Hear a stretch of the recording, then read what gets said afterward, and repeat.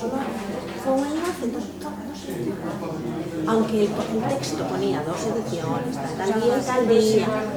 Claro, te metieron. Y entonces al ir solo enlace, no había el enlace de los dos, pues dije, ¡pum! Y dije, no, dito que la próxima, pues sí, es un poco, conforme vaya avanzando estas cosas, da más pereza, aunque es más de día y hay mejor tiempo y así, pero estas fechas dan más pereza.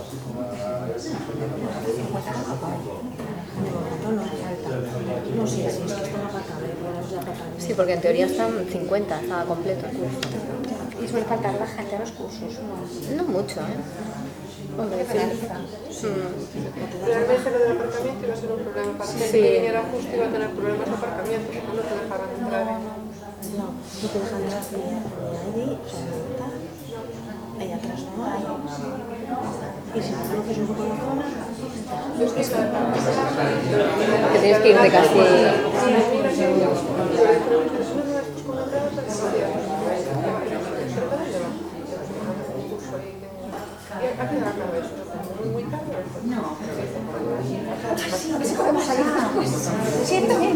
Yo también preguntaba, yo porque la chica de delante ni que preguntaba, yo quiero que se cara del tal, pero la dejó pasar y yo también pregunto. Y menos mal. no, es que es una faena, porque si no, es que yo no sabía dónde te vas a ir. No tiene eso. No sé, porque es que la zona del auditorio estaba petada. Sí, sí. Ahí había algo porque que tenía congreso. mucha gente. Es un congreso de... Sí, también hay algo. De respiratorio. Y ahí estaba eso.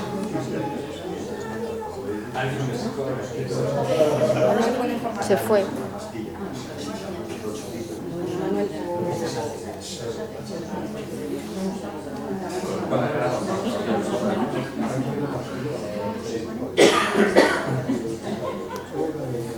Hay 20 personas.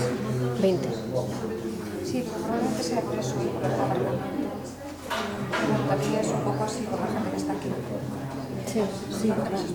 Hay gente que lleva cortísimo.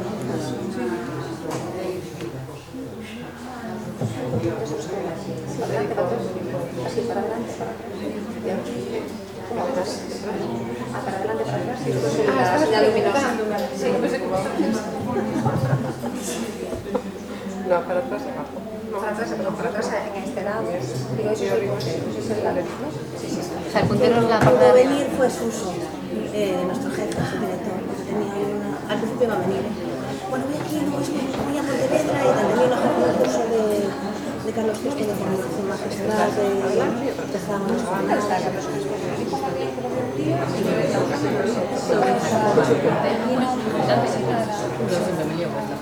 un proceso Es que me dijo Marlene, dijo, mi versión no, quería Carlos, no sé, estaba de un trasplante, no me acuerdo, una cosa importante, no me acuerdo lo que me dijo. O sea, están amigos, que así picos, peor, igual sí. No, es que ya hace tiempo que me lo dijo, ¿eh? O sea, Marlene, yo, como lo dijo Marlene, otra persona, que lo había visto en un aspecto... Sí, yo porque Carlos Pérez, creo. Sí. Yo otro día estuve con él y había mejorado, ¿eh? Desde la última vez que lo había visto ya, de hecho mismo lo dijo, ya había engordado un poco y tal, no sé qué. Pero sí que está así jorobado. Y la cara así bastante... Y María me decía que le llamó la atención el color. Sí. Y eso yo fue ya que estaba pendiente de un trasplante, tal cosa, no sabía si estaban activos, es que no estoy segura, Ahora sí, está trabajando. Sí. No estoy segura, de lo que te digo, a lo mejor no, pero yo sé que tiene algo. Sí, una colangitis. Sí, una colangitis anquilosante. Anquilosante puede ser, ¿no?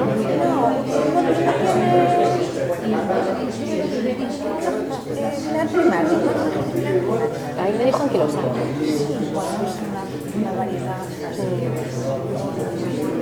Y estuvo bastante pochillo, dijo, y ahora ya está mejor. Pero bueno, sí que es verdad que el aspecto físico es como hepático, ¿sabes? Tiene ese color, así, eso que él está muy moreno, es muy moreno y está moreno, pero ese color de piel, las hendiduras aquí oscuras. No recuerdo bien lo que me dijo Marlene, pero Y además tenemos algo de vital. Y habla, o sea, la voz también la tiene tocada, ¿sabes? Habla como un poco afónico, está como muy, como más, bueno, cansado. Cansado, claro. Pero...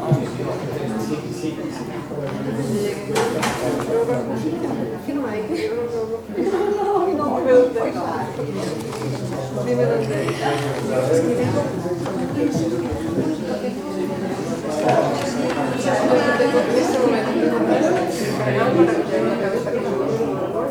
¿Quieres cortar es un trascendeo? No, bueno, a ver, sí, digo porque esto es a ver, yo también confío que esto lo tenemos para comenzar, pero bueno, hay cosas que a lo mejor sí quiero pero sale. Sí, pero tengo esa sensación, me pasa eso, de cosas que sí, lo que pasa es que luego me organizo mal, realmente.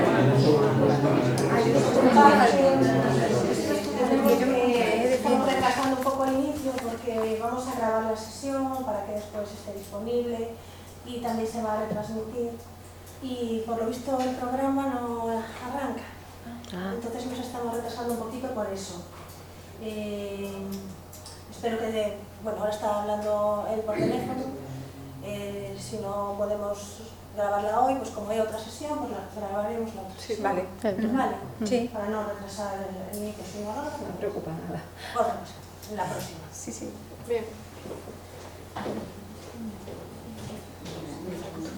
Sí. Casi prefiero Como que falle lo próximo también. que no se pueda grabar. Que no quede inmortalizado ahí. Bueno, parece que...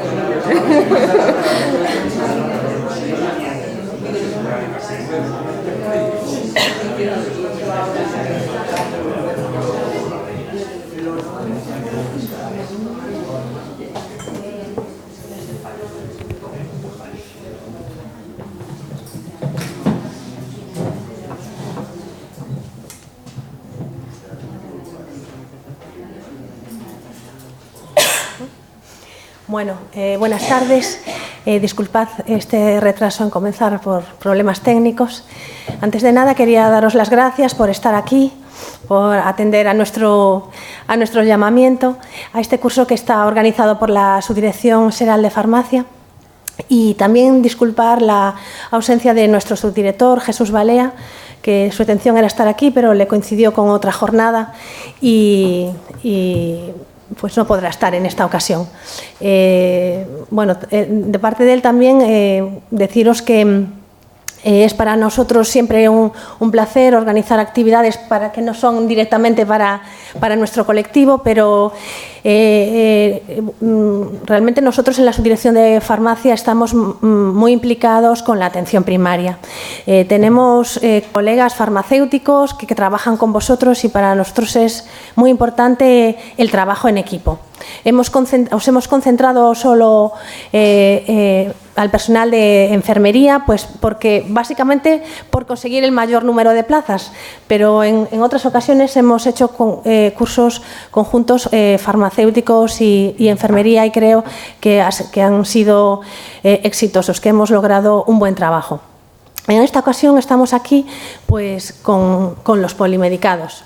Aunque le hemos denominado el curso Prácticas seguras con medicamentos de alto riesgo en pacientes crónicos para enfermería, como sabéis, este programa, este nuevo enfoque, realmente es un nuevo enfoque del curso de polimedicados. Lo que buscamos es una nueva población diana, que no es muy diferente a la anterior, pero sin embargo es una seleccionada bajo unos criterios pues diferentes, ¿no? Como sabéis, hasta ahora en el programa de atención al paciente crónico polimedicado se seleccionaban los pacientes pues por número de medicamentos.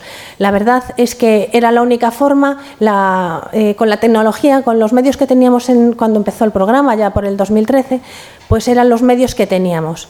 Hoy en día tenemos más medios y el reenfoque del programa se orienta sobre todo pues algo que nos preocupa a todos mucho y en el que todos estamos implicados y debemos trabajar en equipo, que es la seguridad del paciente. Entonces, hoy deciros que este curso no hubiera sido posible sin la colaboración de Olga, de Rosana y de Carmen. A Olga seguro que muchos de vosotros la conocéis. Olga es enfermera en el Centro de Salud de Ribeira hasta hace unos días, pero está aquí con nosotros. Y Rosana es farmacéutica de atención primaria en el Centro de Salud de Ribeira también. Ellas son el ejemplo del trabajo en equipo y por eso han venido hoy aquí. Consideramos que sin ellas esto pues no sería todo lo suficientemente completo que nosotros quisiéramos. Carmen Casal trabaja con nosotros en la subdirección de farmacia y ella os va a hablar sobre la información de medicamentos a pacientes, sobre recursos y todo lo que vayamos a y contaros las ideas que tenemos para ir trabajando y desarrollando herramientas para ayudaros en la información a pacientes. Básicamente, bueno, de nuevo daros las gracias, espero que este curso os aclare cosas, os despeje dudas y bueno, que sepáis que estamos a vuestra disposición para lo que queráis, para las dudas que tengáis y que contéis con nosotros para todo. Sin más, pues doy paso a Olga. Gracias. Bueno, antes de nada os quiero decir que no sé cuántos de vosotros tenéis ya experiencia como paciente polimedicado, si muchos sois nuevos en primaria o no. Entonces, si en algún momento hay cosas que paso por encima y necesitáis que me pare, pues me lo decís, ¿vale? No sé cuánto tiempo lleváis en primaria ni qué experiencia tenéis con este tipo de pacientes. ¿Se me oye? No sé si se me oye bien o sí. Bien. ¿Por qué es necesario un abordaje integral del paciente polimedicado? Pues, en primer lugar, definimos lo que es la polimedicación. La polimedicación la podemos mirar desde un enfoque cuantitativo, es decir, por número de medicamentos. Un paciente que esté tomando 6 o más de 6 medicamentos de manera crónica, por más de 6 meses, se considera un paciente polimedicado. Pero hay otra forma, y esta es en la que el programa del polimedicado va a hacer más hincapié este año, es en la seguridad. Hay problemas que no son debidos al número de medicamentos, puedes tener pocos medicamentos, pero son medicamentos con los que las dosis, con los que las interacciones puedes tener muchos más problemas que en otros. Ese tipo de pacientes de polimedicación también la tendremos. Perdón, porque los escuchan por los que están en casa, ¿no? Cada vez que te giras. Bien.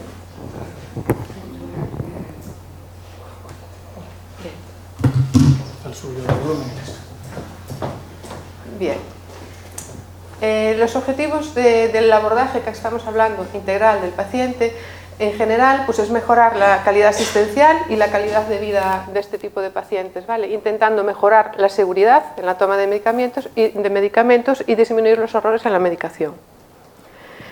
Específicamente, un poquito más especificado, adecuar los tratamientos con revisiones sistémicas, un poco hablar de que debemos de meter la revisión en la consulta del día a día, no solamente en un paciente polimedicado, no solamente, sino que igual que miramos una tensión, que miramos un peso, tenemos que coger, o deberíamos de coger la costumbre de revisar qué está tomando ese paciente, qué cosas están dispensadas, qué cosas no están dispensadas, hacerle preguntas sobre ¿y este medicamento cómo lo está tomando? La cantidad de personas que llevan años tomando IVPs y que no saben cuándo tienen que tomarlos y cómo tienen que tomarlos, asustas y preguntas, porque es que realmente das por hecho que no, pues sorprenden. Y a veces las consultas es el tiempo que hay, están sobrecargadas, pero a veces no es más que meterlas en la rutina y a medida que vas haciendo otras cosas, si coges esa dinámica, no lleva mucho más tiempo. Te lleva mucho tiempo hacer una cosa muy a fondo, pero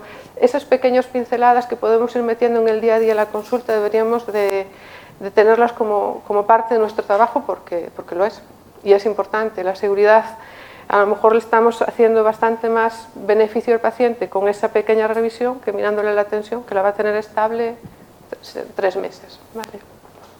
Detectar y prevenir efectos adversos. A veces ellos tienen síntomas que no relacionan con un medicamento. Eso no quiere decir que nosotros vayamos a adivinarlo todo, pero a veces en unas conversaciones sobre medicamentos pues van saliendo cosas que, y esto no será porque usted está tomando esto de esta manera o que esté mezclando cosas que no deben de mezclar. Bien. Errores en la medicación, en las transiciones asistenciales. ¿De qué hablamos en las transiciones? Un paciente ingresa y al alta hay cambios. Un paciente va a consultas externas y al alta hay cambios. Un paciente va a urgencias y al alta hay cambios.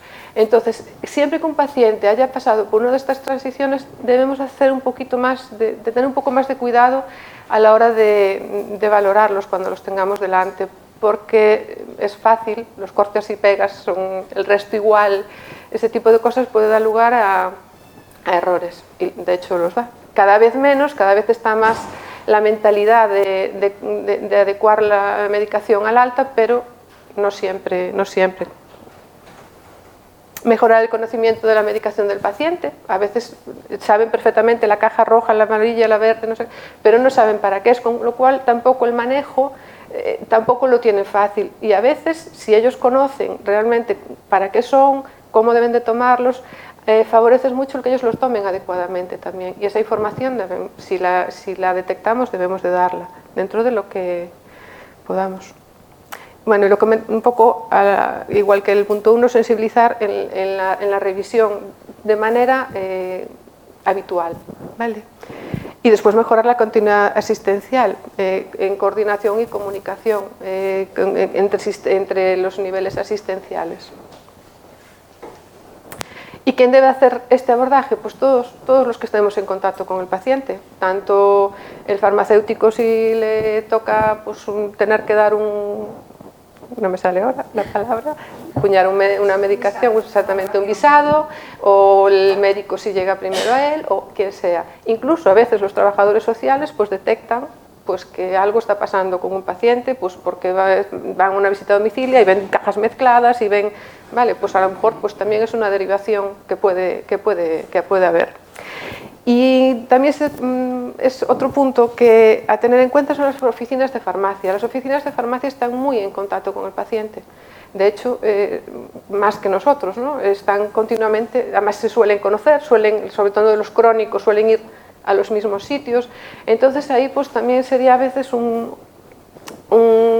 y se hace desde luego en muchas farmacias, no en todas, pero se empieza cada vez más a hacer este papel de abordaje de la polimedicación. ¿Qué parte nos toca un poco a la enfermería, ¿no? Pues la enfermería, captación de la población diana, ¿vale? Después vamos a ver estos puntos uno por uno desplegados.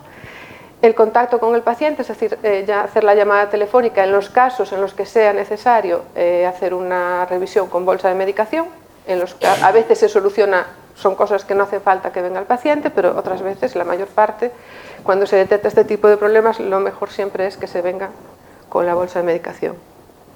Hay que hacer una revisión de la historia antes de que venga el paciente. Pues ¿por qué? Porque nos da seguridad, porque sabemos lo que toma, porque si hay algún medicamento que no controlamos, pues te da tiempo a mirarlo, porque ves qué informes de alta hay, qué informes de consultas hay, ves muchas cosas y haces la revisión previa y ves si estás recogiendo la medicación y ves qué cosas ya a lo mejor ya casi tienes la entrevista hecha, en el sentido que tengo que saber si esto que no está recogiendo es que no lo está tomando, si se lo quitó a alguien que yo no estoy viendo en la misma historia, ¿vale? Después durante la entrevista con el paciente, con la bolsa de medicación, pues hay que intentar pues, bueno, valorar la concordancia entre lo que está tomando y lo que debería de estar tomando, la adherencia, es decir, si está tomando realmente lo que tiene que tomar, el grado de conocimiento de los medicamentos, las reacciones adversas que pueda tener, si hay riesgo social, hablaremos también de esto, resolución de dudas e intervenciones, pues si procede, pues por ejemplo, educación para la salud, pues si vemos y podemos detectar pues, que los inhaladores no los toma adecuadamente, no sabe la técnica adecuada, pues si está con insulina, pues que normalmente están adiestrados, pero todavía te encuentras pacientes que no rotan adecuadamente las zonas. Y bueno, pues por ejemplo, se le pueden dar dispensadores de medicación, que los hay en los centros de atención primaria, y si no los hay se pueden conseguir. Si no los hay se pueden conseguir, ahora os los enseño. Bueno, después de todo esto hay que hacer un registro de toda la información que recogimos y cubrir los informes del paciente polimedicado. En esto va a haber cambios e intentaré que queden más o menos claros. No sé cuándo van a ser los cambios en los informes, pero los va a haber, ¿vale? Va a ser algo nuevo, con lo cual pues todo lo nuevo cuesta, pero a la hora de toda esta preparación nos va a simplificar bastante el trabajo, porque la mayor parte mucha de esta información nos la daba volcada ya en el informe, ¿vale? La previa, claro, la del paciente no puede. Lo que decíamos, derivación a otros profesionales en caso de que sea necesario, pues si hay algo que tenga que revisar el farmacéutico o el médico, pues se le derivará al médico. Hay cosas que se pueden solucionar en el día, todo depende de la organización del centro y de la relación del equipo y bueno, eso ahí hay muchas variables, que no es fácil decir se tiene que hacer así, así y así, ¿vale? Y el seguimiento, pues a muchos pacientes, pues unos ya son crónicos y otros, pues si vemos que hay cosas que no nos quedan suficientemente afianzadas en esa revisión, pues podemos darle otra cita de seguimiento. Bien, y ahora vamos a la población diana. ¿Quién es la población diana para nosotras? Bien. Los pacientes incluidos en el informe de prácticas seguras con 6 o más medicamentos de uso crónico. Esto os lo voy a enseñar. Este informe, yo no sé si alguno de vosotros accedisteis a él. ¿Lo conocéis? No. Bien, hasta el año pasado solamente había este informe para médicos y para farmacéuticos. Este año también lo hay para enfermería. De hecho, se busca que la enfermería capte activamente, igual que antes teníamos un listado de pacientes polimedicados, pues con los pacientes los vamos a, en vez de ir a ese listado, tendremos este listado. No va tanto lo que damos por número de medicamentos, que aunque también lo pone, sino incide más en la seguridad, ¿vale? Obviamente, si tenemos muchos, pues hay niveles de alerta y debemos de ir siempre, todos, a los que más falta de seguridad tengan. Los pacientes del C72, eso sí o sí los tenemos en agenda, no nos queda otra. Bien. Estos pacientes del C72 tenemos que hacer, antes de llamarlos, pues tenemos que ver el informe, ver si recogió la medicación que le dieron. Bueno, tenemos que hacer una pequeña revisión. En esa pequeña revisión podemos detectar captar a estos pacientes, ver cuáles pueden tener. A lo mejor cuando los llamas por teléfono, pues ves que no, que realmente no es que estuviera duplicando un medicamento, sino que él sabe que eso no lo tiene que tomar, pero que se quedó ahí. Bueno, pues aunque no haga falta que venga el paciente, en este caso, pues a lo mejor sí puedes hablar con el médico y dile, mira, esto y esto ya no pinta nada aquí, por ejemplo.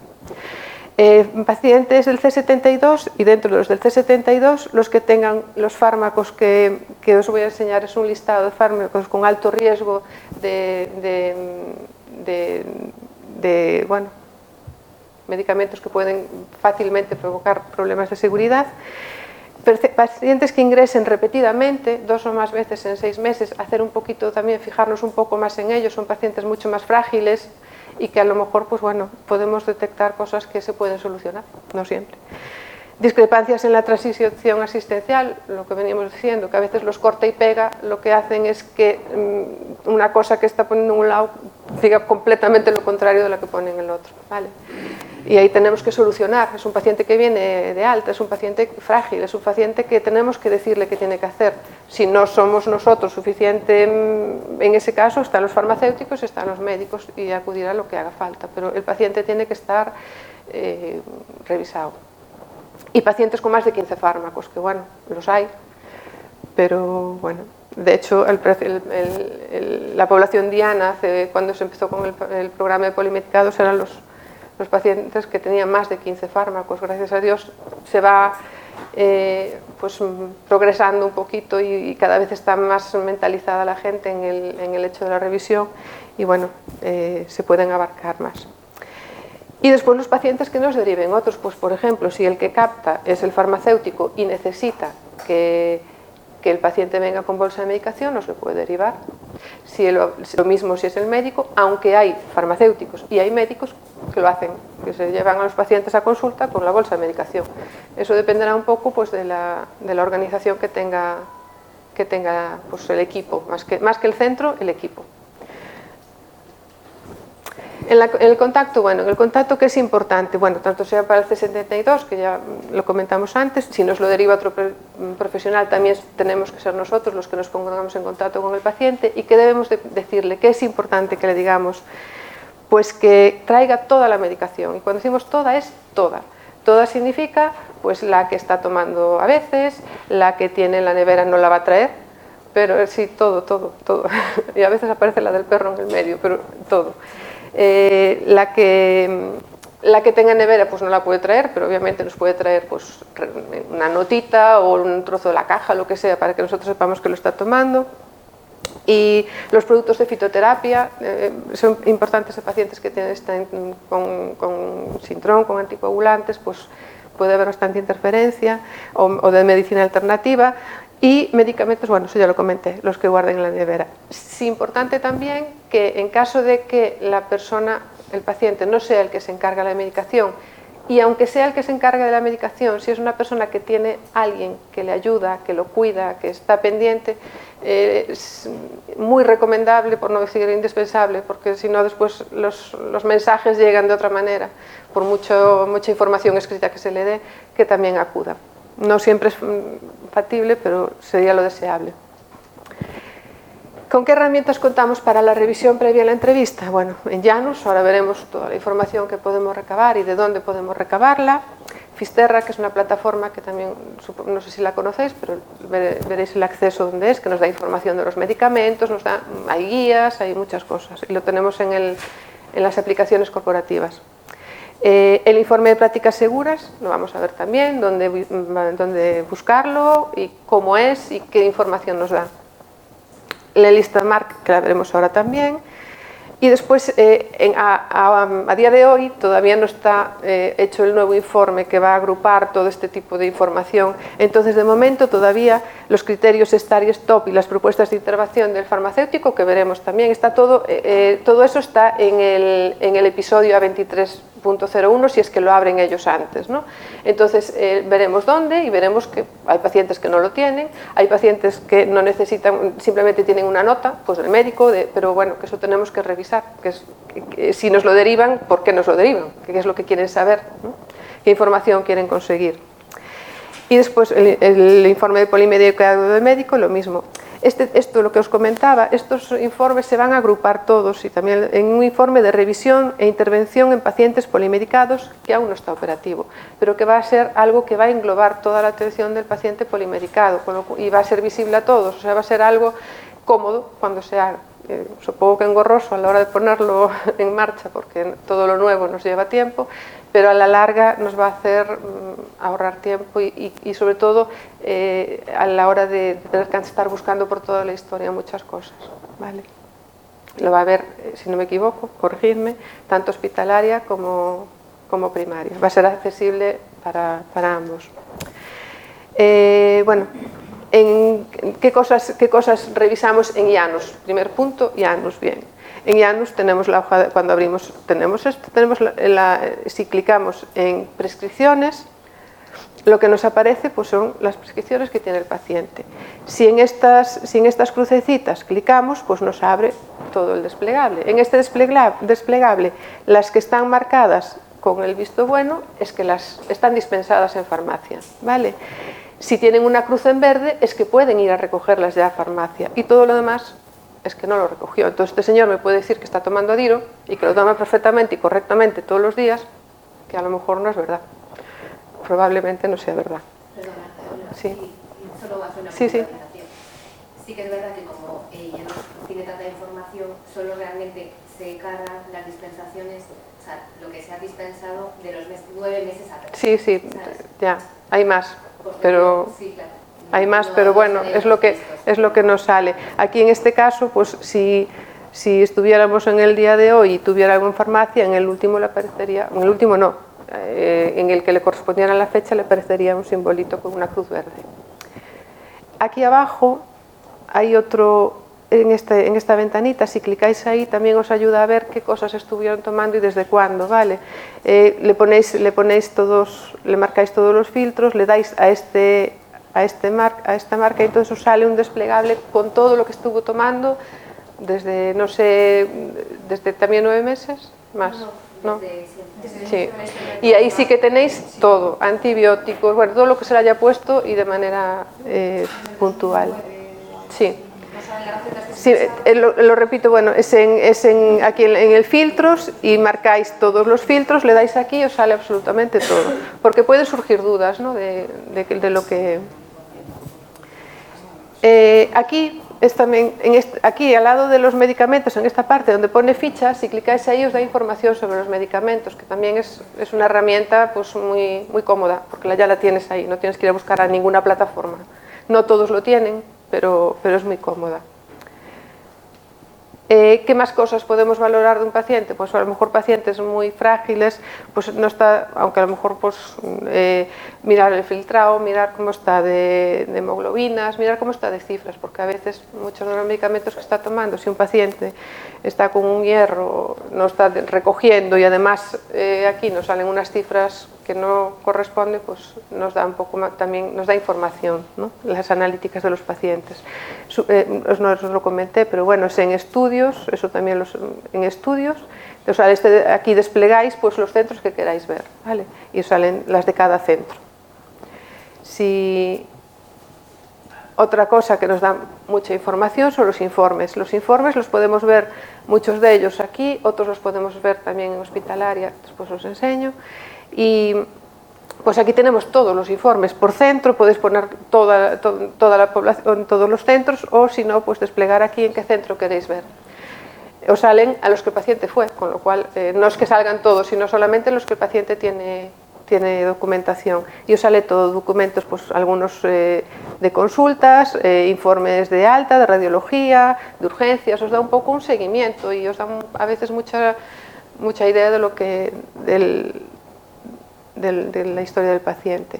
Este sería un informe de alta, si clicáramos ahí en el informe de alta pues nos lo abriría y aquí es lo que comentaba, pues aquí revisamos todo, el tratamiento, pues ya hay servicios que realmente están trabajando muy bien a ese nivel, a nivel de hacer un informe de alta en condiciones con todo lo que necesitan y bueno, hay otros que tienen más carencias.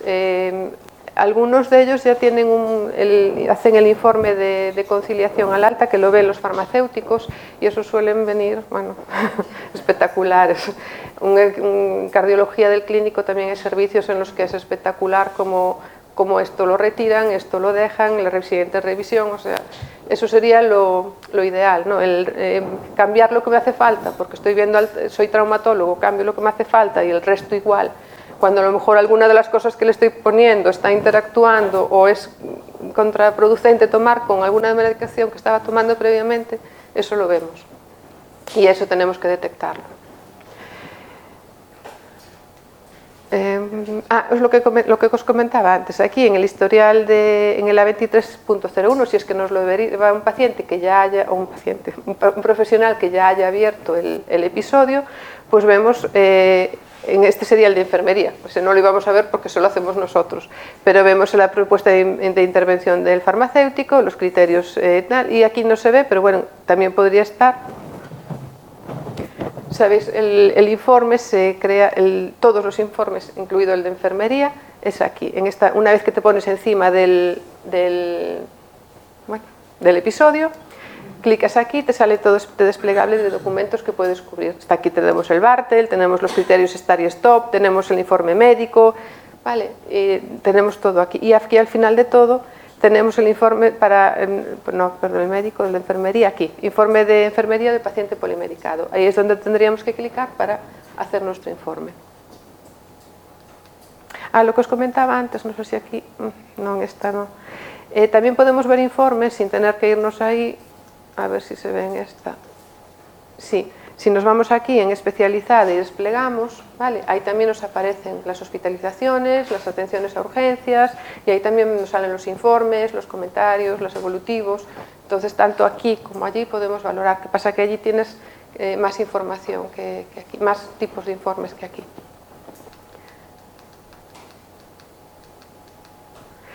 Bien, Fisterra, lo que os comentaba, la plataforma Fisterra que os puede dar mucha información y mucha ayuda en un momento determinado, sobre todo en la preparación. Quizá a lo mejor durante la entrevista no, porque no vas a estar entrando y saliendo, pero sí en la preparación. En aplicaciones corporativas entráis aquí, ahí tenéis un montón de guías y de ayudas para ver los fármacos y para muchas cosas que os pueden ayudar. Bien, vamos con el informe. El informe de prácticas seguras en pacientes con medicamentos de uso crónico. Lo que os comentaba antes, hasta el año pasado solamente tenían acceso los médicos y farmacéuticos, pero este año ya está, y ya está porque las compañeras acceden, o sea, ya hace poquito, pero ya se puede acceder. Os puedo poner aquí, pues un poquito, os lo voy a enseñar con pantallazos, que es un poquito más fácil de... Os pongo esta dirección y os quedáis como estáis, ¿no? Bueno, esto no lo voy a ver ahora y a lo mejor no lo veo, ya lo veré. Bien, si nos vamos a intranet, en aplicaciones corporativas, lo que estábamos viendo antes, en aplicaciones corporativas, en intranet, entramos aquí. Si entramos aquí, nos vamos a perfiles individuales, ¿bien? Nos sale esto, ponemos nuestro usuario, nuestra contraseña, y aquí están los perfiles, nos dice, bueno, nos explica ahí un poco, y aquí están los perfiles. Si nos vamos a perfiles, nos sale todo este desplegable, y para nosotros, pues, aquí tenemos polimedicado, prácticas seguras en pacientes con medicamentos de uso crónico, ¿vale? Aquí es donde a nosotros nos saldría el informe nuestro, ¿vale? Aquí, bueno, esta es la parte de abajo que está repetida. En ese informe, ¿vale? De cualquiera de médico, farmacéutico, tal, cualquiera de nosotros podemos abrir el episodio. No tiene que abrirlo el médico ni tiene que abrirlo el farmacéutico. Nosotros podemos abrir un episodio porque a veces somos nosotros las primeras en captar. Lo lógico es abrir el episodio y escribir por qué lo abres y por qué lo captas y por qué no vas a esperar a que vaya el médico para abrir el informe. Esta sería una parte del informe, ¿vale? En el informe, ¿qué nos sale? Pues nos sale qué pacientes, porque como os comentaba antes, y después lo veremos también, son criterios de si hay 14 criterios. Esos 14 criterios, dependiendo de cuántos tengan, de esos criterios, del número, pues va a dar un nivel de alerta, ¿no? Un nivel de alerta para revisar. Entonces, este médico, por ejemplo, tendría un 9 pacientes, que sería el 31% de su cupo, con un riesgo de seguridad, con medicamentos que le pueden provocar un riesgo de seguridad alto. Un riesgo medio, riesgo bajo, 5. Sin alertas son pacientes que en algún momento tuvieron un riesgo de seguridad, pero que ya no lo tienen. Pero bueno, son pacientes que a lo mejor no está de más echarle un vistacito de vez en cuando vengan. Sí, son pacientes que tenemos que las cosas sigan como tienen que seguir. Y después también nos da, según cada uno de los criterios, que después solamente os los voy a leer porque la parte de fármacos os la va a dar súper mega bien aquí la compañera farmacéutica, pero simplemente para que os vayan sonando, son esos 14 criterios. Entonces, según cada uno de los criterios, cuántos pacientes hay que están englobados en esto, pero bueno, es otra forma de decírnoslo, ¿no? Aquí ya veis que también es lo mismo, nos pondría ya el nombre del paciente, nos pone el nivel de alerta y nos pone los que están revisados. Este informe no es estático, no es como antes que teníamos un listado de pacientes polimedicados a principio de año y nos quedábamos ahí. Este informe va cambiando a lo largo del año, se va actualizando. Entonces, si un paciente aparece nuevo, nos aparecería aquí en el paciente nuevo, ¿vale? Y bueno, ya veis que es bastante visual, ¿no? Hacia dónde debes de ir, porque bueno, obviamente si tú no puedes alcanzar todo, lo mejor es empezar siempre por el que más riesgo pueda tener. ¿Cuáles son los medicamentos que os decía antes de la lista Mark? Son determinados pacientes, lo ponen aquí, son aquellos que cuando se utilizan incorrectamente presentan una mayor probabilidad de causar daños graves o incluso mortales a los pacientes. Esta es una tabla que recoge estos medicamentos y bueno, se hace hincapié en la seguridad y en priorizar el nivel de seguridad. Os los leo simplemente, esto todo no se va a quedar en la cabeza, pero lo que hablábamos, esto sí se puede conseguir, si lo podéis tener como chuleta en cualquier lado, y son medicamentos que cuando estamos en primaria siempre vemos más o menos al final el mismo tipo de medicamentos, entonces es muy fácil que al final, si tú esto lo tienes un poquito claro, ya te salta a la vista, porque siempre manejamos más o menos lo mismo, ¿no? Pues son los antiagregantes plaquetarios, los anticoagulantes orales, antiepiléticos de estrecho margen, antiinflamatorios no esteroideos, antipsicóticos, benzodiazepinas, betabloqueantes adrenérgicos, citostáticos orales, corticoides a largo plazo, con un uso igual o mayor a 3 meses, diuréticos del ASA, hipoglucemiantes orales, inmunosupresores insulinas y opioides. Otros medicamentos más específicos serían la amiodarona, la digoxina, espironolactona y el metotrexato oral. Parecen muchos, pero realmente no son tantos y los estamos viendo todos los días, ¿vale? Entonces, pues no es un esfuerzo enorme el echarle un vistacito a ver qué es lo que tiene puesto el paciente. Bueno, esto es una de las que me quedó atrás de la propuesta de los criterios Start-Stop, que si desplegamos lo que os decía antes, pues veis esto, pues veis qué es lo que dice el farmacéutico, qué criterios, por qué debería de pararse una cosa, o revisarse si hay que parar algo, o si hay que hacer algún tipo de intervención. Esto sería si el médico aceptó o no la intervención propuesta por el farmacéutico. Eso todo viene en el cuadradito donde os puse que estaban todos los informes, ¿vale? Clicáis en cada uno de ellos y os salen estas. Aquí estos son los dispensadores que os decía antes, que los hay en los centros de salud y si no los hay se pueden conseguir, o sea, se pueden pedir este tipo de dispensadores. Y hay pacientes que, bueno, que son candidatos a que se les ayude. Y ahora no. También aquí, yo me creo, también aquí están en falta, entonces parece que están pendientes de una compra. Bueno, pues en este momento, pues por falta de, pero que sí, o sea, si no es ahora será en un tiempo, este tipo de dispensadores sí que si no los hay, los va a haber en el centro de salud. A ver, ya lo sabía, pero bueno. A la hora de que llega el paciente, la entrevista es semiestructurada. ¿De qué va un poco el tema? Pues es intermedia entre llegar y que sea una entrevista completamente libre para el paciente y para la enfermera, perdón, y una cerrada totalmente, ¿vale? Es más una que esté dirigida por el profesional exclusivamente. Tiene que haber un poco de feedback también. Y tiene dos fases. La fase exploratoria es donde vamos a valorar al paciente. Valoramos la concordancia del tratamiento con lo que realmente esté tomando, el grado de conocimiento, cuántos medicamentos conoce, si sabe para qué son, si sabe cómo los hay que tomar, el grado de adherencia, si el paciente recoge o no recoge, es lo único que podemos saber a priori mientras no llega el paciente, lo único que podemos saber es si recoge o no recoge. Y bueno, y viendo la analítica o viendo otros resultados, pues a lo mejor también sospechas que puede no ser adherente, ¿no? Detección de lo que decíamos de problemas con la medicación y después detección de riesgo social, que es importante. Hay muchos pacientes muy mayores, pacientes solos, y que a veces pues la medicación es un gazpacho en vez de un recurso terapéutico. Entonces, cuando detectamos un paciente mayor de 75, esto es, pone mayores de 75, hay gente de 75 años que controla perfectamente su medicación y hay gente de 65 que no, ¿vale? Esto es un poco pues, orientativo. Solos o que no tengan un apoyo válido, porque a veces sí tienen familiares, pero bueno, tampoco son un apoyo ni válido ni suficiente. Con falta de adherencia a priori y que puedan precisar pues, los dispensadores. Si tenemos, no sé, me acuerdo ahora si son 2 o 3 de estos ítems, pues bueno, a lo mejor es un paciente que sí que debería ser valorado también por trabajo social, por la trabajadora social del centro o la que tengamos pues, de mano, para valorar si pues, a lo mejor esa persona necesita pues, tramitar una dependencia, una ayuda a domicilio, algo. ¿Vale? Y eso también es parte de nuestro trabajo, el trabajo es en equipo, ¿no? Y las trabajadoras sociales también son parte del equipo.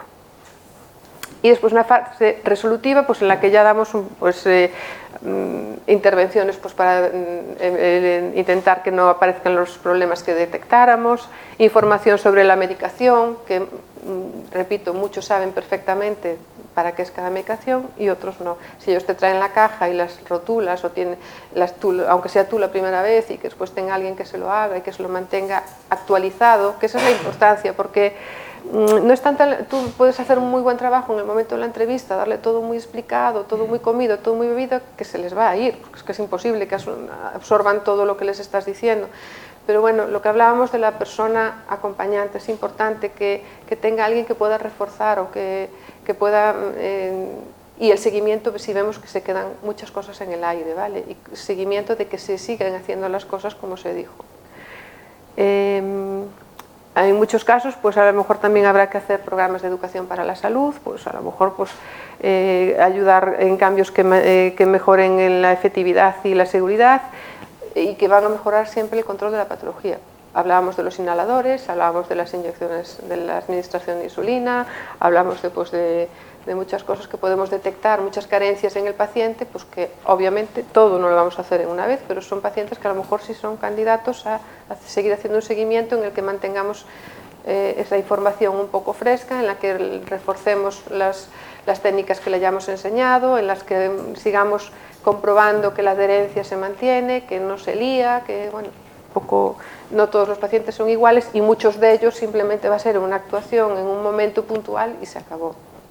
Muchísimos. Después, tras la entrevista, lo que comentabas, hay que cubrir el informe de enfermería, sea el que había antes o sea después el que aparezca nuevo. El registro de la información, pues a lo mejor no llega solamente con cubrir el informe, sino que pues, tenemos muchas cosas que decir que no nos caben. Escribimos una nota SOIP o las dos cosas, porque lo de la nota SOIP te cabe perfectamente en el apartado donde pone observaciones, y ahí caben muchos caracteres, ¿vale? Y después se da información sobre la medicación, haciendo un poco de hincapié en eso, en los medicamentos que puedan provocar mayor riesgo en la seguridad del paciente.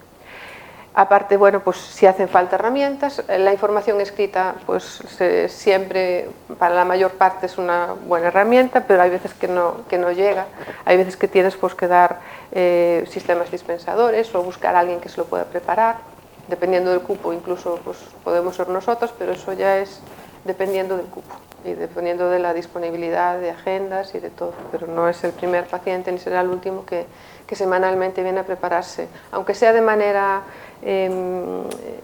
temporal el dispensador mientras no se encuentra una solución cuando el riesgo de seguridad es importante, ¿vale? No tiene que ser la enfermera, pero puede ser la enfermera, ¿vale? También hay páginas que son de ayuda a la hora de preparar.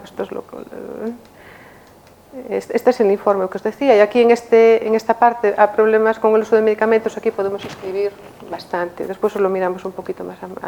La hoja de medicación activa ya les da información, porque hay médicos que no la dan, pero bueno, una cosa es que la den y otra cosa es que alguien se siente con ellos a explicársela y a leérsela, y a alguno no le hará, pero bueno, pues a lo mejor si tú se lo dices, alguno se queda con muchas más cosas que si le das la hoja y ni le explicas nada. Lo mismo en el alta, hay muchísima diferencia entre los pacientes a los que le dieron información y a los que le dejaron el sobre. En unos no tendremos que hacer casi ningún trabajo y en los otros no tenemos que hacer casi todo el trabajo. Es muy variable, ¿vale? Esto es lo que decía, en algunas páginas, pues después creo que va a hablar Carmen de este tipo de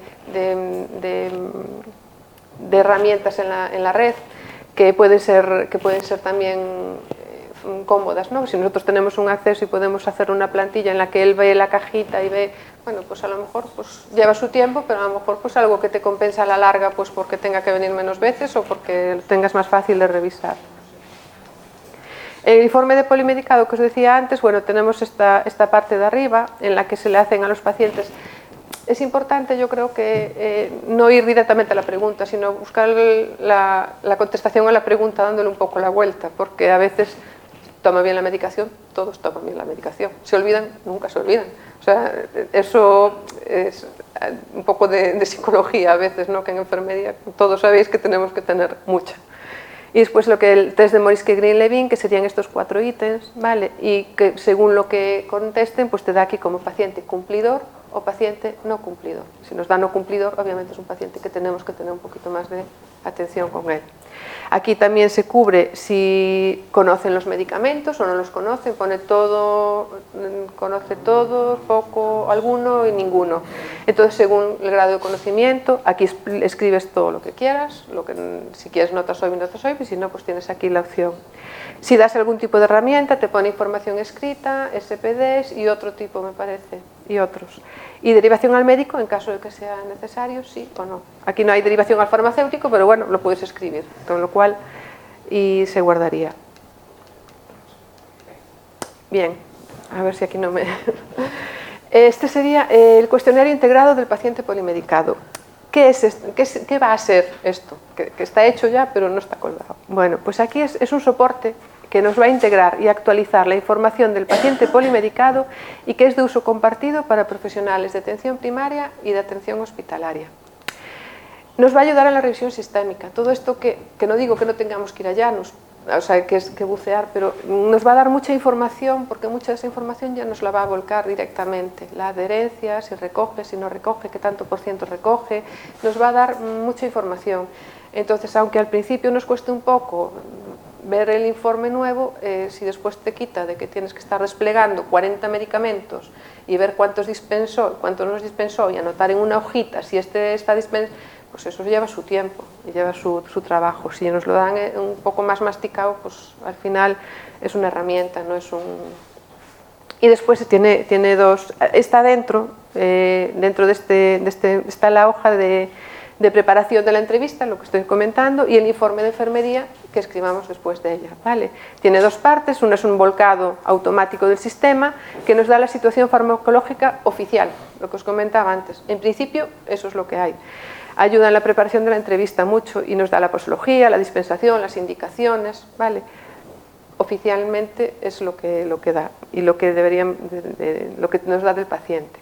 Y después la segunda parte tiene un apartado que se complementa, que nos da la situación real, es decir, ahí es donde nosotros vemos, al ir metiendo datos, si el paciente realmente no es adherente, porque la falta de adherencia a veces no es tal falta de adherencia. A veces pensamos que están tomando o haciendo una duplicidad y no la están. Saben perfectamente que mientras están tomando no pueden tomar este otro componente que también lo incluye.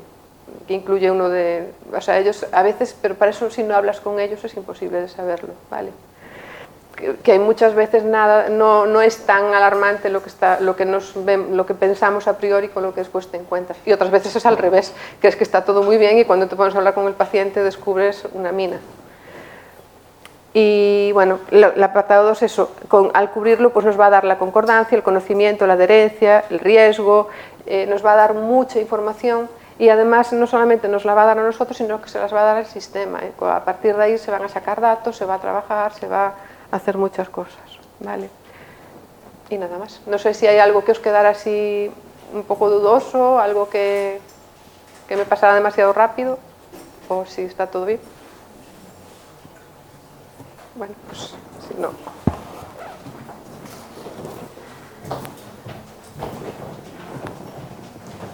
Le voy a quitar este ya. Este es el mío, ¿verdad? No. ¿Dónde está? Esta No. que se llama práctica. No, quería sacar ver si está aquí. Sí, está aquí.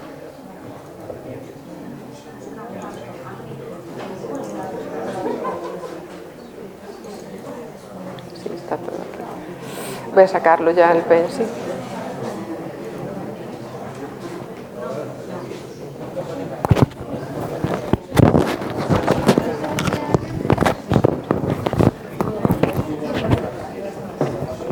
Bolsillo, ¿no? Sí.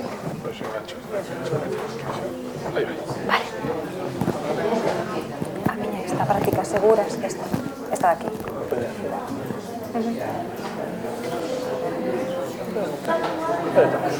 Es un manguiño si quieres moverte por ahí. Sí.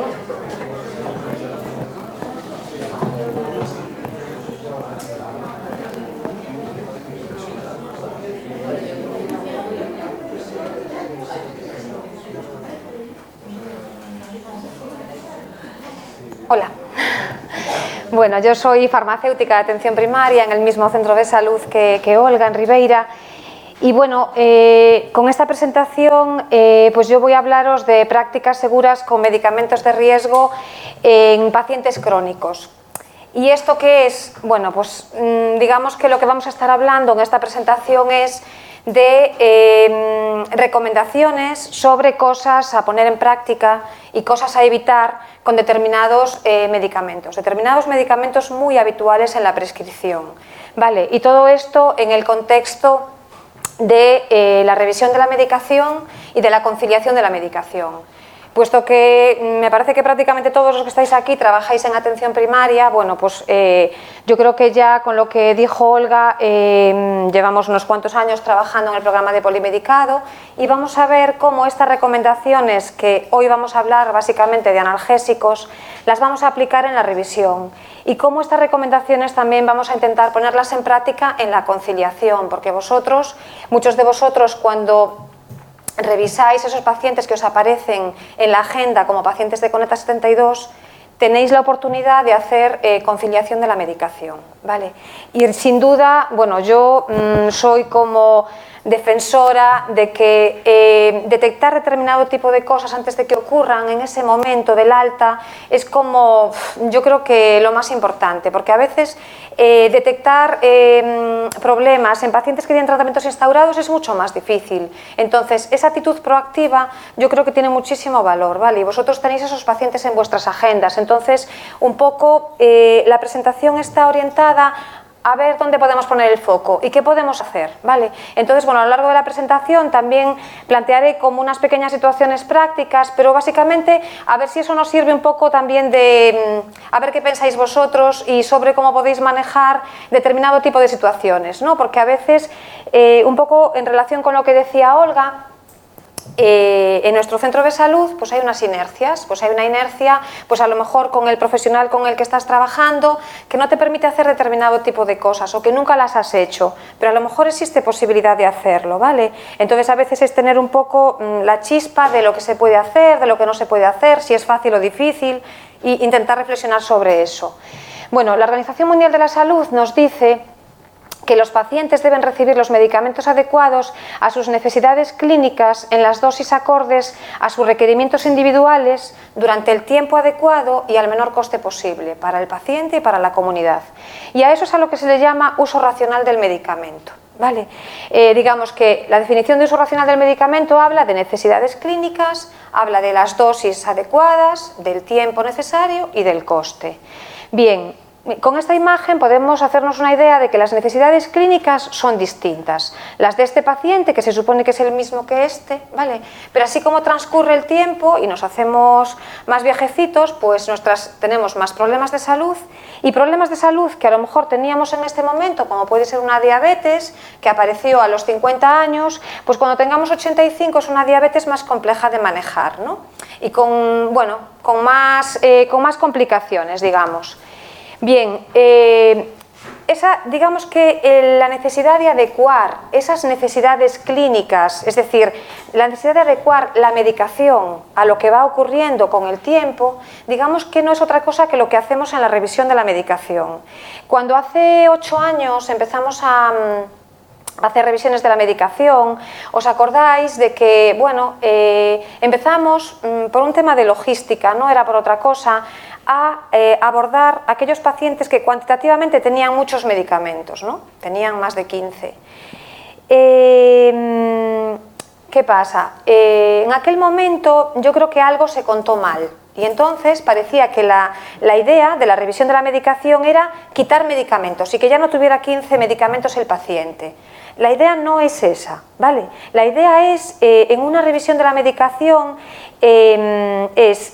digamos, tener claro que ese paciente está tomando los tratamientos más efectivos y más seguros, ¿vale? Luego, para eso tenemos que revisar, y tenemos que revisar porque ese paciente cambia, no es una foto fija. Sus enfermedades son diferentes ahora que a lo mejor hace un año, ¿vale? Entonces, o bien porque tiene una enfermedad más compleja, o bien porque esa enfermedad no se ha modificado, pero han aparecido otros problemas de salud. Entonces, bueno, quería que os quedaseis un poco con esa idea de que la revisión es algo necesario para adecuar la medicación de un paciente a cada momento y a cada circunstancia concreta. Nos encontramos muchos pacientes con pluripatología y polimedicados. ¿Por qué? Por muchas razones. La esperanza de vida es cada vez mayor, ¿no? Tenemos pacientes más envejecidos. Tenemos más frecuentación de los servicios sanitarios. Obviamente es mucho más fácil acceder hoy a una consulta médica de lo que lo era, pues a lo mejor hace 20 años, ¿no? Tenemos la presión, en muchos casos, para muchas enfermedades, para muchos problemas de salud, también de la industria farmacéutica. Tenemos a lo mejor la creencia de que tomar tratamientos es mejor que no tomarlos, ¿vale? Y todo eso nos conduce a situaciones de polimedicación, ¿vale? Esas polimedicaciones no siempre hay que quitar medicamentos. Hay polimedicaciones que son perfectamente adecuadas a los problemas de salud que tiene ese paciente, aunque tenga 13 tratamientos, ¿vale? Decíamos antes que una definición de polimedicación cuantitativa es tomar 6 o más, pero podemos tener un paciente que haya tenido un infarto, que sea diabético, que tenga insuficiencia cardíaca, que tenga una artrosis, que sea asmático, ya estamos, ¿vale? Porque solo por el infarto, el primer año de un infarto, ese paciente va a recibir 5 o 6 fármacos, seguro, ¿vale? Luego, es muy fácil que tengamos un paciente polimedicado con una polimedicación adecuada. Digamos, ¿qué significa esto de la polimedicación adecuada? Que en ese momento su tratamiento, digamos que es coherente a lo que nos dice la evidencia científica, ¿vale? Y que por otra parte, una vez que vosotros habéis hablado con él, pues con ese paciente no detectáis que haya ningún problema de adherencia, ni de conocimiento de los tratamientos, ni de concordancia entre lo que toma y lo que debería tomar. Estamos ante un paciente con una polimedicación adecuada. Tendremos que estar pendientes de si ese paciente, bueno, tiene algún riesgo de descompensación, si necesita nuestra ayuda en algún momento, pero no hay que quitarle nada, porque si le quitamos algo, a lo mejor estamos en una polimedicación inadecuada, ¿vale? Luego, cuidado con lo de quitar y con lo de que por ser polimedicado tenemos que quitar, cuidado con eso, ¿vale? Podemos tener un paciente con muchos medicamentos y que a priori no tengamos ningún argumento para pensar que tenemos que quitarle algo. También podemos tener pacientes con una polimedicación inadecuada. ¿Inadecuada qué?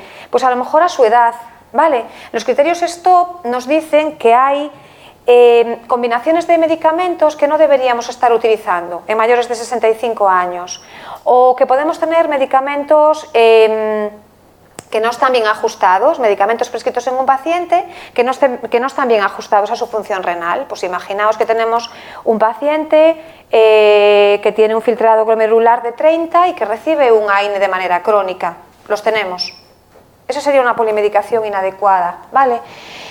Y también podemos estar, bueno, ahí sí que podemos tener cosas que hacer, ¿no? En esa polimedicación inadecuada. Y una oportunidad de hacerlo, pues es la revisión de la medicación.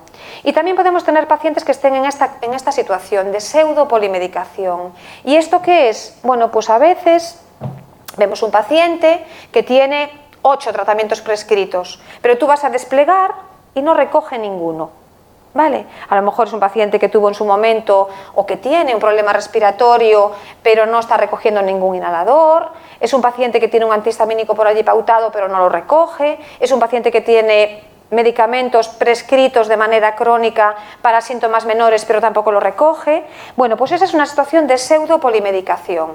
Ese paciente no está expresamente sometido a un riesgo por los tratamientos porque no los toma. Si no los tiene que tomar y no los toma, vale, está bien. Lo deseable sería que también el apartado de la prescripción de llanos estuviera actualizado, porque esa situación en algún momento nos puede causar un problema, ¿vale? Pero también podemos estar ante un paciente que tiene una situación de pseudopolimedicación, no toma nada, pero algo sí que debería estar tomando, ¿no? Porque tiene alguna patología en la que pues, la evidencia nos dice que algo debería estar tomando. Luego, pues en ese paciente algo tenemos que hacer. Bueno, un poco quería contaros que hablamos de polimedicación y podemos estar ante estos 3 escenarios. Y a veces cualquiera de estos escenarios nos lleva a una situación que es la de ese efecto dominó. Aparecen efectos secundarios que nos identifican como un problema de salud. Entonces se prescribe un tratamiento nuevo para tratar un efecto secundario y entramos en una cascada de tratamientos y de efectos secundarios. Y a medida que el tiempo progresa y eso se hace, digamos, esa bola crece, es más difícil saber a qué se debe todo esto, ¿no? ¿A qué se debe todo esto? Entonces, bueno, en definitiva, parece que hay bastante evidencia de que, en general, cuando tenemos a un paciente con polimedicación, pues digamos que tenemos más probabilidades de que ese paciente tenga errores con sus tratamientos, interacciones, duplicidades, efectos adversos que no siempre se detectan y, en definitiva, problemas de seguridad, ¿vale? Bueno, pues digamos que tenemos que ver la revisión de la medicación como una evaluación, como una sistemática que nos va a permitir prevenir, identificar, notificar y resolver problemas relacionados con la medicación, ¿vale? Problemas que no tienen por qué haber aparecido, ¿vale? Sino que más bien son situaciones potenciales que pueden dar un problema relacionado con la medicación, que en cualquier caso va a ser una situación no deseable. Pero lo más importante de esto es si somos capaces de detectar esas situaciones antes de que lleguen al paciente y somos capaces de evitarlas, sobre todo antes de que lleguen a producir un daño, ¿no? Cuando hablamos de problemas relacionados con los medicamentos, pues hablamos de problemas varios, ¿vale? Podemos encontrarnos ante situaciones que nos den un problema de seguridad y que son dependientes de las características de un paciente. Pues, por ejemplo, imaginaos que vosotros detectáis un paciente que tiene una mala técnica en la administración de inhaladores, ¿vale? Pues realmente ahí, bueno, más que un problema de seguridad, a lo mejor lo que vamos a tener es un problema de efectividad, pero en definitiva, el problema de efectividad nos puede llevar también a un problema de seguridad, porque claro, si tenemos un paciente que utiliza un inhalador y está siendo poco efectivo porque lo utiliza mal, ante la falta de control de sus síntomas y si vemos que si el médico ve que ya está utilizando pues, un principio activo, le va a dar 2, ¿vale? Y muchas veces pues, acabamos entrando en tratamientos mucho más agresivos por no explorar fácilmente qué pasó en el primer escalón, ¿no? Un ejemplo es la hipertensión, por ejemplo, ¿no? Podéis tener un paciente tratado con un principio activo en el que no se detecta falta de adherencia, ante la falta de control de las cifras de tensión se le ponen 2 principios activos y cuando realmente el paciente se toma eso, pues a lo mejor tiene un problema de seguridad. ¿Sí?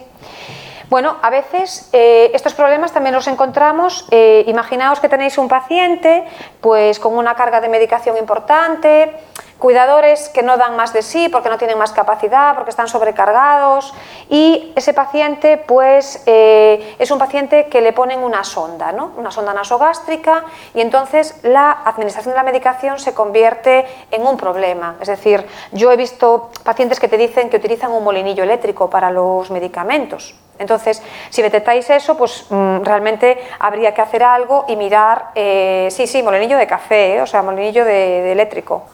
Yo no daba crédito, entonces, claro, entonces ante esas situaciones, pues hay cosas que se pueden evitar.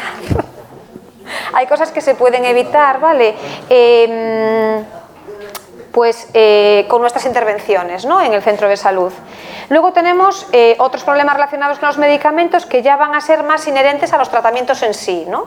Como pueden ser las duplicidades, las dosis, las pautas, pero también hay luego otros problemas adversos que dependen un poco de las interacciones entre los fármacos y las enfermedades. Bueno, pues un poco esto es lo que se pretende identificar en las revisiones de las medicaciones, o bien que las revisiones de las medicaciones sean, digamos, como algo que nos permite mejorar la efectividad y la seguridad de los tratamientos porque vosotros habéis detectado este tipo de circunstancias, ¿vale? A lo mejor vais a un domicilio y detectáis pues, que los medicamentos están en mal estado, que están caducados, los caducados mezclados con los medicamentos que están en uso, pues a lo mejor a eso tenemos que echarle un ojo y tenemos que revisar esa medicación, ¿vale?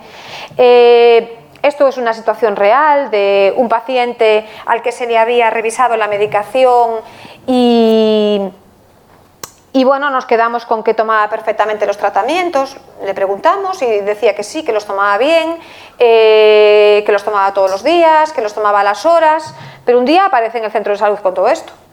Entonces, si esto lo vemos en un domicilio, pues también sería un motivo, independientemente de que a lo mejor no hayamos detectado nada hasta ese momento, porque con esta señora, bueno, pues las cosas iban bien hasta que nos encontramos con todo esto y entonces nos dimos cuenta que, claro, la diabetes mal controlada tenía una explicación, porque aquí había, no sé, esto no se ve en la foto, pero había como 8 cajas de Amaril que tienen 120 comprimidos. O sea, aquello es tratamiento para muchos meses, ¿vale?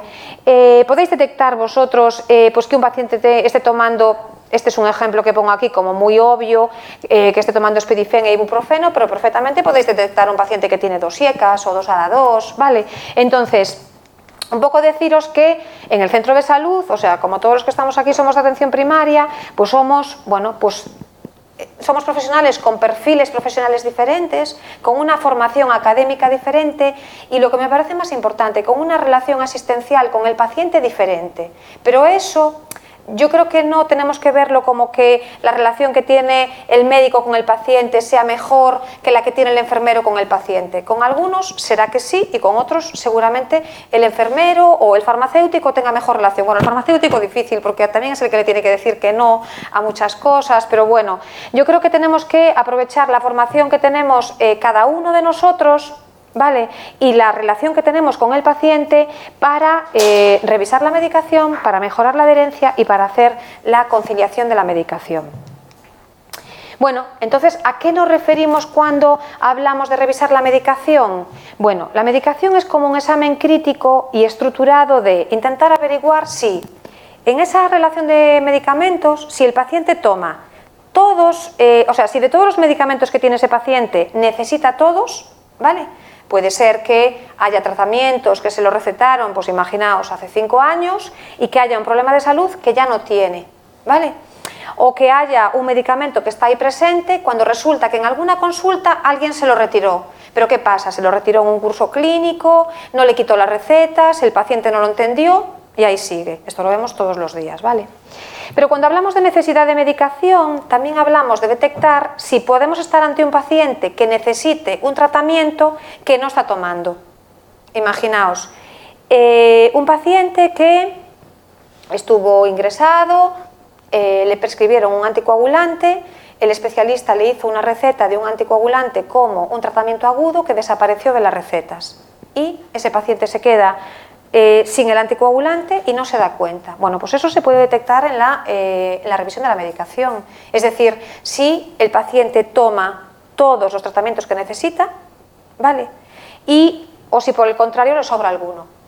Lo que os decía antes, podemos detectar en la medicación, y de hecho nos centramos en eso, en ver si la medicación de ese paciente es adecuada a ese paciente, ¿no? Por su edad, por su función renal, por su función hepática, etcétera. Podemos intentar averiguar si los tratamientos están siendo efectivos. Bueno, esto para algunos tratamientos es fácil, pues por ejemplo viendo una analítica, ¿vale? Pues por ejemplo podemos pensar que si para un paciente en el que tenemos definido cuál es el nivel de LDL que estamos buscando, podemos saber si se cumple o no se cumple. Luego podemos saber si los tratamientos están siendo efectivos o no. Y en otras patologías pues realmente no podemos saber si los tratamientos son efectivos o no, ¿vale?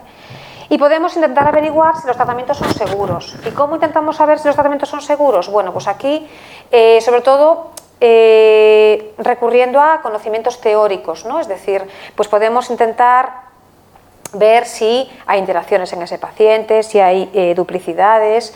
Me refiero a interacciones farmacológicas, pero también interacciones de un fármaco con una enfermedad. El ejemplo que os decía antes, un AINE y la enfermedad renal. Pues eso, en principio, sería un problema de falta de seguridad. Podemos ver, a lo mejor, en la revisión de medicación, un síntoma que el paciente consultó en algún momento, que llegamos a la conclusión de que en realidad es un efecto secundario de un tratamiento, ¿vale? Podríamos incluso llegar a la conclusión de que estamos ante un paciente con una cascada terapéutica, sobre todo si es reciente, ¿vale? Podemos en la revisión llegar a saber la falta de adherencia o la buena adherencia que tiene ese paciente a los tratamientos, si conoce o no conoce los tratamientos y si lo que toma nos coincide con lo que los profesionales creen que debería tomar, que es la concordancia, ¿vale? Bueno, pues digamos que tenemos dos maneras de hacer revisión de medicación, ¿vale?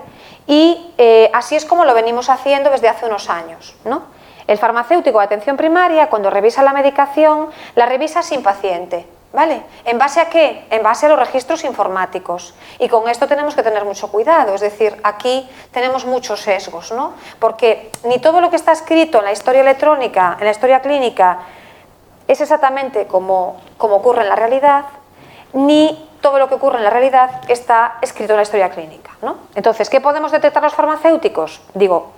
Tenemos la posibilidad de detectar duplicidades, interacciones, reacciones adversas, cascadas terapéuticas, prescripción potencialmente inadecuada y discrepancias de conciliación. Pero realmente el potencial lo tenemos aquí, ¿no? Cuando tenemos las dos fuentes, la historia clínica, es decir, los registros informáticos y la entrevista con el paciente, ¿vale?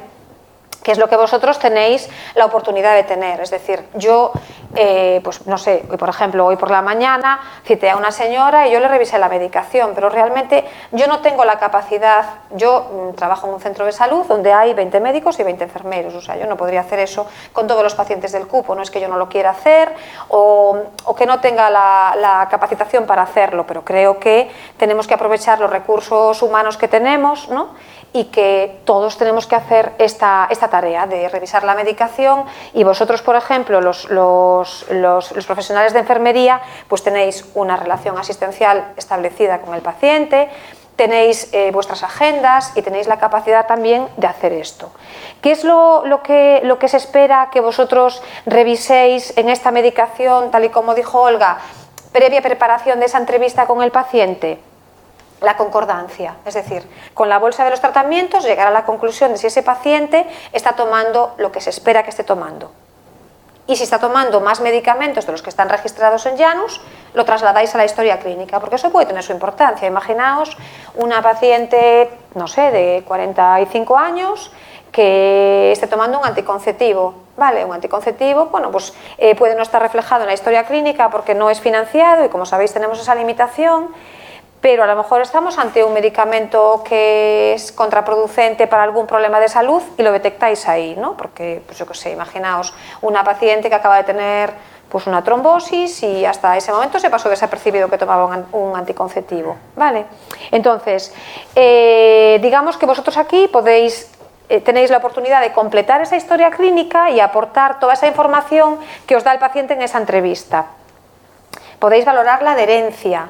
Y lo que es más importante, llegar a saber por qué razón ese paciente no toma el tratamiento, ¿vale? Como sabéis, hay, digamos, un montón de circunstancias por las que se produce la falta de adherencia.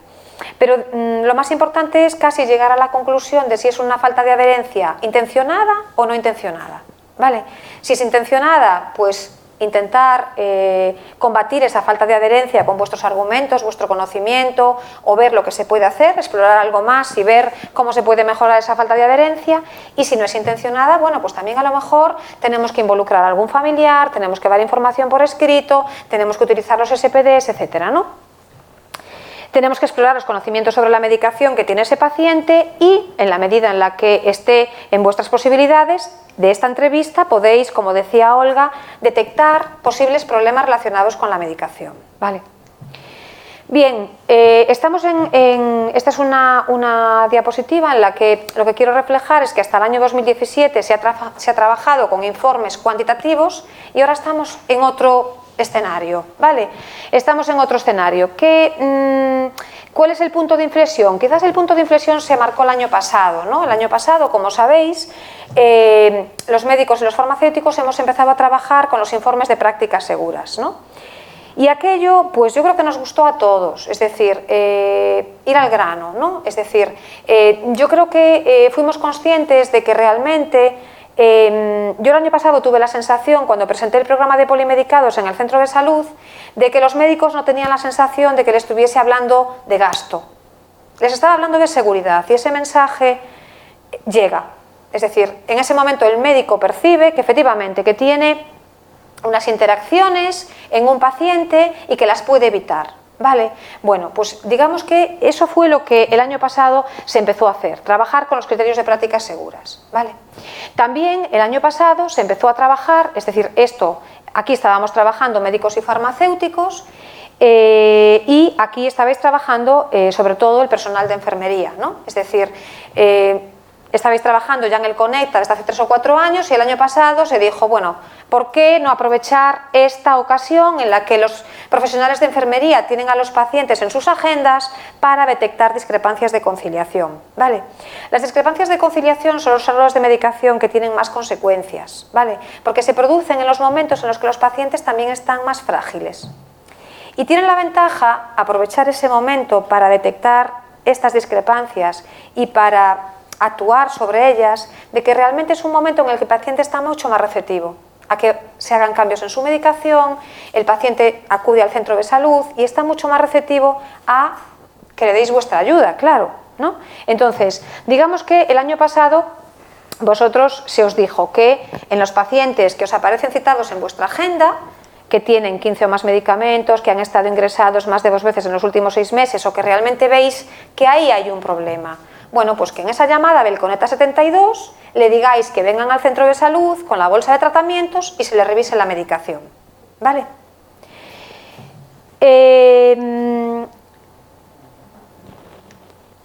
Sí, no. Entonces, bueno, eso, vosotros ahí podéis detectar cosas que podéis poner en conocimiento del farmacéutico, del médico, o si no detectáis nada, pues lo que hacéis es reforzar la información sobre los tratamientos en esos pacientes, ¿vale? Este año vais a empezar a trabajar con estos criterios, que son los que os decía Olga, y paralelamente a eso, este año se está trabajando en las diferentes EOCSIs con programas de conciliación. Aquí en la OCSI de Santiago, bueno, todavía es un pilotaje, pero bueno, esto empezará a funcionar en breve, ¿no? De una manera ya que todos lo veamos. En la OCSI de Santiago estamos haciendo un pilotaje con el servicio de cardiología, con las altas de cardiología. Y un poco de lo que se trata es de detectar esas discrepancias de conciliación y evitar que lleguen al paciente, ¿vale?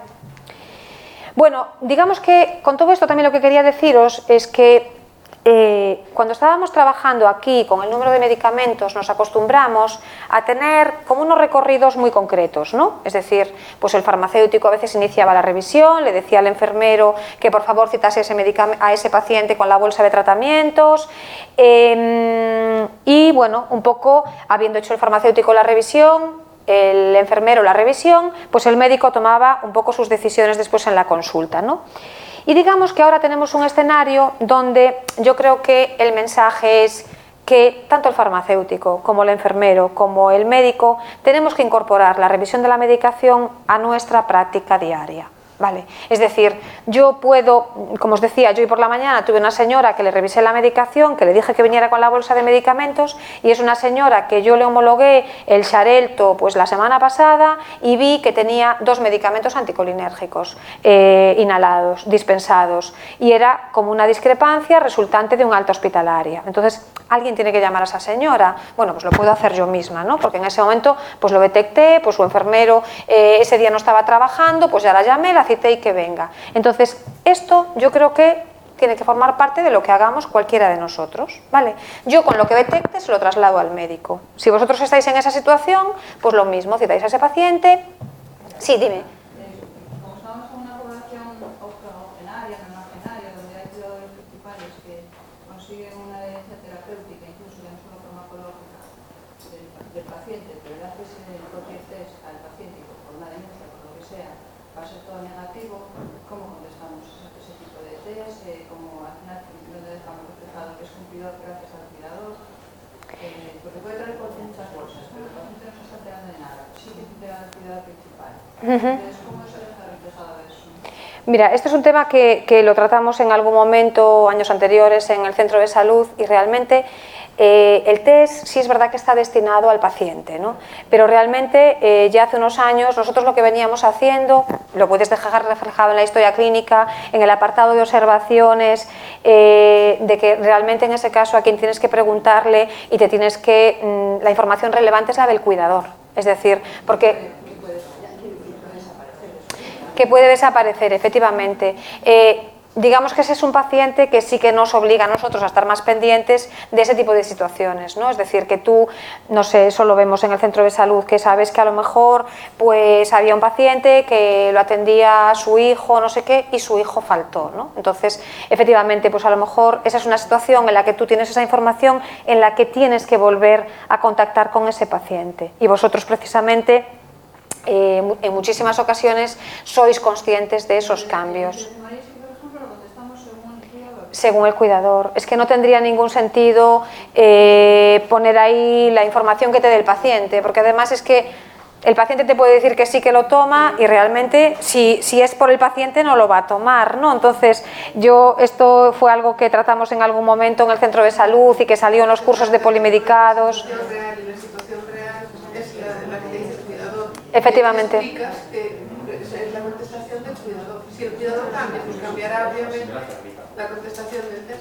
Claro, yo creo que lo que sí que es importante es lo que dice Olga, es decir, que tú reflejes quién te da esa información, por si acaso, por si te encuentras en esa situación, ¿no? De que el cuidador luego no sea el mismo, pues era un hijo y un Cristo con el hijo y ahora es otro hijo, etcétera, etcétera, ¿no? Entonces, pero es muy difícil reflejar la información que te da el paciente en muchísimos casos y además no te valdría de nada. Si el paciente te dice que no está tomando el tratamiento, resulta que sí lo está tomando, ¿no? Yo creo que esa es la información más valiosa. Bien, como os decía Olga, tenemos una lista de medicamentos que nos dicen que en el caso de que se produzca un error de medicación, ¿vale? En pacientes que tenemos con estos tratamientos, estos son los que nos van a hacer daño, ¿vale? Estos medicamentos. Y ahí pues no nos coge de sorpresa que estén los antiagregantes, los anticoagulantes, pero fijaos, yo quiero hacer una llamada porque lo que viene de aquí en adelante es sobre prácticas seguras en analgésicos, que aquí aparecen medicamentos tan habituales que nos hemos acostumbrado a ver en la prescripción del día a día, como son los antiinflamatorios no esteroideos o los opioides, ¿vale? Y de esto es de lo que vamos a hablar a partir de aquí en la presentación. Cuando decía que el año pasado se instauró, digamos que un poco basado en ese concepto de la lista MARC de los medicamentos de alto riesgo en pacientes en uso crónico, pues nosotros también en la Subdirección de Farmacia tuvimos, bueno, un grupo de trabajo que había en relación con esto de los polimedicados, que se estaba haciendo en la Subdirección de Farmacia, pues tuvimos la sensación de que en todo el tiempo que llevábamos hablando de polimedicados, siempre estábamos hablando del mismo tipo de interacciones, de las mismas llamadas de atención, ¿no? Y de ese grupo de trabajo, pues lo que salió fue que podíamos trabajar con eso, intentar detectar, intentar fijar unos ítems por los que íbamos a comenzar a trabajar, ¿vale? Que el año pasado eran 14, este año son 15. E intentar fijar unos ítems y al mismo tiempo, pues en la Subdirección de Farmacia se dieron cuenta de que eran capaces de explotar informáticamente qué pacientes tenían esos ítems. En realidad esos ítems son como combinaciones de medicamentos, la mayor parte de ellas son interacciones de medicamentos. Entonces lo que se hizo fue intentar trabajar con eso. Vamos a abordar estas 14 interacciones de medicamentos, no son exactamente 14 porque hay una que no es una interacción, sino que hay dos que son duraciones de tratamiento, pero el razonamiento que se hizo es, vamos a intentar ver qué pacientes tienen estas 14 situaciones, ¿vale?, que nos interesa evitar y vamos a trabajar proactivamente con ellas, ¿vale? Vamos a intentar trabajar proactivamente para evitar que no se produzcan y en los pacientes en los que se producen vamos a revisarlas y vamos a ver si podemos evitarlas, ¿vale? Es por esto que habréis visto que el año pasado se revisó, bueno, pensé que se veía mejor, se ve un poco mal, se revisó, bueno, pues si teníamos pacientes que durante más de 12 meses estuviesen tomando 2 antiagregantes plaquetarios, ¿vale? Porque en algunos casos está perfectamente establecido por el cardiólogo y en otros casos eso es un error, ¿vale? Es una duración inadecuada, porque las guías clínicas nos dicen que, bueno, pues en la generalidad es que en pacientes que tienen un síndrome coronario agudo, la duración de tratamiento es de 12 meses, hay excepciones, ¿eh? Pero entonces lo que hicimos fue revisar esos pacientes, se dejaron las excepciones, ¿vale?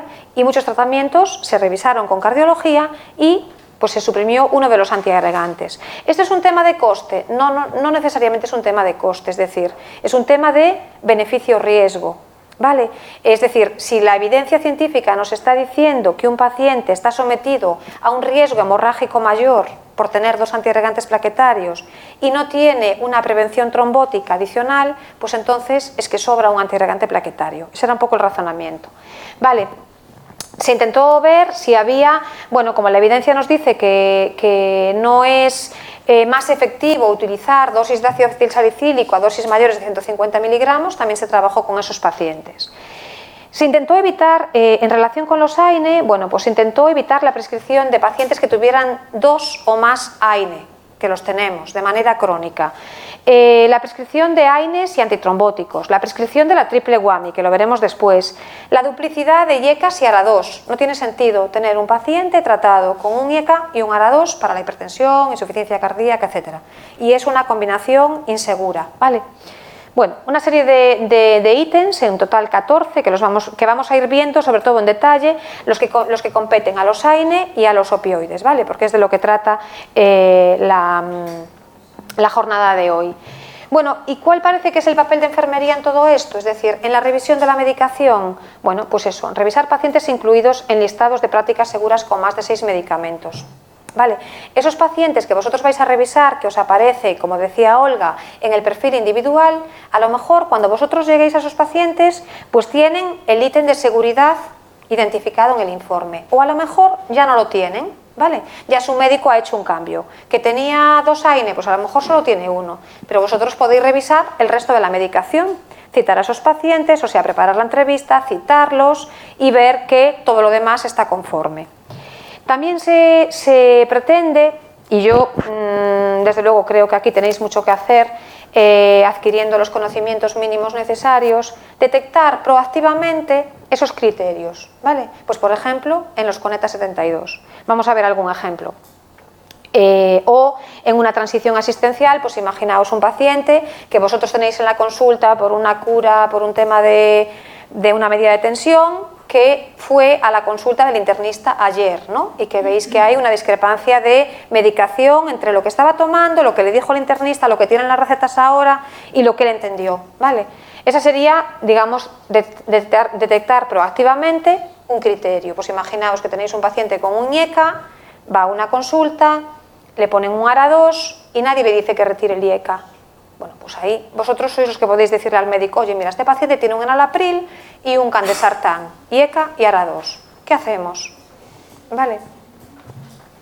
Vosotros podéis informar a los pacientes, en este caso vamos a hablar de los analgésicos, sobre el uso adecuado, por ejemplo, de los analgésicos. Y podéis proporcionar, como os contará Carmen después, recursos de información a los pacientes, ¿vale? Y esto es muchísimo.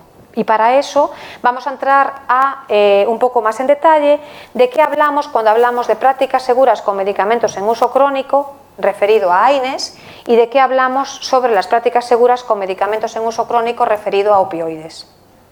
¿Sí? ¿Estamos? Es que veo caras así. ¿Tenéis alguna duda? A ver, el año pasado fue un Cristo, porque es que los médicos abrían el A23.01 con 2 medicamentos, porque había una duplicidad. Habría para otras cosas. Claro, nos encontramos con que de repente estábamos asociativos y teníamos 200 polimedicados. O sea, era una barbaridad, porque no había un criterio. Como las prácticas seguras sí está muy bien. Este año estoy un poco más de cabeza porque vamos por el CONETA. Entonces en el CONETA ya no podemos de alguna manera cantar. Eran unas cosas. Pero claro, es que era... Sí, estoy de acuerdo contigo. El año pasado se puso en funcionamiento esto, además, según la EOXI, no sé en qué EOXI estás tú, aquí en Santiago. Según la EOXI, los objetivos, digamos, en la de X era diferente y no en todos los mensajes que se dieron también eran contradictorios a los diferentes perfiles profesionales de cada EOXI, y entonces ahí hubo un lío. Vamos a ver, hasta el año pasado, y yo aquí no me quiero meter en cosas que no me competen, pero creo que la interpretación es esta, ¿no? Hasta el año pasado, digamos que en el ADX a vosotros os medían por la cantidad, en relación con la cantidad de A2301 que había abierto el médico. Este año, por ejemplo, en la EOXI de Santiago, vosotros, los enfermeros, me refiero, no tenéis exactamente el indicador de esa manera. El indicador está de acuerdo a esto, ¿no? A la revisión de pacientes incluidos en los listados de prácticas seguras con más de 6 medicamentos. Es decir, tenéis que tener un total de 20 pacientes revisados, creo que es así, o el 100% de los que aparecen. Sí, o el 100% de los que aparecen en el listado del médico. ¿Por qué eso es así? Porque tú podrías estar trabajando con un médico que tiene 5 pacientes en total.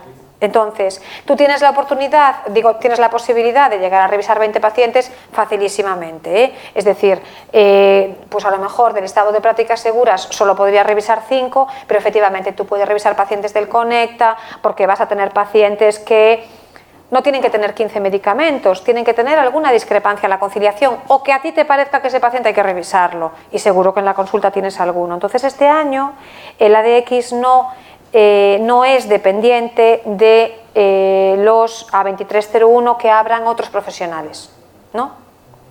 Sí, pero tiene más lógica. Claro. No sé si en otras EOXIS es distinto, ¿eh? Yo también es que trabajo aquí en Santiago y solo conozco la DX de aquí de Santiago. Perdón, a mí me surge una duda.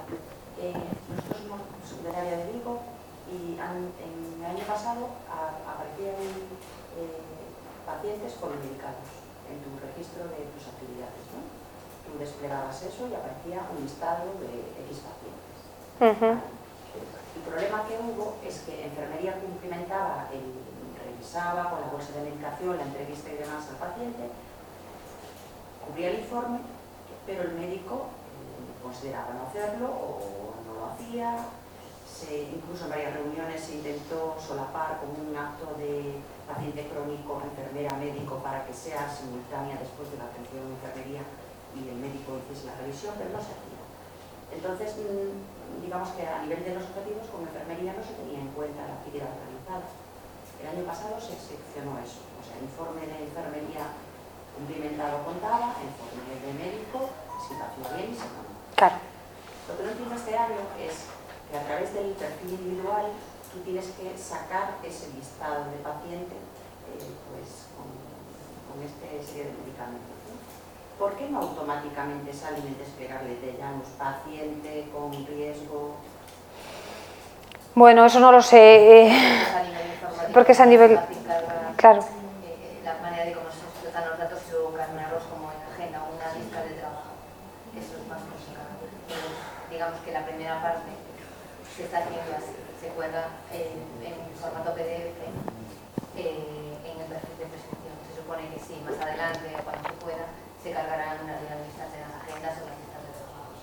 Es decir, que tiene que ser la enfermería la que genere todos esos informes. O sea, tú lo tienes colgado, tu perfil, tu perfil de tu grupo, ¿no? Porque ahora se llaman, en vez de grupos, se llaman grupos, ¿no? Lo que tenéis. Entonces, tú entras a tu perfil y tú tienes en ese PDF, te salen tus médicos de tu grupo y los pacientes que son de La enfermería tiene también el episodio. No, lo puede abrir cualquiera. Claro, sí, lo puede abrir cualquiera, pero tú tienes tus pacientes y sabes, con tu CIP, con el CIP, y sabes el nivel de alerta que tienen, los criterios que tiene asignados y todo. Y eso te sale, si tú has realizado el informe de enfermería, te sale como revisado. Y con la fecha de cuando tú has quedado enviando el informe de enfermería. Es decir, el año pasado el médico lo tenía y el farmacéutico lo tenía, y no lo teníais los enfermeros. Este año lo tenemos todos. El informe de prácticas seguras lo tenemos todos colgados en nuestro perfil. Este año no es que lo tengáis solo vosotros, lo tiene el médico, lo tengo yo y lo tiene el enfermero, ¿vale? Y los pacientes son los mismos. Es decir, yo lo que pasa que, pues por ejemplo, yo tengo un informe a nivel de servicio, yo tengo un informe como más global, ¿no? Yo veo los pacientes que tengo con ese, bueno, incluidos en ese listado. De una manera global, veo cuántos pacientes tengo con 2 AINE, veo cuántos pacientes tiene cada médico con sus AINES, etcétera, etcétera. Y vosotros tenéis, digamos, por ejemplo, Olga ponía un pantallazo que era una enfermera de Ribeira que tiene 2 médicos, que trabaja con 2 cupos, ¿no? Que trabaja con 2 cupos, y entonces en ese pantallazo se veían, digamos, los pacientes que tiene esa enfermera asignados para revisarlo, ¿vale? Muchos de vosotros a lo mejor tenéis un cupo solo y entonces pues os aparecerán los pacientes que teóricamente tenéis que revisar. Teóricamente, a efectos de cumplimiento de la DX, es que yo creo que aquí tenemos que diferenciar, por un lado, lo que se espera asistencialmente, es decir, el valor añadido que vosotros podéis aportar asistencialmente, y luego, por otra parte, la medida de, o la valoración o la evaluación de la DX, ¿vale? Entonces, por supuesto que intentamos conjugar las dos cosas, todos, cada uno de nosotros, para que ya que lo hace se te valore adecuadamente, ¿no? Entonces, desde un punto de vista de la DX, a ti te van a pedir que de los pacientes que tienes en este listado, tengas un cupo, sean los pacientes que corresponden a un cupo, a 2 o a los que sea, tú hayas revisado 20, ¿vale? 20, ¿no? Puedes revisar más, pero te van a pedir 20 o el 100% de los que hubiera inicialmente, porque si son 5, lo que te van a pedir son 5. ¿Sí? Inicialmente eran 2 veces al año, ¿sí? ¿Es una? Sí. Bueno, sobre esa periodicidad, en este momento no, teóricamente queda un poco abierto a que en la medida... las características del paciente, si es necesario volver a revisar. Claro, En mi caso, yo sé que ahora los éxitos están como más controlados, desaparecen en 2 meses. sí. Pero, y bueno, que no puedes, el día de éxitos ya no puedes escribir, al día siguiente ya puedes escribir el año. ¿Se eliminan de ese listado ese perfil individual? Entiendo que sí. ¿No, Carmen? ¿Cuándo se actualiza? A ver, la mayoría se eliminan por aquellos que desaparecen de tarjeta sanitaria, bueno, se dan de baja de tarjeta sanitaria y tienen el episodio de éxitos o tal, pero siempre hay algún número pequeño de pacientes que o que no tienen el episodio creado, de éxitos, o no sé, hay un periodo de tiempo en el que aún puede salir. El problema es mayor, ¿eh? El problema es mayor. Yo con los perfiles individuales no está actualizado y no está personalizado. Yo he estado 6 meses de baja y se me ha cargado una actividad laboral que me he hecho yo. Pero ¿cómo? En el perfil individual. O sea, sabes Sí. todo lo que se ha hecho 6 meses atrás y yo no he hecho absolutamente nada. Quiero decir que lo de los perfiles individuales todavía tiene un poco de meollo, ¿eh? Ah, ya te entiendo, ya. Que ante una sustitución por el perfil eso no se identifica.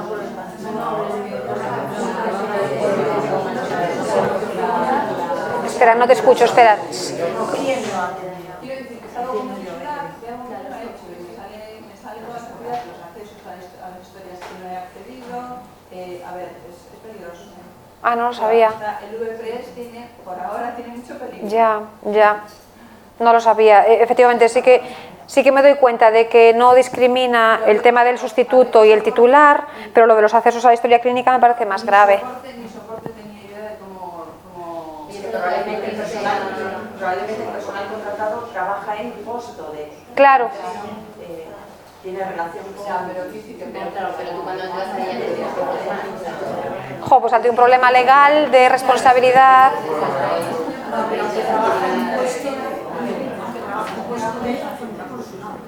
Lo que no sé yo es si en este tipo de informes, ¿con qué nombre?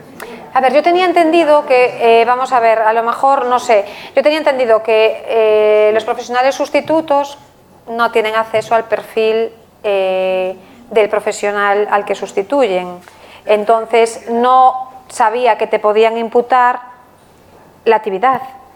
Yo toda la campaña era que no puse ni una vacuna, pero Vamos a ver, yo cogí la plaza el año pasado en noviembre, me incorporé en 19. Estuve trabajando 1 mes y pico, 2, con el nombre de la niña sustituta, hasta que yo un día llamé, me cansé de llamar, soporte, tuve que activar todos mis programas, uno por uno, siempre que pude. Es decir, yo entré a la consulta un día a trabajar, tiré de la consulta para adelante como pude, con mi interés, y uno por uno tuve que ir activando cada programa que aún hoy, al día de hoy, no los tengo todos activados a mi nombre. Y trabajé con el nombre de la niña, que era una niña eventual y tenía lo que fuera, 2 meses mínimo. Hasta que un día me dicen, Fran, pero si tu agenda no es tuya, que es de María no sé cuánto, yo. ¿Y qué hago? Pues no sé qué, cuando pude, Claro. me pusieron a mí con mi plaza ahí y trabajar con como yo. Pues como una jubilada que aparecía. 1 mes o 2, 3. Que ya no estaba en el sistema. Yo misma, ¿eh? ya. Sí. Por ejemplo, haces un conecta y detectas que no hay una discrepancia, generas el A2301, lo creas y escribes ahí. Y escribirías ahí. A ver, yo, vamos a ver, yo creo que tienes que a efectos de registro tienes que hacerlo en los dos. No, yo creo que a efectos de registro que tienes que hacerlo en los dos. Abrir el episodio de... En Orense no. En Orense no. En Orense la norma, salvo que la hayan cambiado y no la haya leído yo, es que solo el boticario de zona puede abrir el episodio.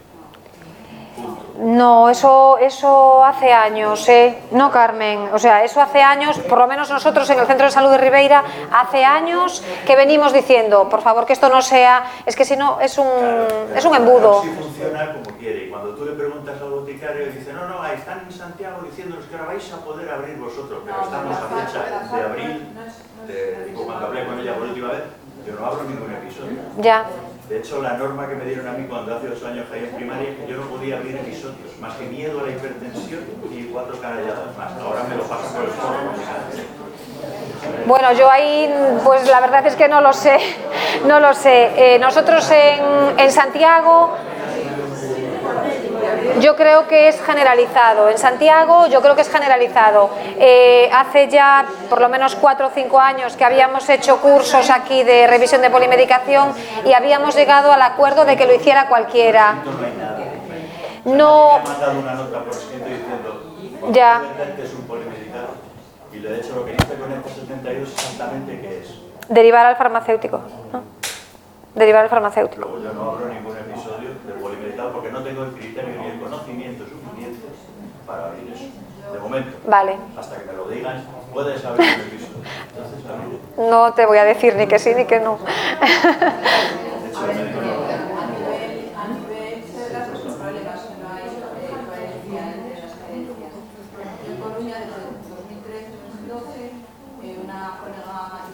Isabel Sastre. Me queda clarísimo que podríamos intervenir cualquiera de los profesionales, farmacéutico, farmacéutica, médico, médica, enfermero, enfermera.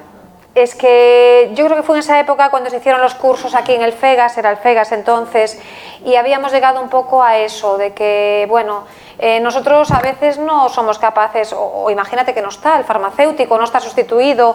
A mí me parece que es una pena que esto, si hay recursos humanos para hacerlo, no se haga. Entonces, habíamos llegado ya en aquel entonces un poco a esa conclusión. Pero bueno, yo no sé si a nivel de otras EOXIS, bueno, pues desde la EOXIS se da otra instrucción, eso no te lo puedo aclarar. Bueno, como os decía, si queréis seguimos y bueno, paramos cuando queráis, pero bueno, un poco por optimizar el tiempo. Como os decía, de aquí en adelante vamos a hablar de los analgésicos, ¿vale? Y de los criterios de prácticas seguras, de esos 14 de criterios de prácticas seguras, que este año son 15, en 2 grupos terapéuticos muy concretos, ¿vale? Y vamos a centrarnos un poco, como os decía al principio, sí. Hay un resumen adecuado de medicaciones. Sí. Que pongan no, Vale. Yo voy a contaros un poquito de eso de aquí en adelante, ¿vale? Entonces, si después de la presentación tienes alguna solicitud concreta sobre, pues a mí me gustaría tener esto, valoramos si como suplemento del curso se puede hacer. Más sencillo, práctico, visual. Vale, pues mira, vamos a ver, como os decía, vamos a hablar de antiinflamatorios no esteroideos y de opioides, ¿vale? Entonces, ¿por qué? Bueno, tanto los antiinflamatorios no esteroideos como los opioides son medicamentos, como sabéis, ampliamente utilizados y que no están exentos de riesgos, ¿vale? ¿Por qué? Bueno, pues porque tenemos que la gente tiene dolor, ¿vale? Tenemos algún dato que nos dice este informe del año 2015 que nos dice que 1 de cada 6 personas adultas tiene un dolor crónico. Y aquí en esta encuesta nacional de salud del año 2017 pues también tenemos datos, pues por ejemplo, de la cantidad de gente que tiene dolor de espalda crónico. Pues un 14,7% de los hombres y un 22% de las mujeres. Tenemos gente con artrosis, con dolor de espalda cervical, tenemos migrañas y dolores de cabeza, bueno, en definitiva, medicamentos para los que se utilizan los analgésicos, ¿no? Entre otros, ¿vale? ¿Qué sabemos también, qué más sabemos del dolor según estos datos? Bueno, pues lo que esperamos, que a medida que envejecemos, aquí están los de 15 a 24 y aquí están los de más de 85, pues en amarillo es indolor, es decir, el porcentaje de pacientes jóvenes sin dolor es más amplio, es mayor que los pacientes mayores, y que a medida que envejecemos pues va aumentando todo esto de aquí, que es el dolor moderado, el dolor severo y el dolor extremo, ¿no? Y que esto pues es más prevalente en las mujeres, es decir, que las mujeres sufrimos más de dolor, o nos quejamos más de dolor, o está más diagnosticado, bueno, tiene múltiples interpretaciones. Cuando nos referimos al dolor causado por lesiones, por inflamaciones, por problemas mecánicos, pues digamos que tenemos la recomendación de seguir la escalera analgésica de la OMS. ¿Y qué nos dice la escalera analgésica de la OMS? Bueno, pues que en dolor de tipo leve, ¿vale? Hasta una, digamos, una escalera visual de un 4, pues deberíamos utilizar los antiinflamatorios no esteroideos o el paracetamol o el metamizol. En un dolor de intensidad un poquito mayor, que sería el dolor moderado, pues podríamos utilizar los opioides débiles. Luego vamos con esto, Y luego, en un dolor más intenso, pues podríamos utilizar ya los opioides potentes, ¿vale? Eso es lo que nos dice la escalera analgésica de la OMS. Pero cuando nos vamos, por ejemplo, a lo que serían los dolores oncológicos, bueno, pues digamos que tenemos también otras recomendaciones de que realmente no tenemos que pasar por todos estos escalones y que si el dolor es intenso, pues se podría comenzar con un opioide potente. Hablamos de dolor oncológico. Esta recomendación no es válida para el dolor crónico no oncológico, ¿vale? Cuando hablamos de dolor neuropático, las recomendaciones son otras, no estarían en el primer escalón los mismos fármacos, sino que empezaríamos por aquellos medicamentos que son medicamentos clasificados como antidepresivos, como antiepiléticos, y ahí, bueno, pues se van juntando con opioides débiles, con opioides potentes, etcétera. Pero bueno, no vamos a hablar de estas recomendaciones, sino es un poco para situarnos en un escenario. Entonces, ¿de qué vamos a hablar para referirnos a las prácticas seguras con los AINE? Pues vamos a hablar de que no deberíamos de tener pacientes que utilicen 2 o más AINE simultáneamente.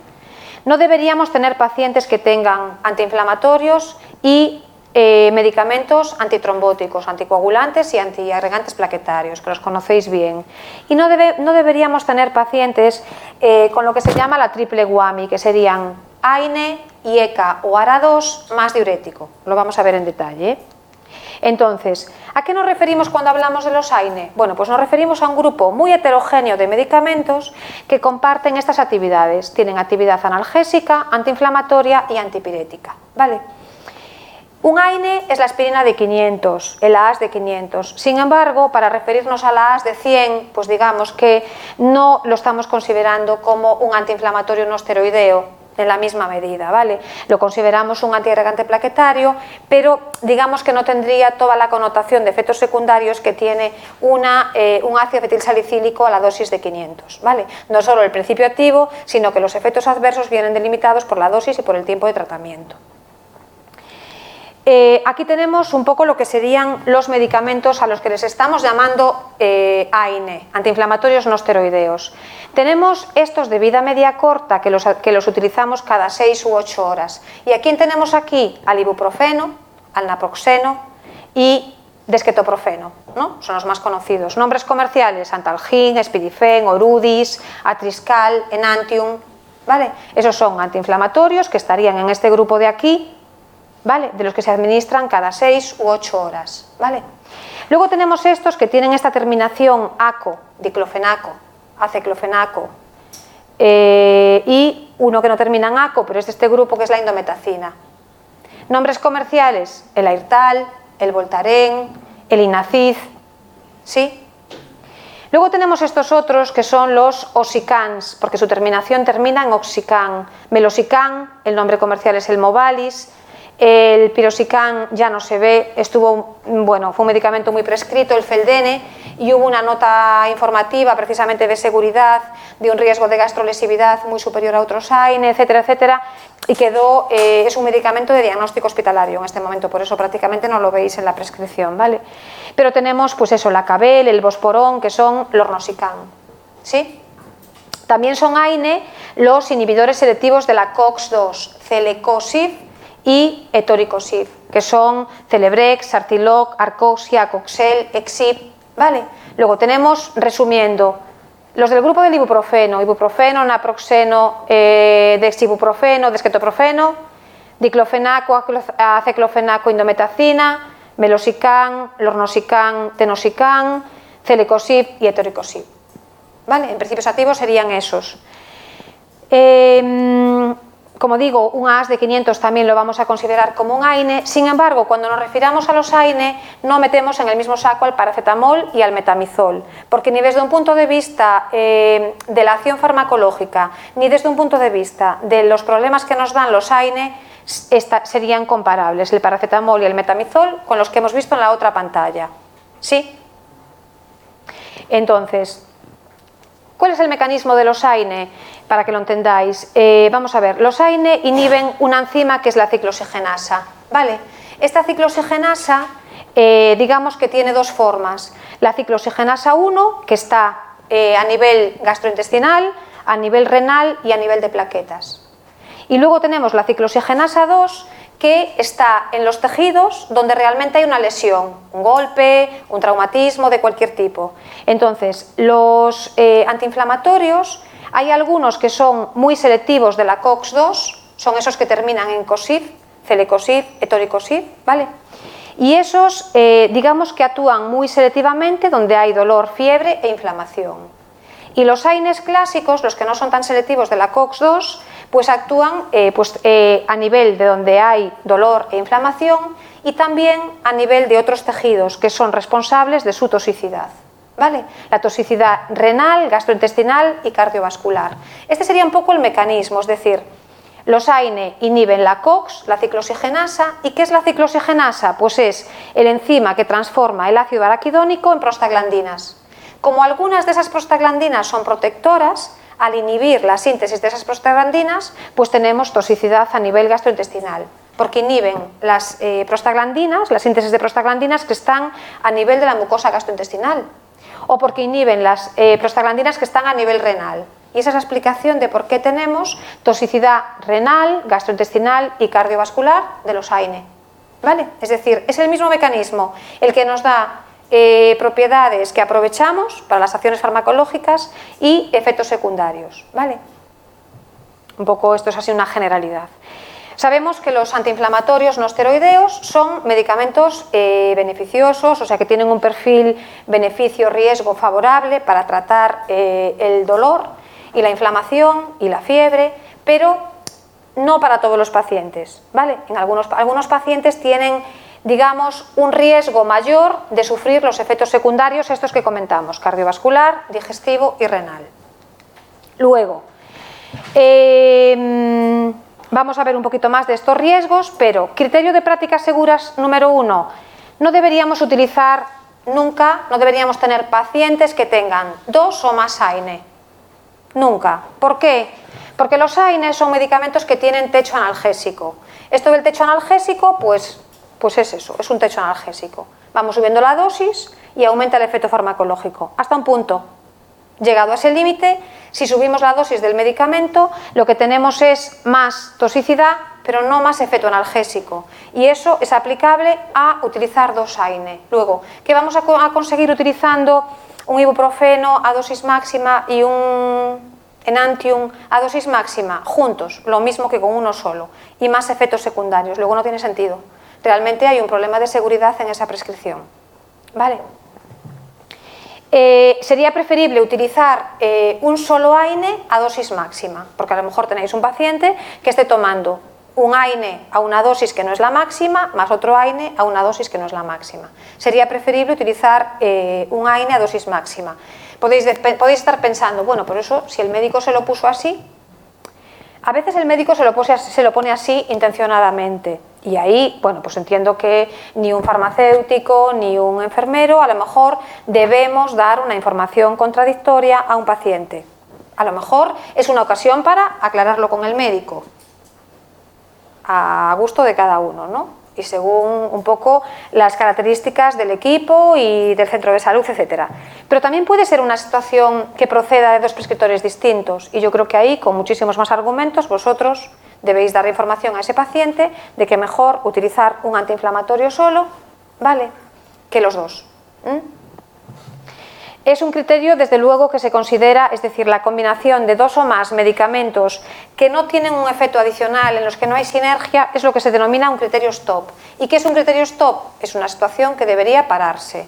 Los criterios stop son de aplicación a mayores de 65 años. Luego, que sea un criterio stop, ¿qué nos está diciendo? Que esa situación no debería darse en general, pero nunca en un mayor de 65 años. ¿Vale? Ante la prescripción de los AINE, de esos medicamentos que decía, pues del grupo del ibuprofeno, del grupo del diclofenaco, del grupo de los oxicams y de los COSIF, deberíamos diferenciar si estamos ante un paciente que tiene un tratamiento agudo, crónico o a demanda, ¿vale? Y esto, más que diferenciarlo por la prescripción en Janus, tendríamos que diferenciarlo por el problema de salud que tiene. Es decir, si estamos ante un paciente que tenga un problema agudo, ¿vale?, pues la recomendación es siempre que tome la mínima dosis y el mínimo tiempo posible. Y este consejo siempre debemos darlo a un paciente con un AINE, porque a lo mejor el paciente no tiene clara cuál es la duración del tratamiento. ¿Vale?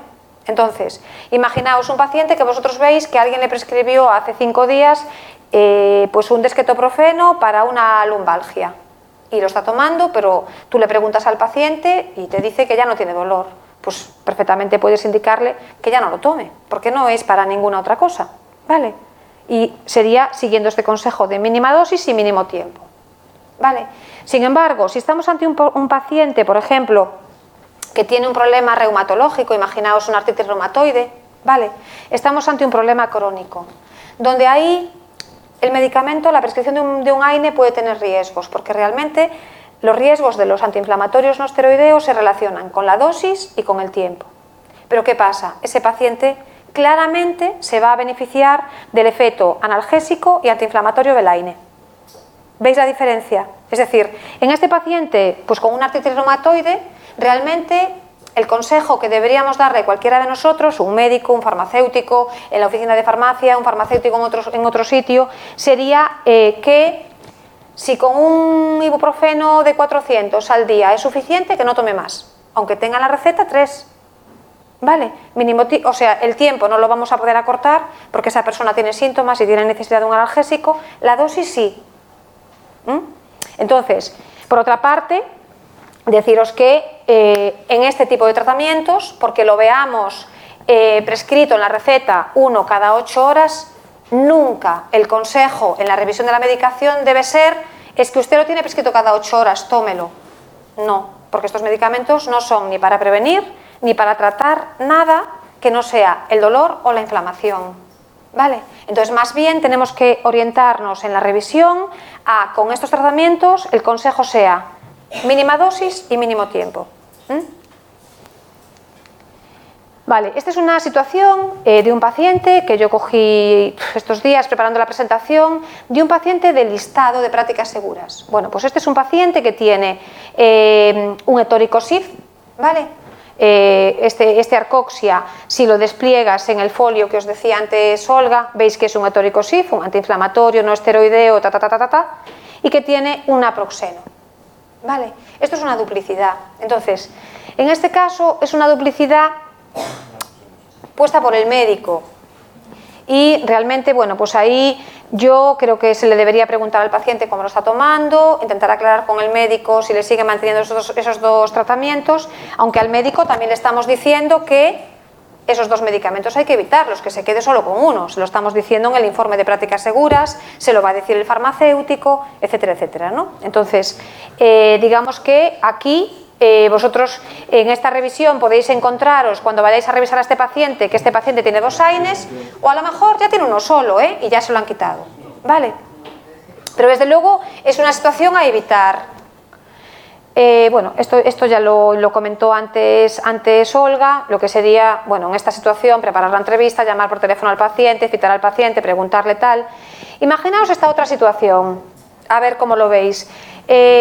Imaginaos un paciente de 70 años que toma estos tratamientos, un enalapril, ¿vale? Es un IECA, un amlodipino, también para la hipertensión y estas cosas, metformina a dosis de 2 cada día para la diabetes y un celecoxib, ¿vale?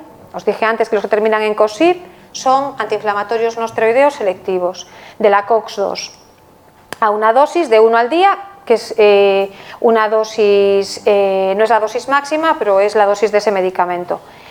Tras una intervención quirúrgica de cadera, ¿vale?, os aparece citado en vuestra agenda como un Coneta 72 y en el informe de alta pues le ponen, como tuvo una intervención quirúrgica de cadera, una heparina durante 30 días, paracetamol de 500, 1 cada 8 horas, desquetoprofeno de 25, 1 cada 8 horas, si tiene dolor, alterno con paracetamol. Y continuar con lo que tomaba antes del ingreso. ¿Y veis la posibilidad de que vosotros podáis decirle no? Fundamental. Es decir, y a lo mejor si no se lo decís, pues acaba tomando el celecoxib y el desquetoprofeno.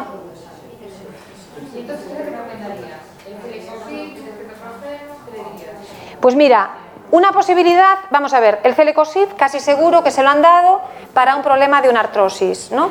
Se lo habrá dado el traumatólogo, su médico de cabecera, ¿vale? Y lo toma uno al día. Entonces, yo creo que aquí caben varios mensajes, ¿eh? Un poco, lo primero será preguntarle a este paciente cuando tú lo llamas, que ya está en casa, tal y cual, si tiene dolor, porque este señor a lo mejor hoy se tomó el Celecoxib y te dice que no tiene dolor. Entonces, si no tiene dolor, que siga igual y que se tome, si necesita mayores, el paracetamol de 500, uno cada 8 horas, ¿vale? ¿Que te dice que así no está bien? Bueno, pues a lo mejor una posibilidad es que durante unos días no tome el Celecoxib, porque no le va a pasar nada, por no tomar el Celecoxib, y que tome el paracetamol uno cada 8 horas y el desquetoprofeno alterno con el paracetamol. Pero lo importante es que no tome los dos, Aine. Eso, la pregunta es, ¿eso tiene que decir el médico? Vamos a ver, aquí le dice si tiene dolor, y tú lo que puedes informarle es de que no debe tomar... Yo, por ejemplo, lo que haría sería hablar con su médico de cabecera y explicar el problema, y que sea el médico que decida. Bueno, pues también... Es que yo no puedo prescribir, no puedo decir al paciente que deje de tomar algo que es que deje de tomar un tratamiento crónico que le ha prescrito. Pues quizás más correcto sea que se lo comentes al médico. Yo es que antes... El médico decidirá en su caso cuál es el más adecuado. Vale, y si tú, por ejemplo, vieses, imagínate que ves un omeprazol y un pantoprazol, ¿dudarías? Lo mismo. Lo mismo. Se pueden, ya lo sé, pero lo normal sería un omeprazol de 20. Vale, no, ¿sabes por qué te lo pregunto? Porque yo se lo diría siempre al médico. Me parece bien, me parece bien. Por lo menos yo soy de Lugo y yo allí no puedo prescribir. Ni puedo meterme en los... No, yo creo que esto no es prescribir, ¿eh? Yo creo que esto no es prescribir. Estás diciendo a un paciente que no tome algo que le ha prescrito el médico. Bueno, en este caso, en el caso de que le digas que no tome el Celecoxib... Vamos a ver, es que, yo creo que es interpretable, pero bueno, es mi opinión, es mi opinión y también entiendo lo que estás diciendo tú. A ver, el Celecoxib es un tratamiento para el alivio sintomático de un problema. Es que no estamos tratando ni previniendo nada con ese tratamiento. Entonces, es que estamos ante un tratamiento para un alivio sintomático de dolor. Vale, entonces... yo creo que tampoco hay que dar por hecho que un tratamiento para el dolor se toma siempre. Entonces, esa es una manera de verlo. Lo que tú dices de comentarlo con el médico porque puede haber alguna... Bien, me parece bien, me parece bien. Es decir, tú estás detectando que este señor no debería tomar... Claro. Sí. El profesional que está facultado para solucionar ese problema que lo solucione. Bien, me parece bien. Y perfecto si ya en ese momento el médico dice, pues efectivamente que siga igual y le quitamos esto de la receta, porque tenemos la garantía de que no se va a cronificar. Vale, me parece... Efectivamente, es de lo que se trata. Entonces, ahí, es de lo que se trata. Vale, de que el paciente no llegue a tomar 2 antiinflamatorios, que tú lo detectas y prefieres comentarlo con... Me parece bien.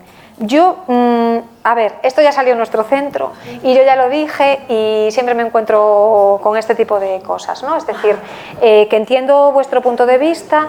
Yo creo que es dar información sobre una duplicidad, es decir, de que tú le dices al paciente que esto y esto es lo mismo. El Celecoxib y el desquetoprofeno es lo mismo, ¿vale? Es decir, yo en ese caso... Puedes pensar que el médico que le receta desquetoprofeno cada 8 horas le está dando 2 antiinflamatorios, o puedes pensar que no se dio cuenta, pero tú te estás dando cuenta, ¿vale? Y si volvemos a la diapositiva anterior, aquí tenemos que a ti te están diciendo que 2 o más AINES juntos, no, y te están diciendo, oiga, es que este paciente tiene 2 o más AINES juntos, el del informe. Bueno, pues en este tú lo que estás haciendo es detectando proactivamente esa situación, que no nos llegue al informe, porque ¿cuándo nos va a aparecer en el informe? Cuando se le hayan dispensado los envases. Pero tampoco no nos preocupa que nos llegue al informe, sino que realmente haya un problema de seguridad con este paciente. Ahora, en el Conecta 72 ya tienes la casilla de precisa ser valorado por médico y directamente... Vale, vale, me parece bien. O sea, el consejo sí se lo podemos dar.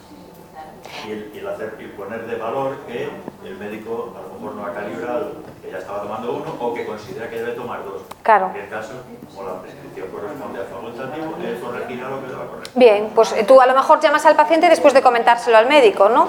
Primero lo comentas con el médico y luego llamas al paciente. Perfecto, perfecto.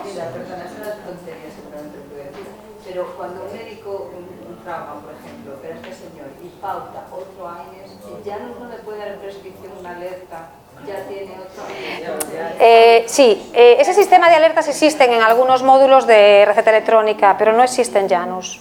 Y bueno, existe, pero te deja seguir.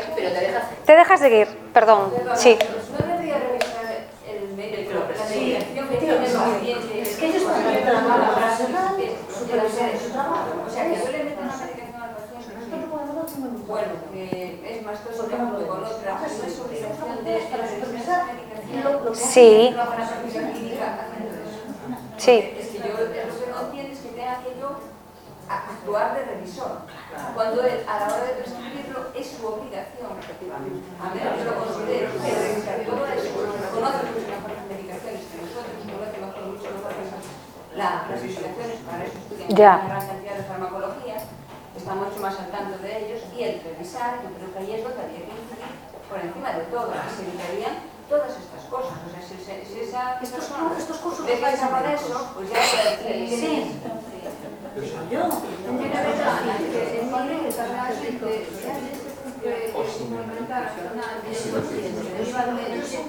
Sí.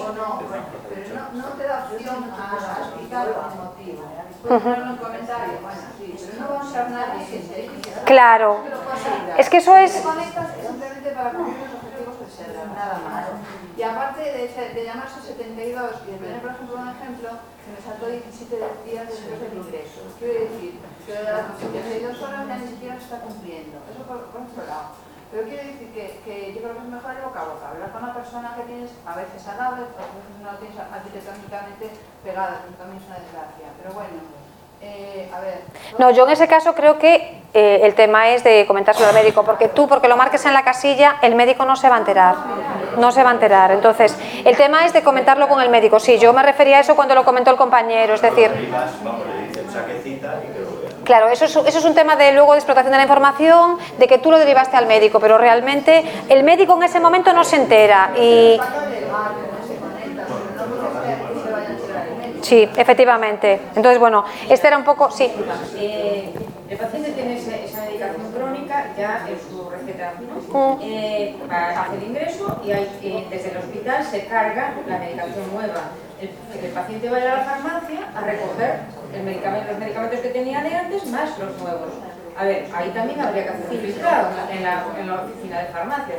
Si ya tenía un AINE de antes y le prescriben otro, ahí también tendría que ser. Pues mira, vamos a ver, la red de farmacias está un poco al margen de esto, aunque tendrían que tal. Pero sí que te puedo decir que desde el mes de noviembre se están haciendo cursos desde el Colegio de Farmacéuticos precisamente con esta información. Es decir, estamos... tú antes decías que eras de Ventorrillo. Sí. Pues Marlene y yo... es que me pareció escucharte, ya te iba a ir a saludar. Estamos Marlene y yo dando cursos por el Colegio de Farmacéuticos, también para que los farmacéuticos de oficina de farmacia tengan un poco esto en la cabeza, es decir, porque claro, no puede ser que se lo digas tú y luego no se lo diga ni el médico, ni otro farmacéutico, ni tal. Que todos le demos el mismo mensaje, yo creo que tiene muchísimo valor y que refuerza muchísimo ese mensaje. Pero decía la compañera, si un fin de semana no son 70 ya. Porque aparece el martes, incluso el miércoles. Efectivamente.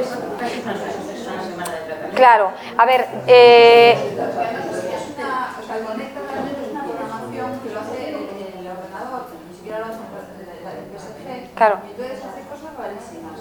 Ya, bueno, Semana Santa ya 24 positivos. Ya, ya. Pero de los 17 días es que vamos. Sí, no, ahí no se puede detectar nada por el conecta. Yo... La verdad es que eso no, a mí no me suena de que me lo comentaran. No sé si es algo que ocurre con más o menos frecuencia, no lo sé. Si no tienes espacio, si tú tienes ya agenda, no tienes espacio, el ordenador no te lo genera. Ah, pues yo tenía entendido que sí forzaban, ¿eh? Aquí por lo menos, no sé. No lo sé.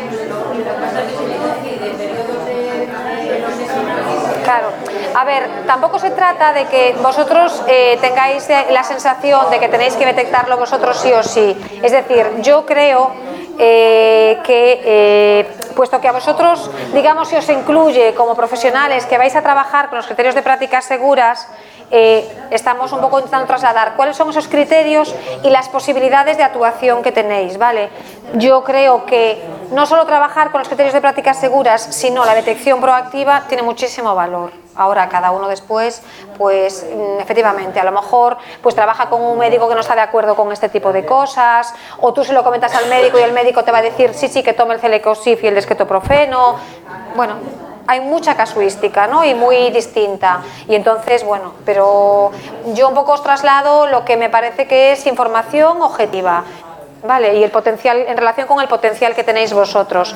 En relación con esto yo creo que no tenemos ninguna duda que los AINE con los anticoagulantes y con los antiagregantes plaquetarios aumentan el riesgo de sangrado. Sí. Que me comentó a mí la farmacéutica de mi centro que tenéis previsto los C72 citarlos primero a la farmacéutica. Esa es otra... Eso fue lo que me comentó. Sí, bueno...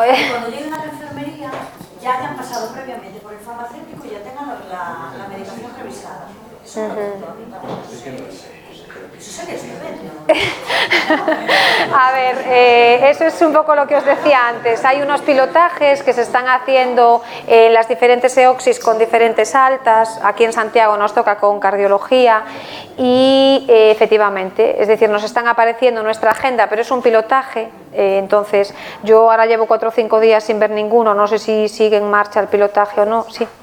Es un pilotaje, entonces bueno, yo lo que estoy haciendo es, efectivamente, me aparece en mi agenda revisarlo y cuando lo veo ya llamo a la enfermera y le digo, oye, antes de que llames a este paciente, que sepas que yo lo estoy revisando, tal y cual, y sí, pero bueno, estamos, no sé cómo va, ¿sabes? No sé cuál va a ser la evolución, pues eso, en principio esa es la idea, aquí en Santiago es con cardiología, en otras EOXIS es con otros servicios, pero no sé concretarte cuál va a ser un poco la evolución de eso. La idea es que los farmacéuticos revisemos a esos pacientes y que, os digamos a vosotros. Claro. Realmente lo tenemos que hacer. Efectivamente, sí, esa es la idea, ¿eh? ¿No hay farmacéuticos en todo el No. Por eso decía que, vamos a ver, esa es la idea, pero no estamos los farmacéuticos, pues a lo mejor tenéis que apoyaros muchísimo, o sea, yo, Olga lo sabe, pues que los profesionales de enfermería me llaman y me preguntan algunas cosas y tal y cual, la última palabra siempre la tiene el médico, de todas formas, y luego donde no está el farmacéutico, pues efectivamente tenéis que recurrir tenéis que comentarlo siempre con el médico, ¿vale? Esta combinación de AINE y anticoagulantes o antiagregantes plaquetarios. Todos sabemos que aumentan el riesgo de sangrado y aumentan el riesgo cardiovascular, ¿vale? Son criterios STOP, esta combinación, un AINE más anticoagulantes o más antiagregantes plaquetarios, y lo mismo, aquí especialmente deberíamos tener esta precaución: mínimo tiempo, mínima dosis, evitar tratamientos crónicos y valorar necesidad de gastroprotección. A ver, cuando hablamos de los anticoagulantes, ¿a qué nos referimos? A todos estos: Sintrom, Aldocumar, Pradaxa, Xarelto, Eliquis, Lixiana y heparinas, ¿vale? Las heparinas vamos a dejarlas un poco al margen, Vamos a pensar en tratamientos anticoagulantes orales. ¿Por qué digo de dejar las heparinas al margen? Porque las heparinas muchas veces se dan para hacer prevención de trombosis a una dosis que no es la dosis terapéutica, ¿vale? Ni hablamos de tratamientos crónicos. Entonces vamos a pensar en los orales, ¿sí? Entonces, aumentan el riesgo de sangrado y aumentan el riesgo cardiovascular. Entonces, esta combinación de AINE con anticoagulantes no se debería perpetuar en el tiempo, ¿vale? Y tampoco deberíamos utilizar un AINE en pacientes que a lo mejor ya tienen, esto sería casi prohibido, ¿no? Pacientes que tienen 2 antiagregantes porque han tenido un síndrome coronario agudo y un anticoagulante a lo mejor durante un tiempo corto porque tienen una fibrilación auricular. Son pacientes con un riesgo muy alto de sangrado. Cuando hablamos de los antiagregantes, ¿a qué nos referimos? A la AS, al triflusal, el disgren, a la ticlopidina, al clopidogrel, al ticagrelor y al prasugrel. ¿Sí? Hay esos. Y no está en esta presentación el persantin, que sigue por ahí, el persantin. Quiero decir, hay muy pocos pacientes que tienen el dipiridamol, pero sí que sigue comercializado. Aquí no está, pero sí que está comercializado. También aumentan el riesgo de sangrado y aumentan el riesgo cardiovascular. ¿Qué sabemos desde el punto de vista cardiovascular de los antiinflamatorios no esteroideos? que aumentan el riesgo de tener un síndrome coronario agudo u otros episodios trombóticos. A ver, no quiere decir que uno de nosotros que se tome un antiinflamatorio durante unos días vaya a tener un infarto, ¿vale? Pero si hablamos de pacientes que ya tienen un riesgo cardiovascular moderado y que ya tengan, digamos, más probabilidades de tener un evento de este tipo, pacientes con enfermedad arterial periférica, ¿vale? Pacientes que hayan tenido un infarto hace años o un ictus, esos pacientes no deberían recibir antiinflamatorios de manera crónica, ¿vale? Pero especialmente deberíamos de centrarnos en aquellos pacientes que toman por el riesgo hemorrágico un anticoagulante o 2 antiagregantes plaquetarios. Pacientes con 2 antiagregantes plaquetarios no deberían tomar un antiinflamatorio, ¿sí? O sea, pacientes que estén tomando, esto lo veis, un Adiro y un clopidogrel durante 12 meses. Esos pacientes tienen un riesgo trombótico alto y no deberían tomar un antiinflamatorio. Primero, porque tienen un riesgo mayor de sangrados y segundo, porque tienen una predisposición a tener problemas trombóticos y los AINE se lo estarían aumentando, ¿vale? Luego, todos los AINE elevan la presión arterial. Sabéis que hay interacción de los AINE con los IECA o los ARA2 o con los diuréticos. Reducen el efecto de los antihipertensivos y además uno de los problemas secundarios que tienen los AINE es que elevan la presión arterial. Esto no es una contraindicación, pero hay que tenerlo en cuenta. Un paciente que tiene una insuficiencia cardíaca de estas que se descompensan muy fácilmente no debería tomar un AINE, ¿vale?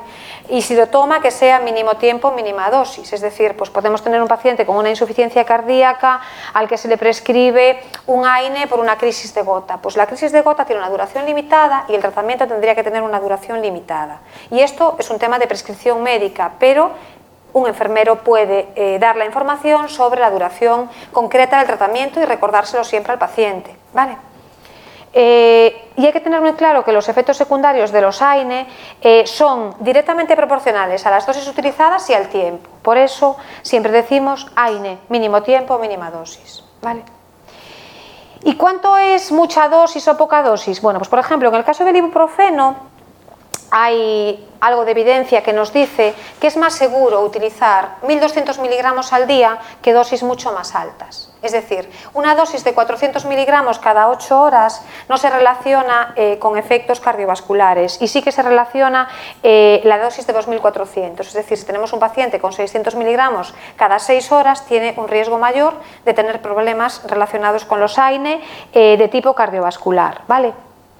Bueno, pues aquí tenemos un paciente, este es un caso que yo lo vi, un paciente que es un enalapril, de 75 años, que estaba con un enalapril 2 veces al día, una metformina 2 veces al día y un celecoxib, ¿vale? Y este paciente, bueno, pues a mí me aparece para homologar unas recetas de clopidogrel, ¿vale? Porque tuvo un síndrome coronario agudo. Entonces, pero imaginaos que este paciente os aparece a vosotros, un paciente citado como un Coneta 72. En sus recetas pues aparece lo que tenía antes del enalapril, la metformina, el celecoxib y todo lo que le ponen en el posinfarto. Yo tengo clarísimo que el celecoxib es un tratamiento que este paciente no debería tomar, ¿vale? Porque es un medicamento que aumenta su riesgo trombótico y su riesgo de sangrado. Entonces, volvemos al caso de antes, de la duplicidad de los AINE. Si detectáis esto, a mí me parece, en este caso en concreto, el medicamento estaba en las recetas y no estaba en el informe de alta el celecoxib, ¿vale? Luego, yo tengo muy claro que es un tratamiento que este paciente no debería tomar y yo así se lo dije al paciente. Independientemente de que le aparezcan las recetas o no, yo le dije que este tratamiento no lo debería tomar. Es decir, que es un medicamento que en este momento aumenta el riesgo trombótico y que aumenta el riesgo hemorrágico de la AS y del clopidogrel, ¿vale? Y luego se lo comenté al médico para que se lo quitase de las recetas. Y me parece que es una detección proactiva de este criterio que tenemos que evitar, un AINE con 2 antiagregantes plaquetarios. Bueno, este tipo de medicamentos tienen problemas a nivel digestivo, como sabemos, de que producen erosiones digestivas que pueden llegar a ser más o menos graves, ¿no?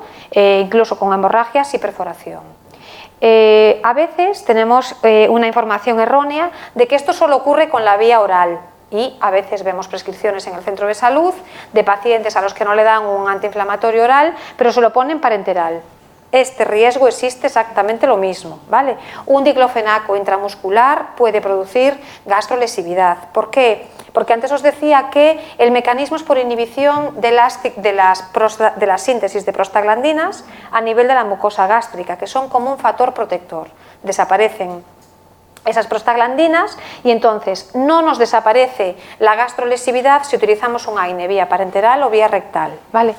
Y bueno, como todos los efectos de los AINE depende de la dosis y del tiempo, por eso mínimo tiempo, mínima dosis. ¿Sí? Y hace unos meses, al año, cuando hablaron de los riesgos cardiovasculares del omeprazol. Bueno, sobre eso, vamos a ver, del omeprazol se habla de muchísimos efectos secundarios que los tiene, ¿no? Y entonces en ese sentido, digamos que hay unas recomendaciones para decidir qué pacientes necesitan gastroprotección y qué pacientes no necesitan gastroprotección. Cualquier medicamento, ¿vale?, que no tenemos evidencia para pensar que produce beneficio, puede tener un riesgo. Eso hay que tenerlo siempre claro. Luego, ¿dónde estaría recomendado el omeprazol? En pacientes que tienen 2 factores de riesgo de gastrolesividad. ¿Y cuáles son esos factores de riesgo? La edad, que sea mayor de 60 años, ¿vale?, que tome fármacos gastrolesivos o que haya tenido antecedentes de problemas tipo hemorragias, úlceras, etcétera, ¿vale? Entonces, ¿cuáles son los fármacos gastrolesivos?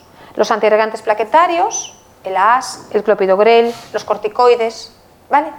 Luego, si tenemos un paciente que tiene un antiagregante, o sea, si tenemos un paciente que tiene 2 factores de riesgo, fármaco gastrolesivo y edad, por ejemplo, mayor de 60 años, tendríamos que darle un IVP. Si tenemos un paciente que tiene polimedicación, pero no tiene ningún factor de gastrolesividad, no debemos darle un IVP. Yo creo que a mí no me suena de haber visto de riesgo cardiovascular. Sí que se habla de problemas de absorción de determinadas vitaminas, como es la vitamina B12, y riesgo de deterioro cognitivo. Sobre eso no hay evidencia contundente, ¿vale? Hay más evidencia de dar un IVP en pacientes que realmente tienen un riesgo de sangrado elevado que de quitárselo por el riesgo del deterioro cognitivo. Son 2 moléculas diferentes y en principio no tenemos datos para pensar que uno sea más efectivo que el otro. El pantoprazol tiene un perfil de interacciones diferente y por eso, por ejemplo, el omeprazol es un medicamento que según determinadas recomendaciones evitamos en pacientes que están a tratamiento con el clopidogrel. ¿Vale? Tienen un perfil de interacciones diferentes, pero para hablar de prevención de gastrolesividad se recomienda el omeprazol a dosis de 20 miligramos día. No a dosis mayores tampoco, 20 miligramos al día, ¿vale? Bueno, y luego tenemos la seguridad renal de los AINE, ¿no?, que sabemos que son potencialmente nefrotóxicos, que se deben evitar en cualquier paciente que tenga un filtrado entre 30 y 59, que tener un filtrado de menos de 30 es una contraindicación para tener un AINE prescrito, ¿vale? Y en uso crónico, desde luego. Que tienen mayor riesgo los ancianos, pacientes con cirrosis, con insuficiencia cardíaca o con diuréticos, y lo mismo, pacientes con problemas renales, mínimo tiempo, mínima dosis, ¿vale? Solo en situaciones, digamos, en este tipo de pacientes, imaginaos que tienes un paciente con un filtrado de 30-59 y hay que tratar un problema de inflamación, un problema de gota, el menor tiempo posible. Y ese mensaje tiene que ser muy claro, porque el paciente puede no tener claro durante cuánto tiempo le dan un tratamiento. Y esta es la triple guami. La triple guami, bueno, los que sois de Santiago, de la OXI de Santiago, os lo habréis visto, ¿no? Esta es una infografía que hicimos los farmacéuticos de primaria en colaboración con los farmacéuticos de hospital, que aparece en el encendido de los ordenadores, de primaria y de especializada. Y aquí un poco resume, esto se hizo el año pasado con determinados criterios, con casi todos, menos con el de los anticolinérgicos, y aquí se resume un poco qué pasa con esta interacción y por qué hay que evitarla, ¿no? Es decir, son los IECA o los ARA2 son antihipertensivos, ¿no? También el alisquiren, ese es un medicamento que prácticamente desapareció de la prescripción. Los AINE estarían aquí y los diuréticos. Bueno, pues esta combinación es como, se llama triple guami porque es como un daño por triplicado al riñón, ¿vale? Luego, los pacientes que tengan esta combinación de fármacos tienen un riesgo de un fracaso renal agudo de un 31% más que si no tuvieran esa combinación. Luego, ¿con quién tenemos que tener cuidado? si detectamos esta combinación de fármacos con ancianos, ¿vale? Con ancianos y con ancianos que ya tengan algún problema de reducción de función renal o que realmente pueden tenerla en cualquier momento. Y luego también esta combinación de fármacos nos puede dar un problema, nos puede dar un susto de un fracaso renal, incluso en una persona no tan anciana, en una situación de vómitos o de deshidratación o de olas de calor, ¿vale? Por eso este año era un criterio que aparecía muchas veces en los informes de prácticas seguras. Teníamos, yo creo que en nuestra OXI había 700 pacientes. ¿Qué pasa? Digamos que ahí, bueno, a lo mejor los 700 fármacos, los 700 tratamientos no son a evitar, ¿no? Desde luego, sí que se puede hacer una priorización de riesgo. Los pacientes, pues eso, de edad avanzada son más vulnerables a este tipo de combinación. Entonces, ¿cómo reducir este riesgo? Bueno, pues una opción podría ser, hombre, el AINE parece un tratamiento que en algunos casos sea prescindible, ¿no? Y si hablamos de un anciano, realmente es un medicamento que le puede dar problemas. En el caso de que tengamos una situación en la que el AINE no es prescindible, bueno, pues lo que se hizo en algunos casos es modificar el diurético y utilizar una combinación de un IECA, un ARA2, con el calcio antagonista, con un alodipino, con otro calcio antagonista, ¿vale? Y de esa manera se estaría reduciendo el riesgo de fracaso renal por esta interacción. Bueno, para el que pedía el listado de fármacos, pues aquí están. ¿Quiénes son IECA y quiénes son ARA2? Los IECA son los del tipo catopril o enalapril, terminan en pril. Yo creo que no hay muchos más medicamentos que terminen en pril, esos son IECA. Y los que terminan en sartán son ARA2, ¿vale? Luego, bueno, estos dos nunca deberían ir juntos, ¿eh? Un IECA y un ARA2 en general no se combinan, ¿vale? Luego, si tenemos un paciente que tenga uno de estos, uno, más un diurético, tienen más riesgo los diuréticos del ASA, pero sabéis que tenemos muchísimas combinaciones comercializadas, pues no sé, los Dafiro, los Evicar, tal, que son combinaciones de estos con las tiacidas, ¿no? Y los AINE, aquí tenéis ibuprofeno, naproxeno, desibuprofeno, desquetoprofeno, ceclofenaco, diclofenaco, indometacina, meloxicam, lornoxicam, estos son los AINEs que os vais a encontrar, ¿vale? Entonces, esto es una situación a evitar especialmente en ancianos o en pacientes que tengan algún tipo de problema renal. ¿Qué información se le podría dar a pacientes sobre los AINE? Pues a mí esto me parece que lo puede hacer, que lo debe hacer cualquier profesional que vea un AINE crónico, ¿vale? Los AINEs son medicamentos para el alivio de la fiebre, dolor y o inflamación. Se recomienda tomar la menor dosis posible que alivie el dolor. No se recomienda asociar diferentes AINE. En general no son tratamientos crónicos, se recomienda tomar el menor tiempo posible. Y estas recomendaciones es especialmente importante el tomar mínima dosis y mínimo tiempo en pacientes que tengan problemas cardíacos, infarto, insuficiencia cardíaca, hipertensos, pacientes con función renal alterada, antecedentes de úlcera digestiva, ¿vale? Aquí también hay alguna precaución en la enfermedad inflamatoria intestinal. En pacientes de edad avanzada, un paciente de edad avanzada no debería estar con un AINE de manera crónica, ¿vale? Y aquí vosotros también podéis interrogar, porque muchos pacientes tienen el paracetamol en las recetas, el paracetamol dicen que no les hace efecto, pero a lo mejor no lo toman, a lo mejor también hay falsas creencias. A ver, el paracetamol es un analgésico para dolores leves, ¿no? Pero también a lo mejor, claro, si el paciente compara un Celecoxib, que lo toma una vez al día y tiene un efecto largo con un paracetamol, pues no va a tener el mismo efecto, porque el paracetamol tiene que tomarlo cada 8 horas, ¿vale? Pero el paracetamol puede ser un ahorrador de AINE. Y estamos hablando de evitar problemas con un grupo farmacológico que los pacientes van a necesitar, pero también es diferente que lo tomen pues una vez cada 4 días que todos los días cada 8 horas. Mínimo tiempo, mínima dosis, ¿vale? Con los AINE.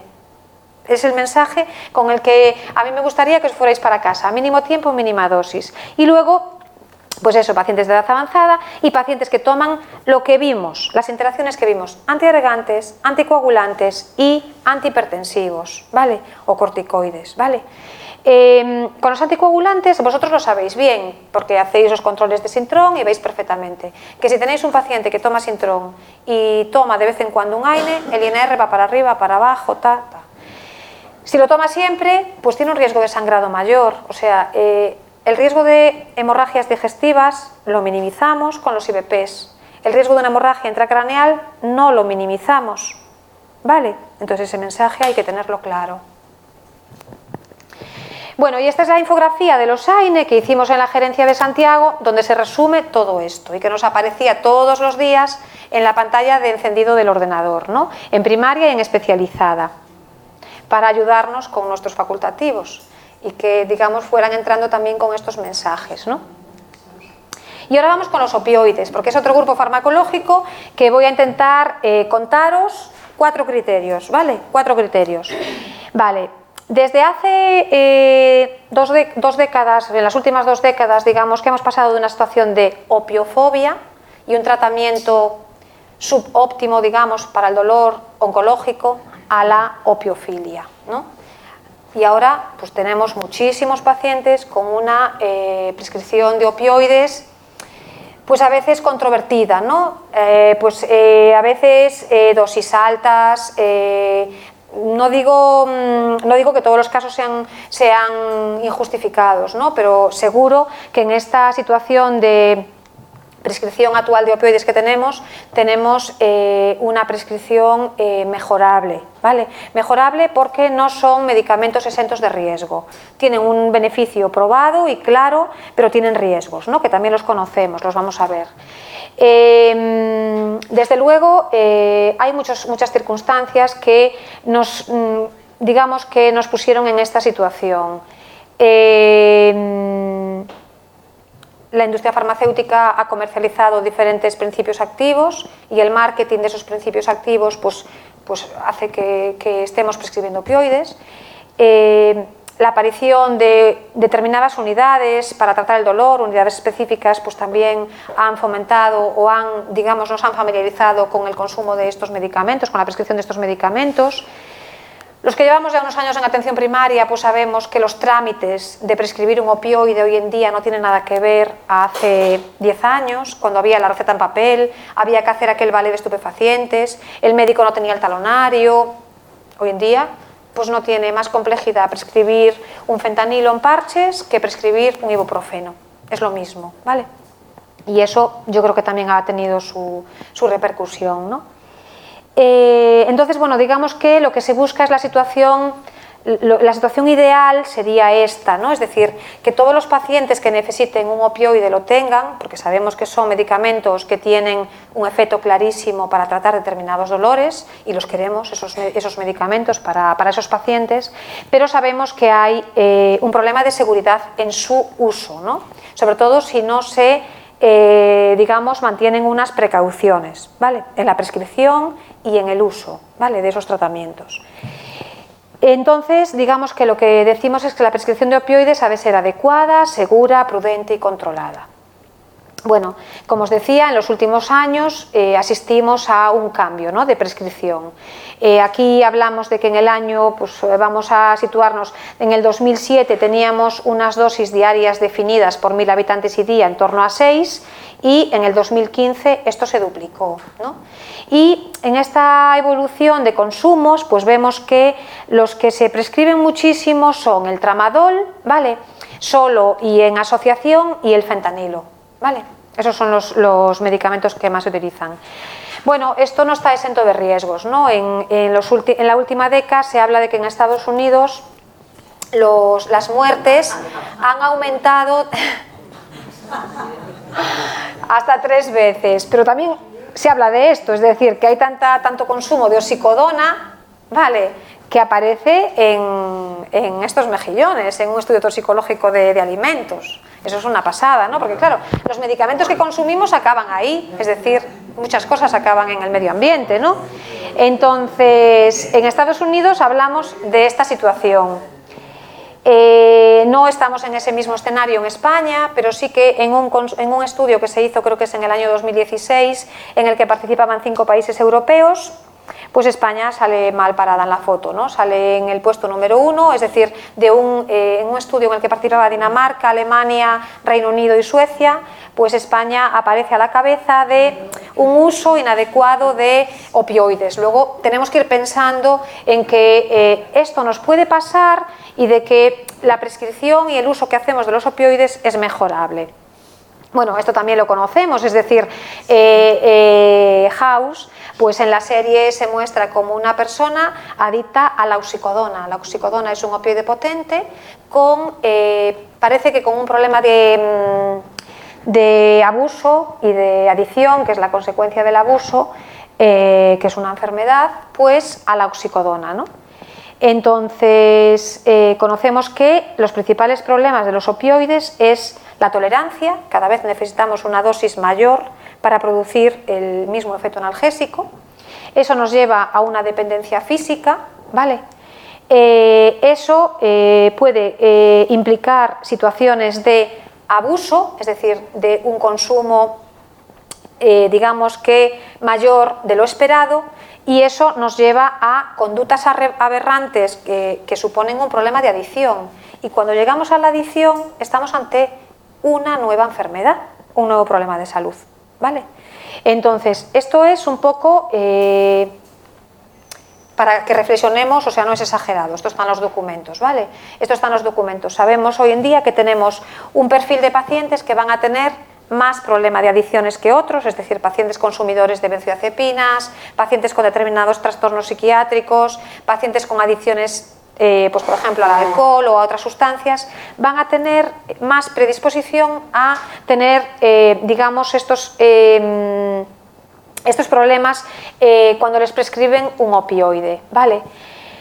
¿Y cuál es el objetivo del tratamiento con los opioides? Bueno, cuando estamos ante un paciente que tiene un dolor oncológico, el objetivo es, buscamos eficacia analgésica, hay que controlar el dolor. Pero sabemos que hoy en día ya se prescriben muchos opioides para el dolor crónico no oncológico, ¿vale? Y en esos pacientes el objetivo no es exactamente el mismo, es decir, en esos pacientes se busca una reducción del dolor que parece aceptable con que esa reducción del dolor sea superior al 30%, pero se busca que ese paciente no pierda su funcionalidad y que los efectos secundarios del tratamiento no afecten significativamente. Es decir, una cosa es el dolor crónico oncológico y otra cosa es el dolor crónico no oncológico. Vosotros lo veis, tenéis pacientes tratados con parches de fentanilo, por artrosis, por lumbalgias, por muchas cosas, ¿no? Decir también que tenemos claro que la evidencia nos dice que el dolor crónico oncológico se debe tratar con opioides y sin embargo no tenemos tan claro que el dolor crónico no oncológico se deba tratar también con opioides y con dosis altas. Teóricamente hay evidencia para que no recomendarlo durante más de un año, ¿vale? Tenemos pacientes que llevan toda la vida por fibromialgias, por lumbalgias. Bueno, eso en este momento es cuestionable. Entonces, los objetivos del tratamiento en el dolor crónico no oncológico sería buscar una eficacia analgésica, aumentar la funcionalidad, es decir, que el paciente no tenga mermada su funcionalidad porque tiene dolor, ¿vale? Y digamos que un objetivo realista sería que esto se mejore en un 30%, ¿vale? Buscamos que ese paciente no tenga dolor y tenga una buena funcionalidad, sin efectos secundarios y sin que haya conductas aberrantes, es decir, sin que detectemos que ese paciente consume más estupefaciente de lo que se le prescribió, etcétera, etcétera, ¿no? Porque en ese momento va a tener un problema social que va a acabar en un problema médico, etcétera, ¿no? Bueno, ¿a qué nos referimos cuando hablamos de los opioides débiles? Pues nos referimos a la codeína. Ya no se utiliza la codeína sola como analgésico, aparece en combinación con el paracetamol y yo creo que con los AINE, con el ibuprofeno también hay alguna presentación de codeína. Es a una dosis de 10 o 30 miligramos. Y luego un medicamento que os decía que está en aumento es el tramadol, ¿vale? El tramadol tiene una dosis que va desde los 25 miligramos hasta los 400 miligramos al día. Generalmente se pauta cada 8 horas, pero hay presentaciones retardadas que se pautan cada 12 o cada 24 horas. La dosis máxima es de 400 miligramos al día, si bien es verdad que muchos pacientes no toleran ya esas dosis, ¿vale? Es un medicamento que puede producir... Bueno, cuando no se titula la dosis desde un principio, daría seguro náuseas y vómitos, ¿vale? Pero luego también puede dar hipotensiones, cefaleas, agitación, ansiedad, problemas de insomnio, ¿vale? No se tolera demasiado bien si no se hace una escalada de dosis lenta, ¿no? Y esto, bueno, pues realmente pacientes con estos síntomas que han empezado unos días antes con tramadol o que han subido la dosis y tal, si preguntáis un poquito, lo veis, ¿eh? Vale. ¿Y qué opioides potentes tenemos? Pues tenemos estos. Tenemos la morfina, que se da retardada cada 12 horas o rápida cada 4 horas. Tenemos la oxicodona. Tenemos presentaciones retardadas, el osinor, para dar cada 12 horas, rápidas. No, esto es al revés, ¿no? Oxycontin es el rápido... no me acuerdo. Bueno, una es retardada cada 12 horas y otro es el rápido cada 4. Y tenemos el Targin, que es una presentación de oxicodona más naloxona. El Targin, la oxicodona más naloxona, es una combinación precisamente pues derivado de lo que os decía, que surgió en Estados Unidos, mucho potencial de abuso, es un principio activo con mucho potencial de abuso y lleva una pequeña cantidad de naloxona para evitar, digamos, ese problema, ¿vale? Pero bueno, aún así no se evita del todo. La hidromorfona, que el nombre comercial es el Jurnista, es otro opioide potente, y el tapentadol. ¿Vale? Tenemos estos 4 por vía oral. Y en forma de parches tenemos el fentanilo, para utilizar un parche cada 72 horas, y tenemos la buprenorfina, para utilizar un parche cada 96, en el caso del Transtec, y el Feriben, que es otra presentación, un parche cada 72 horas. Hay que mirar el prospecto para saber la duración del parche, porque son como formas farmacéuticas diferentes, ¿vale? Bueno, los opioides, sabemos que los medicamentos opioides que nombramos hasta ahora, pues son medicamentos que activan a nivel central, espinal y periférico unos receptores, ¿vale? Y la activación de esos receptores es lo que nos va a dar un efecto, una acción farmacológica, que es la analgesia, ¿vale? Y que nos permite tratar dolores de intensidad alta, ¿vale? Y también nos va a producir efectos adversos, ¿vale? Que los conocemos. ¿Cuáles son los efectos adversos de los opioides? Pues a nivel digestivo es de esperar que nos vayan a aparecer náuseas y vómitos. Se pueden prevenir pautando una medicación profiláctica, ¿no? Y también las náuseas y los vómitos, sabed que, bueno, en 4 o 5 días se produce tolerancia y ese efecto adverso desaparece. Nos pueden producir estreñimiento y el estreñimiento no se produce tolerancia, no va a desaparecer. ¿Vale? Por eso, en muchos pacientes, en casi todos, se recomienda hacer una prevención del estreñimiento con los laxantes y se mantienen siempre los laxantes, ¿vale? En pacientes que tienen estreñimiento. Y producen sequedad de boca. El principal efecto adverso que tienen los opioides y que, bueno, que es que preocupa es la depresión respiratoria. Si bien se dice que mientras haya dolor es el principal antídoto de la depresión respiratoria, ¿no? Que no va a aparecer depresión respiratoria, pero aquí, bueno, pues ¿quiénes tendrían más riesgo de depresión respiratoria? Pacientes más debilitados, con problemas respiratorios, etc. Y también a tratamiento con benzodiazepinas. Bueno, y luego producen estos síntomas, ¿no? Relacionados con, a nivel con las capacidades cognitivas, deterioro cognitivo, alucinaciones, agitación, somnolencia, sedación. Esto lo veréis también, pacientes que a los pocos días de empezar un opioide o de dosis altas aparecen con esta sintomatología. Y a nivel cardiovascular producen bradicardia y hipotensión, pero realmente algo que preocupa mucho es la tolerancia, la dependencia física, el abuso, la adicción.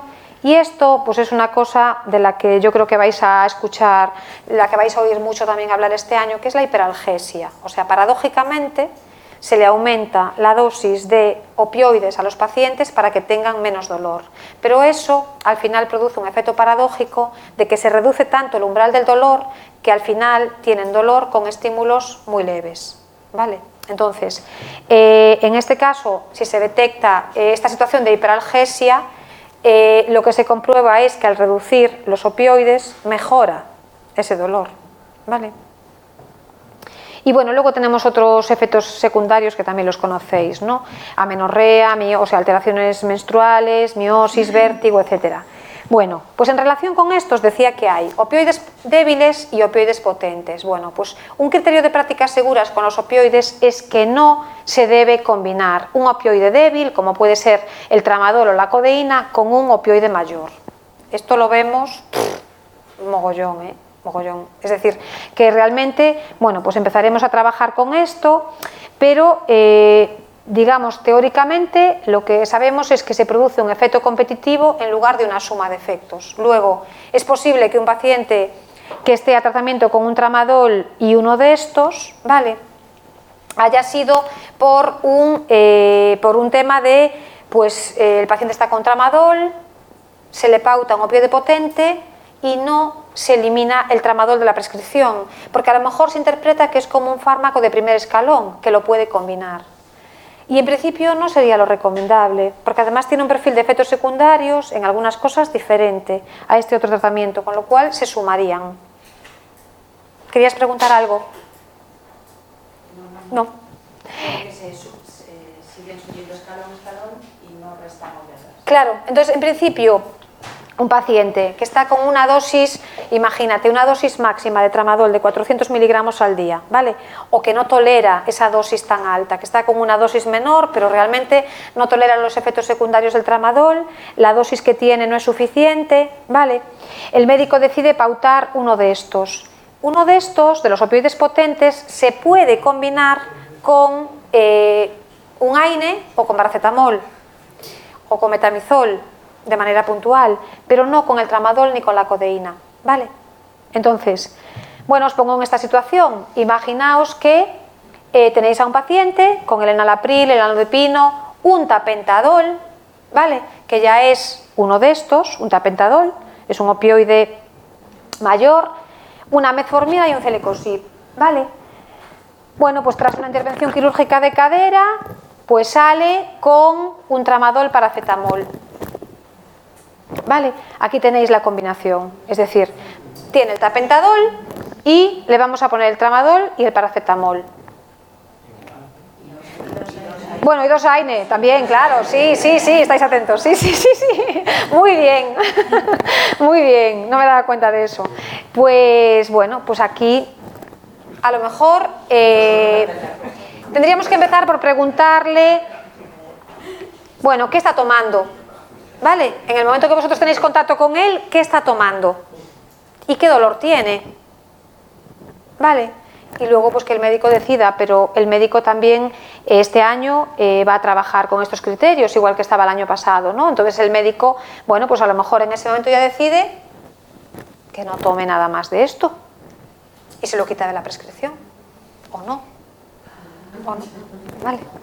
Pero bueno, esta sería esa situación que estábamos comentando de atrás, ¿vale?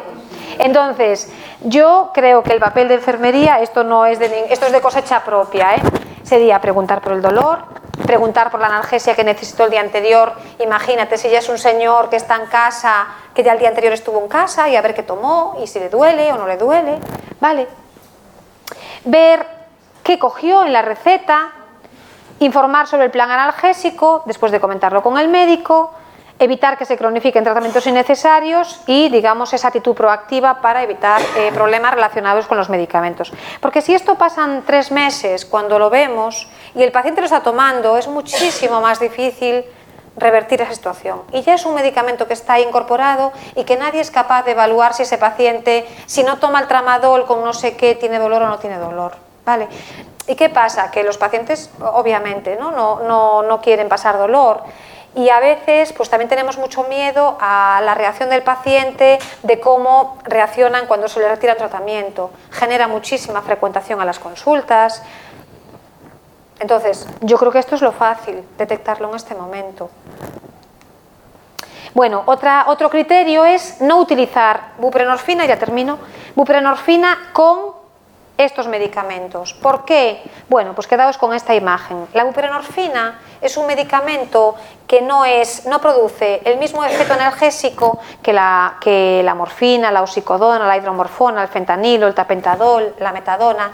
Es como un analgésico más débil, pero cuando se engancha a los receptores tiene muchísima más afinidad. Cuando encuentra un receptor opioide tiene muchísima más afinidad. Luego va a desplazar a los otros. Entonces, ¿qué os puede pasar? Pues que la buprenorfina produzca un síndrome de abstinencia o que minimice, que reduzca el efecto analgésico de los otros opioides. No se debe utilizar esta combinación, ¿vale? Entonces, es por esto, ¿vale? Los agonistas puros producen una respuesta máxima en cuanto se unen al receptor y los agonistas parciales tienen menos efecto. Pero es como si fuese un imán por el que se va a atraer mucho más, ¿vale? La buprenorfina que los otros. No se debe utilizar esa combinación, ¿sí? Bueno, vamos a pasar esto, tal. Y este es otro criterio de prácticas seguras. El fentanilo de liberación rápida. El fentanilo de liberación rápida es el fentanilo transmucoso que se utiliza, que los pacientes se llaman el chupachus, ¿vale? o, bueno, lo tenemos aquí, o estos comprimidos bucales que se llaman efentora, que se deben colocar entre el molar y la mejilla, o también un fentanilo intranasal, ¿vale? Bueno, vamos a ver, el fentanilo de acción rápida tiene una indicación muy concreta, que es el dolor irruptivo oncológico. ¿Y cómo es el dolor irruptivo oncológico? Pues es un dolor de muchísima intensidad, bueno, de muchísima no, pero bueno, es un dolor con un EVA mayor de 7, que aparece de una manera muy brusca, ¿vale? Y que tiene una duración corta. Entonces, este es un medicamento, el fentanilo es mucho más potente que la morfina. Entonces produce un alivio muy rápido y muy intenso, ¿vale? Del dolor, o sea, un alivio prácticamente inmediato, menos de 15 minutos, se habla de incluso menos de 5 minutos. Entonces, ¿qué pasa? Que si el medicamento se utiliza fuera de esta indicación, si hablamos de pacientes no oncológicos y pacientes que tienen un dolor crónico, que no está tratado con un opioide que le cubre las 24 horas, lo que tenemos es un potencial de abuso tremendo. Tenemos pacientes que están a tratamiento en la unidad de drogodependencias por el fentanilo. Pacientes jóvenes. Este tratamiento no tiene ninguna evidencia para ser utilizado en la fibromialgia, por ejemplo, ¿vale? O en dolores crónicos no oncológicos. Entonces, ¿qué pasa? ¿Qué nos dice este criterio de prácticas seguras? Que se debe evitar el uso de fentanilo de acción rápida sin un opioide de acción prolongada. Es decir, este fentanilo solo se debería utilizar en un paciente que tiene pues, un fentanilo en parche, ¿vale? Y solo se debería utilizar en la indicación de dolor oncológico, ¿vale? Porque no hacerlo de esta manera, ¿qué significa? Si tú lo das en un paciente que no tiene prescrito un opioide prolongado, ¿qué significa? Que tienes un analgésico que produce un subidón durante 4 horas y a las 4 horas el paciente está tomando otra vez un analgésico que le da un subidón y tal. O sea, es muy fácil que llegue a esta situación de abuso y adicción. Y el dolor no está bien controlado porque necesita un analgésico de base. ¿Vale? Luego, el problema que tiene este medicamento es que si no se utilizan estas condiciones, es decir, para el dolor irruptivo oncológico y con un opioide de acción prolongada, hay unas probabilidades muy grandes de llegar a esta situación de abuso, de adicción, de hiperalgesia, ¿vale? Y, bueno, aquí me falta una coma. No se debe utilizar nunca pautado. Es un tratamiento que se utilizaría a demanda, pero para un dolor irruptivo oncológico, ¿vale? Es decir, no se utiliza un ACTIC pautado, sería un ACTIC para tratar un episodio de dolor irruptivo, ¿vale? Y si es un paciente que te dice que necesitó tratar más de 2 episodios de ese dolor irruptivo, habría que subirle la analgesia de base, ¿vale? Bueno, no nos vamos a parar aquí porque quiero terminar para que vaya Carmen.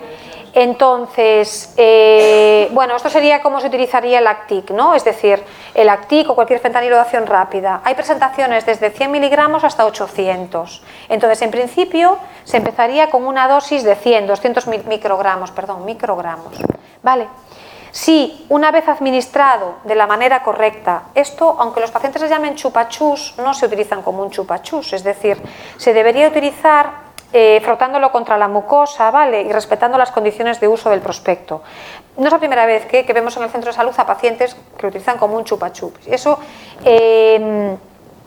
es casi un indicativo de que ese paciente no lo está utilizando para un dolor de muchísima intensidad y es casi un indicativo, un signo de una adicción. ¿Vale? De que puede haber un problema de un consumo, no digo adicción, pero un consumo inadecuado y hacer pensar en otras cosas, sí, ¿vale?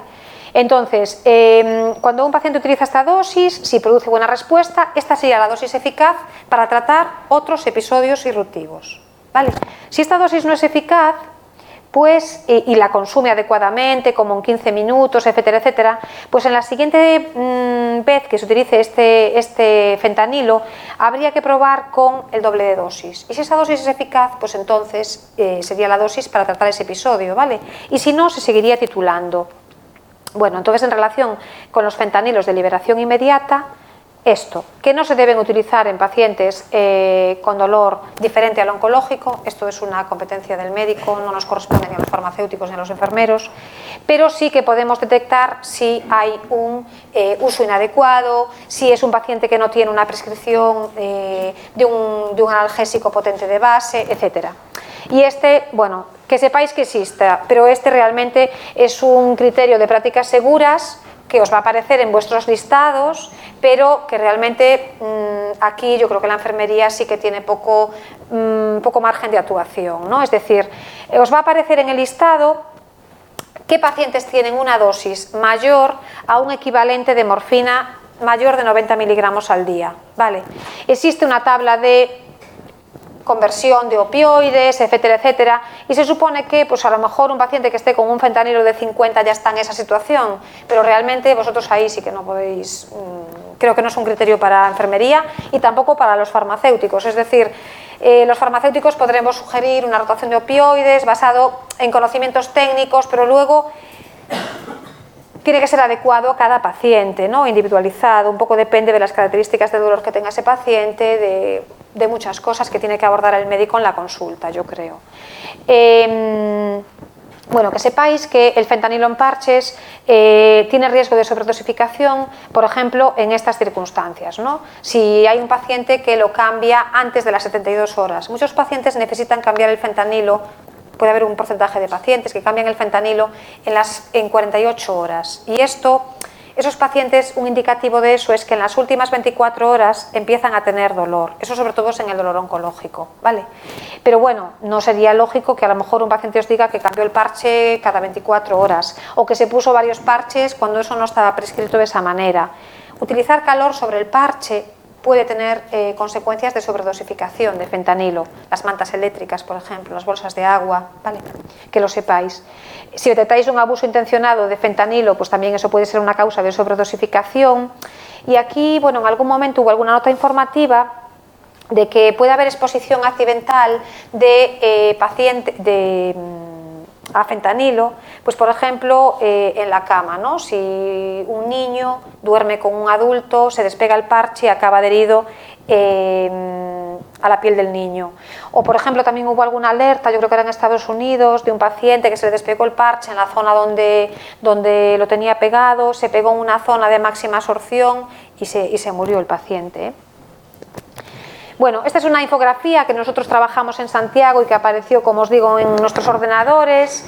Y para terminar, deciros que, bueno, yo creo y confío que esto lo puede hacer enfermería. Detectar errores de medicación con opioides en transiciones asistenciales, detectar la falta de adherencia a opioides, y la falta de adherencia no es solo tomar menos, también es tomar más. ¿Vale? Si detectáis que un paciente toma más de lo que le ha sido prescrito, eso también es falta de adherencia. Detectar criterios de prácticas seguras en pacientes que tenéis en la consulta, fuera de todo esto, de los listados, de no sé qué, perdón. Detectar el uso inadecuado de opioides, revisar la medicación de determinados pacientes y la información, me parece fundamental. Bueno, si queréis os pongo un vídeo, pero creo que ya, si nos queda tiempo, se pone al final. ¿No? Nada, es que es una cosa, una tontería.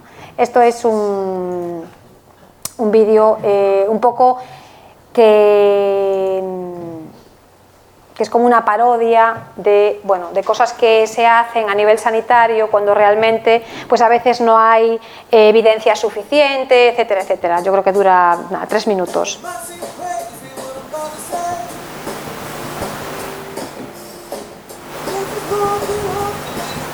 Menos es más y muchas veces puede ser lo mejor.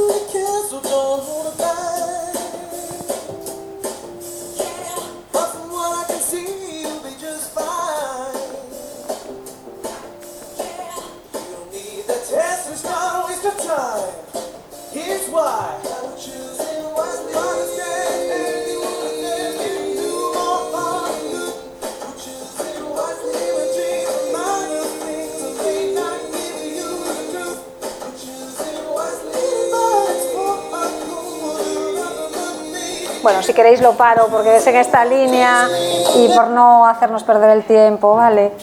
Bueno.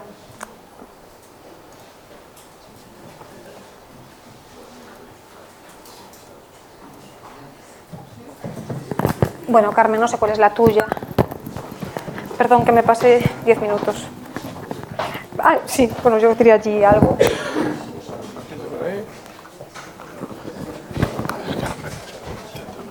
Si queréis salir un minuto al baño o alguna cosa así.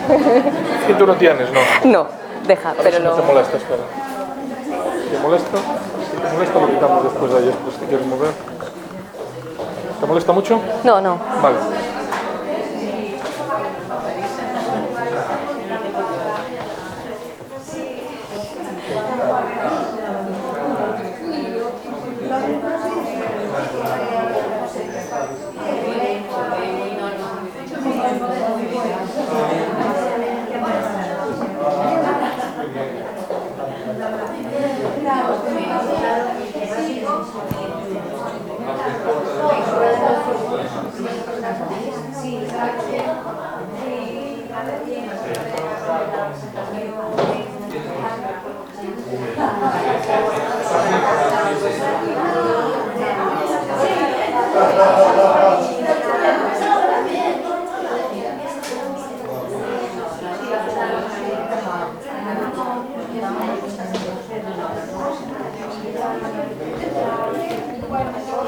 Le voy a preguntar a aquella chica.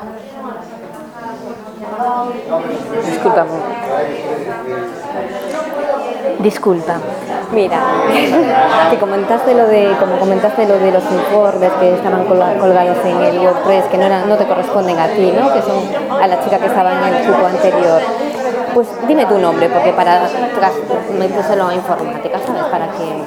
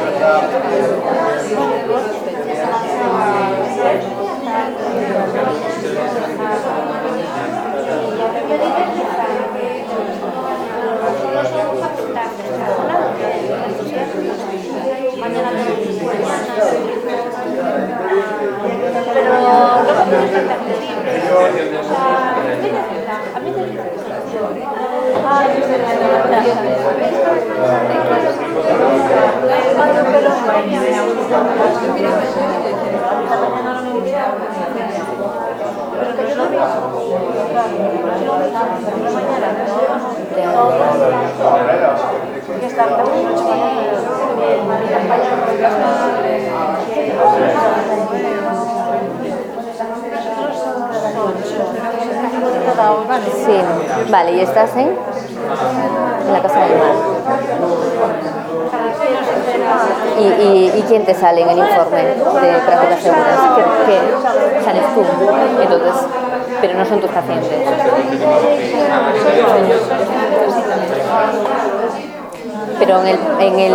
Pero por ejemplo, en el informe este que se envía para que trabajéis, ¿ese te sale bien?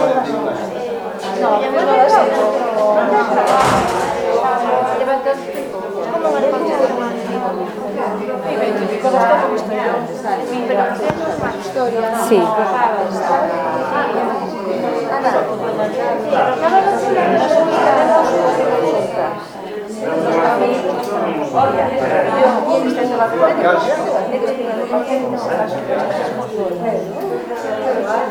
¿Y el informe que se os envió la semana pasada para trabajar, este te sale bien? ¿Te sale a ti? Sí, este informe que dijo, que presentó Olga, de prácticas seguras. Esto, mira, por ejemplo, este informe, ¿no? Que es de la enfermera, prácticas seguras de pacientes con medicamentos de uso crónico, que son los pacientes con los que hay que trabajar. Esto está colgado en WordPress. Y esto no...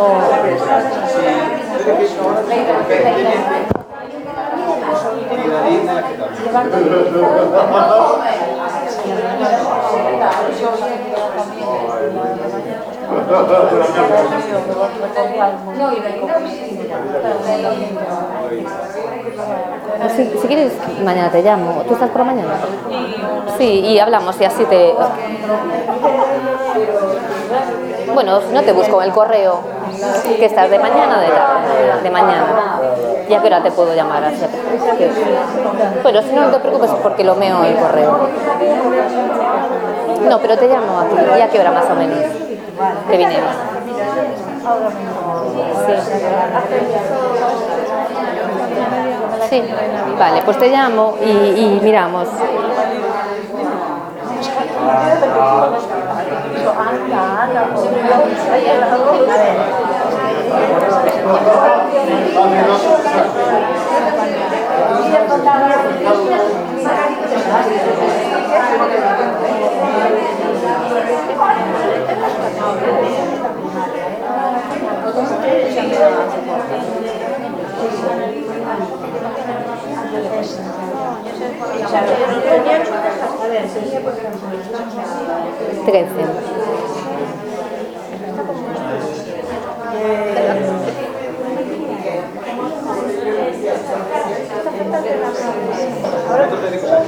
Bueno, si no, mañana te llamo, digo, para no, ¿sabes? Para no salir muy tarde.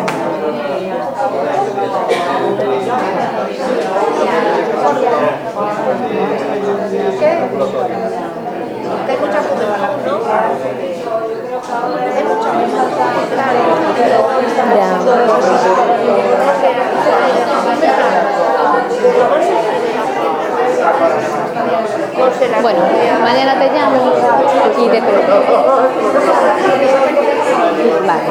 Vale.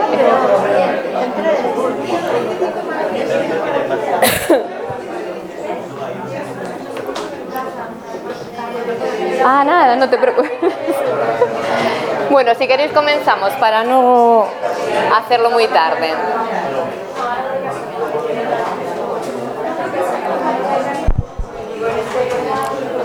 Vamos empezando, por favor. Sí.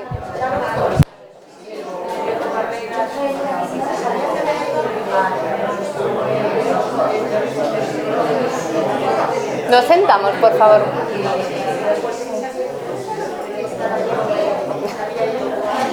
Bueno, pues como me presentó Silvia, yo soy Carmen Casal y trabajo en la subdirección de farmacia.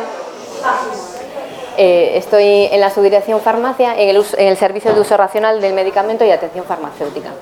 También estuve trabajando de forma asistencial durante 10 años en un centro de salud como farmacéutica de atención primaria en Villagarcía de Arousa. Y luego me trasladé a Coruña, al Ventorrillo, estuve 2 años y luego ya fue cuando me trasladé aquí a Santiago. Bueno, como es muy tarde voy a intentar hacerlo un poco rápido. Lo que os quiero contar básicamente es la parte de información al paciente y sobre todo pues, para que el paciente esté implicado, también conozca su medicación y evitar así los errores de medicación, favorecer la adherencia y en ese sentido, ¿no? Y bueno, un poco la parte de que podáis acceder a sitios seguros donde pueda haber información dirigida a pacientes. Entonces, voy a hablar sobre, 3 puntos, ¿no? Un poco, el primer punto sería educación a pacientes y prevención de los errores de medicación. Luego sería un poco comentaros las fuentes de información de medicamentos dirigida a pacientes.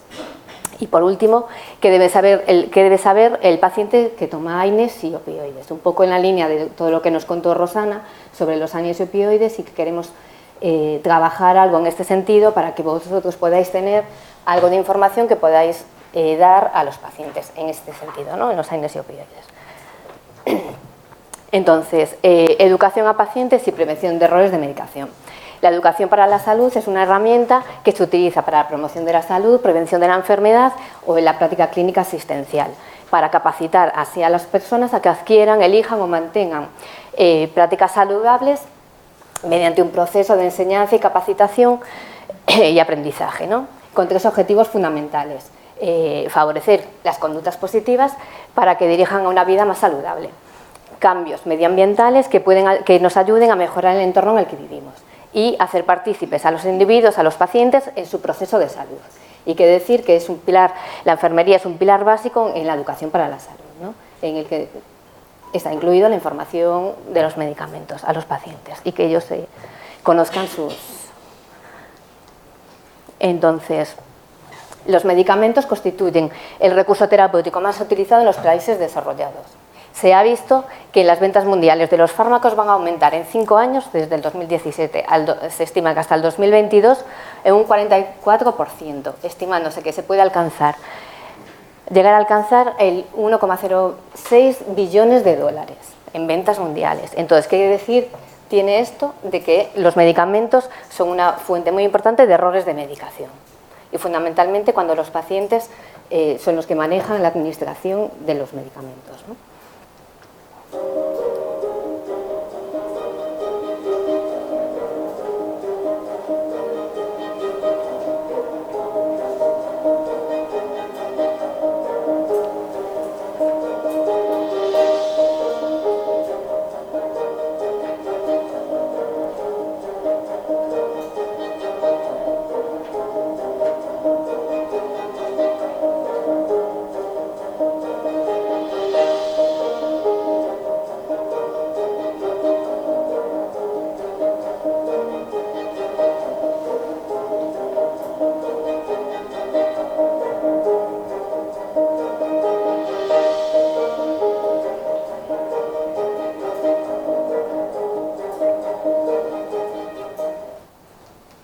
Bueno, pues según como hemos visto en este vídeo, la Organización Mundial de la Salud del 2017 se ha planteado un nuevo reto, ¿no? Que es el reto de la seguridad del paciente de la OMS, que es la medicación sin daño. Los dos retos anteriores eran una atención más limpia, con, con todas las recomendaciones de la limpieza de manos fundamentalmente, y una cirugía segura, salvavidas. Entonces, este reto tiene varios objetivos, de los cuales uno de los principales es proponer soluciones a los diferentes obstáculos para asegurar prácticas seguras con los medicamentos. Y básicamente es en 3 áreas fundamentales donde están involucrados los pacientes, que sería en aquellos pacientes que están tomando medicamentos de alto riesgo, como comentamos antes, que comentó Olga y comentó Rosana, que son los medicamentos de la lista MARC, ¿no? Donde están incluidos los AINE, los opioides, las insulinas, etc. Los pacientes polimedicados sería la otra área. Y la tercera área sería en las diferentes transiciones asistenciales, entre los hospitales, el centro de salud, en los diferentes servicios dentro de un hospital, etcétera. El siguiente objetivo es disminuir en 5 años el 50% de los errores evitables. Y el tercer objetivo sería implicar a todos los profesionales a nivel mundial en prevenir los daños evitables asociados a los medicamentos. Que decir que el paciente es el último eslabón desde el inicio el paciente es el último en el eslabón desde la utilización de los medicamentos, desde que se fabrican los medicamentos hasta que llega a su domicilio. Entonces, el paciente o su cuidador tienen un papel esencial en la detección y prevención de errores de medicación. Los errores de medicación pueden ser tanto debidos a una inapropiada práctica profesional como una mala utilización del medicamento por parte del paciente o del cuidador. Existen varios estudios desde el año 2005 a nivel nacional en el que, bueno, no se ve muy bien, en el que se han estudiado para ver los efectos adversos más frecuentes de la asistencia sanitaria. El primero que se hizo fue el estudio ENEAS, que es a nivel hospitalario, y se vio que los efectos adversos más frecuentes asociados a la medicación estaban en un 37,4%. Y de los que podían ser prevenibles un 50%. Luego también se vio que un 25% eran debido a infecciones y por procedimientos a un 25%. El siguiente estudio en atención primaria es el APEAS. En este también se observa que los eventos adversos más frecuentes asociados a la medicación llegan a un 47,8%. El EARCAS es otro estudio que se realizó en residencias y en centros sociosanitarios. Y aquí, no sé, en este caso no hablan de porcentajes, pero sí que te describen los errores asociados a la medicación y el tipo y la cantidad, dependiendo de pues, si fuese por dosis incorrecta, por equivocarse en la administración de los medicamentos a un paciente a otro, bueno, diferentes tipos de errores de medicación. Hay otro de los estudios, es en la UCI, en pacientes en la UCI o en estados críticos, ¿no? Y aquí también se dice que se vio que los errores más frecuentes asociados a la medicación estaban en un 12%. Y otro de los estudios es el EVADUR, que era en los servicios de urgencias. Y aquí también se observa que los errores adversos más frecuentes asociados a la medicación se observaban en un 24,1%. Es decir, son porcentajes bastante elevados.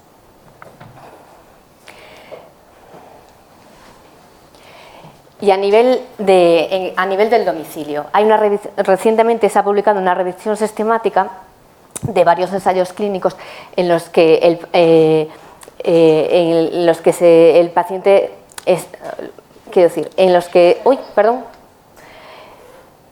de los que los medicamentos están los pacientes en el domicilio, ¿no? Entonces aquí se observa que los errores asociados a los medicamentos, la frecuencia, se observa entre un 19 y un 29%, y un 59%. Podrían ser evitables. Sí es verdad que en estos casos no habían, la mayoría de los efectos adversos o de la seguridad no había ocurrido con muchas consecuencias negativas, pero sí un 26% habían producido daños en los pacientes. Los efectos adversos o los problemas de seguridad más importantes que se detectaron en estos estudios fueron por omitir la dosis o por utilizar intervalos diferentes a los que se le habían prescrito. Por ejemplo, aquí dice, también son errores por la falta de utilizar bien adecuadamente los métodos de administración, por ejemplo, los inhaladores o la manera de cómo administrar el medicamento, etcétera. Otros estudios también indican, este es otro estudio a nivel nacional, que indica que solo un 30% en aquellos pacientes mayores de 65 años son capaces de recordar las instrucciones que le dan los profesionales sanitarios. Y los errores más comunes detectados en este estudio nacional fueron omitir una dosis o no tomarla regularmente con la frecuencia prescrita, no recordar cómo el médico le había indicado cómo debía hacerlo, confundir diferentes medicamentos y no tomar el correcto, etcétera.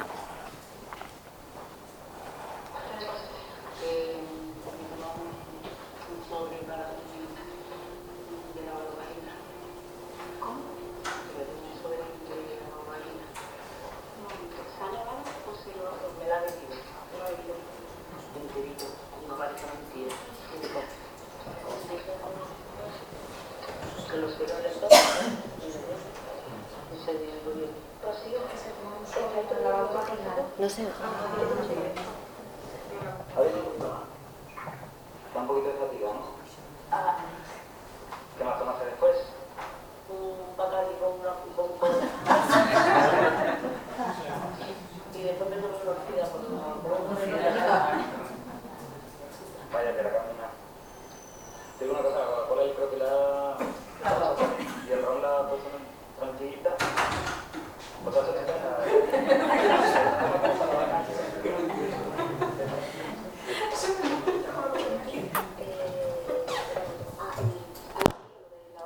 ¿No camina? Y un orfidal. Y el Bacardi Cola. Que no se veía bien, ¿no? Sí, lo pongo. ¿Qué le pasa a usted? Que me toma un sobre para de lavavagina. ¿Cómo? Que me toma un sobre de lavavagina. Un momento, ¿se ha lavado o se lo ha tomado? Me la ha bebido. ¿Se lo ha bebido? Enterito, aunque parezca mentira. Tiene como la cosa. Señora. Que lo suelo leer todo, ¿sabes? Pero bueno, ese día me cogió a mí. Rocío, ¿está ahí todavía el doctor Calzado? Dile que no se vaya, por favor. Ábreme un poquito más. Está un poquito de fatiga, ¿no? ¿Qué más tomaste después? Un Bacardi con cola. Y después me tomé una orfida, porque como me pongo muy nerviosa, me tomé la orfida. Váyate, la Carmina. Te digo una cosa, la Coca-Cola yo creo que la ha hecho hasta bien. Y el ron la ha puesto tranquilita. Pues está estupenda, Carmina. Yo no sé, lo que se ha tomado como para lavacayo, pero usted está estupenda. Vale, antibiótico, Nolotil ¿qué era lo otro? Ha ingerido lo del lavado vaginal, no camina, y un orfidal y el bacardícola. Vamos, está vacunada para ir a la India. Bueno, esto, aunque parece, es una película, pero bueno, puede ser un caso real. No sé si a lo mejor alguno de vosotros trabajasteis en urgencias o en el PAC o algo así, o mismo en el centro de salud, a urgencias. Bueno, pues estas situaciones a lo mejor no tan así, pero se pueden dar, ¿no? Porque el paciente no ha entendido, no ha comprendido la información que se le ha dado, o no se le ha dado una información, ¿no? Bueno, esto... quiero decir, pues como casos como estos, por ejemplo, aquí os he puesto otros casos clínicos en los que el paciente acude a urgencias por errores también, ¿no?, de la medicación. En este caso, por ejemplo, es un paciente que está tratando, bueno, y todo los he puesto sobre todo pues con los opioides, ¿no?, porque también hay bastantes riesgos, ¿no? Este caso, por ejemplo, es un paciente que estaba en tratamiento de morfina oral por un dolor crónico no oncológico. Deja de tomar el analgésico de forma brusca y ya tiene que ir a acudir al servicio de urgencias en este caso porque tiene un intenso malestar general. Claro, el paciente luego refiere no haber recibido información de los efectos que tiene la deprivación de este medicamento. No se le dijo que no lo podía dejar de tomar de forma brusca. Otro caso es un caso de un aviso a domicilio a un paciente que se consultó porque tenía muchos mareos y vómitos. Después de realizar una anamnesis detallada, preguntó el paciente mismo, él preguntó si podía ser por unos parches de buprenorfina que se había comenzado a utilizar el día anterior y se los ponía cada 8 horas. Realmente estos parches están indicados cada 3 días, como nos comentó Rosana, pero el paciente no había entendido bien la prescripción. Estos son casos reales que han sido notificados, no sé si al SINAPS o al Instituto para el Uso Seguro de los Medicamentos. Yo, por ejemplo, en mi práctica asistencial, que ya hace mucho tiempo que no estoy, pero bueno, es verdad, cuando estaba sobre todo en Villagarcía, pues he tenido algunos casos de, por ejemplo, al principio hubo una época en que las hojas de dosificación del Sintrón las imprimíamos nosotros en el centro de salud y luego se repartían, o bien la repartía el PSX, o yo, por ejemplo, repartía algunos de los médicos, bueno, cada uno. Y es verdad que en me acuerdo una vez que revisándolos, porque siempre ya que los imprimía los revisaba, me aparecía un INR, ya no recuerdo muy bien si era de 7 o de 8. Entonces, claro, ya directamente llamé al médico para decirle, mira, este paciente, intenté también llamar al paciente para avisarlo de que viniese al centro de salud o que se pusiese en contacto con el médico, pero era incapaz de localizarle. Me puse en contacto con el médico, se le avisó. El paciente en principio no le había pasado nada, sí que es verdad que luego por la tarde tuvo que ingresar a urgencias por unas hemorragias y el problema era que nadie le había indicado que le habían cambiado el Aldocumar por el Sintrón o el Sintrón por el Aldecumar, no me acuerdo muy bien, pero el paciente nadie se lo había comentado y entonces estaba tomando los dos. Por eso la importancia de la información. Otro caso también que me acuerdo que teníamos allí era un paciente que también tenía el INR descontroladísimo y al final llegamos a la conclusión, y se lo comentó la enfermera, que el paciente no veía bien el dibujo porque realmente si os fijáis son pequeños los dibujos de la dosificación del Sintrón. Su capacidad visual no era buena y él es verdad que lo tenía apuntado, o sea, pegado en la nevera, pero no lo veía bien. Al final, cada vez que venía ese paciente ya lo controlábamos y ya no me acuerdo si era la enfermera o era yo tal, se lo ampliábamos para que tuviese el calendario mucho más grande. Otro caso también que recuerdo, también era de Villagarcía, referente a la homologación de recetas con un antipsicótico, el Risperdal. Revisando, yo veía que me venían las recetas con mucha frecuencia y digo yo, esto no puede ser. Intenté llamar al paciente, vinieron una vez, eran unos señores muy mayores, los dos, que vivían solos, eran autónomos en teoría, y al final, con la colaboración de los farmacéuticos, la oficina de farmacia, conseguimos saber qué es lo que pasaba. Y resulta que el marido, era para la señora, para la mujer, el marido, el Risperdal era en solución, y tiene una jeringa dosificadora. Pues le daba lo que salía en la jeringa. No sabemos si unas veces era más, otras veces menos, pero era y lo que salía. O sea, que es decir, a veces también, a lo mejor en este caso del paciente, pues si la señora tragaba bien, pues a lo mejor lo más adecuado serían unos comprimidos y no la solución. A veces también hay que ver un poco las características del paciente, ¿no? Bueno, pues siguiendo en este sentido, Hay diferentes organismos, como la Organización Mundial de la Salud, como hemos visto antes, el Instituto para el Uso Seguro del Medicamento canadiense, la delegación española, asociaciones de pacientes, el Ministerio con su estrategia de seguridad del paciente del Sistema Nacional de Salud, han desarrollado diferentes iniciativas o estrategias para implicar al paciente en el uso seguro de los medicamentos y para que asuma un papel activo. Para ello es necesario que los profesionales sanitarios le facilitemos una información adecuada a los pacientes en cuanto a los medicamentos. Y dentro de estas iniciativas y estrategias, las tres fundamentales que coinciden todos son que el paciente reciba una información continuada de los profesionales, animar a que los pacientes consulten y resuelvan todas sus dudas relacionadas con los medicamentos y que mantengan una lista de medicación que toma y que la lleve siempre consigo cuando necesita una asistencia sanitaria. En este sentido, el Instituto Seguro para el Uso Seguro de Medicamentos canadienses, la Asociación Canadiense para el Uso Seguro del Medicamento y otras asociaciones canadienses han realizado diferentes estrategias para el uso seguro del medicamento. En ellas se realizan una lista de 5 preguntas para que el paciente, cada vez que tenga que ir a la consulta médica, al hospital, realice estas preguntas y que se puedan ser contestadas.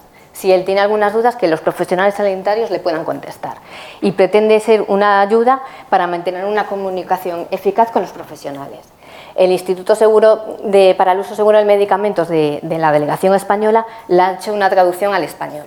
Y estas son las preguntas que deberían de hacerse los pacientes. ¿Hay algún cambio en mi medicación? ¿Me han recetado algún medicamento nuevo que me han quitado, que haya cambiado alguno y por qué? ¿Cuáles debo continuar? ¿Qué medicamentos debo seguir tomando y por qué debo seguir tomándolos? ¿Cómo se utilizan correctamente?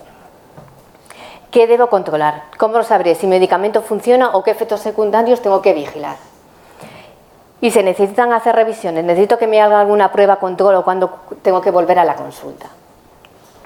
Es verdad, y dentro de estas 5 preguntas también una de las cosas fundamentales que hacen hincapié es mantener siempre la lista de medicación actualizada con sus medicamentos.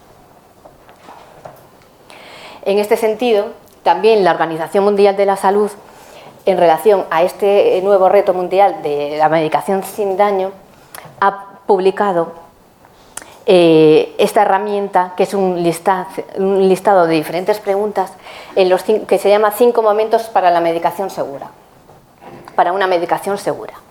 En estas son 5 momentos en los que hay que realizarse y para que el paciente se realice sus preguntas acerca de su medicación. Cuando se inicia el tratamiento, cuando se está tomando el tratamiento, cuando se le añade un nuevo medicamento, cuando se revisa la medicación y cuando se termina un medicamento. Son diferentes preguntas que se debe de realizar el paciente. A nivel de los Estados Unidos también se han realizado diferentes estrategias para promover el uso seguro de los medicamentos y evitar errores de medicación. En este sentido, la FDA tiene también colgada en su página web una checklist de preguntas para que los pacientes se hagan también lo mismo, cuando acude a una consulta, cuando va al hospital, cuando acude a la farmacia, etc. Estas preguntas son, o recomendaciones. El paciente tiene que llevar siempre su lista de medicación activa o su bolsa de medicamentos cuando acuda a la consulta médica, a la consulta del doctor, a la oficina de farmacia, al hospital, etc. Y aquí también recomiendan, ¿no? Uy, perdón, es que me confundo con el láser. También recomiendan que se incluyan todos los medicamentos, complejos vitamínicos, los medicamentos a base de plantas que puedan estar tomando, etc. Que pregunten acerca de cómo deben de tomar sus medicamentos. Que se aseguren de que los medicamentos que se le dispensan en la oficina de farmacia sean lo que le han prescrito. Cómo deben de tomar sus medicamentos y que pregunten acerca de los posibles efectos adversos de sus medicamentos. Y a nivel nacional, ¿qué tenemos? Pues lo mismo. Todo va en la misma línea. El instituto, como decía, en la página del blog de Stop Errores de Medicación, que es un blog, no sé si lo conocéis, muy activo, en el que está todo relacionado para disminuir los errores de medicación. Fundamentalmente empezó a nivel hospitalario, pero bueno, también se utiliza mucho en atención primaria. Han traducido, digamos, los 5 momentos de la OMS, ¿no? Entonces le denominan 5 momentos para uso seguro de la medicación. Viene siendo similar, ¿no? Al inicio del tratamiento, ¿qué preguntas se tienen que hacer los pacientes? ¿Cuál es el nombre de mi medicamento? ¿Para qué sirve? ¿Cuáles son los riesgos y los posibles efectos secundarios que puede tener, ¿no? Cuando está tomando el medicamento, ¿cuándo tengo que tomar el medicamento? ¿Qué cantidad debo de tomar? ¿Qué debo de hacer en caso de un efecto secundario? Cuando se le añade un nuevo medicamento, ¿por qué necesito otro medicamento más? ¿He informado al resto de los profesionales sanitarios de que me han añadido un nuevo medicamento? ¿Debo esperar algún tipo de interacción con mi tratamiento actual? En la revisión, ¿hasta cuándo debo tomar este medicamento? ¿Estoy tomando algún medicamento que ya no necesito? ¿Cada cuánto tiempo debe ser revisado mi tratamiento? Y a finalización del tratamiento, ¿cuándo tengo que dejar de tomar cada medicamento? ¿Alguno de ellos debo de hacerlo poco a poco? ¿Qué hago si me quedo sin medicación? Son preguntas que el paciente debe realizar y nosotros también los profesionales debemos de saber contestarle. Entonces, el ISMP, el Instituto para el Uso Seguro de los Medicamentos, también hace unas recomendaciones para la prevención de estos errores de medicación por parte del personal sanitario. Básicamente estas recomendaciones son proporcionar al paciente o ayudarles a mantener la lista de medicación activa. Insertarles a que lleve consigo siempre esta lista cuando soliciten asistencia sanitaria. Nosotros tenemos una buena herramienta que es la IANUS, la Historia Clínica Electrónica, donde podemos imprimir la hoja de medicación activa.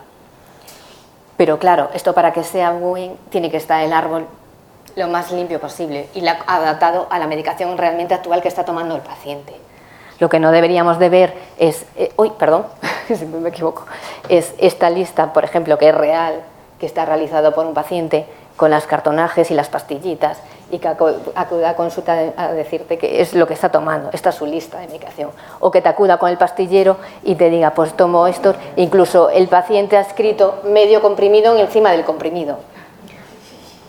Y esto ocurre mucho. De hecho, aún la semana pasada estuve en un curso en el que se hablaba de adherencia y una médico de un centro de salud de allí de Madrid enseñó la foto que el paciente le había dicho que por favor trajese su bolsa de medicación para comprobar lo que estaba tomando y le trajo una caja, esto es una cajita de estas tipo pastillero, pero a ella le trajo una caja así bien de grande con todos los medicamentos sueltos y claro, y además la conservación de los medicamentos tampoco es la más correcta, ¿no?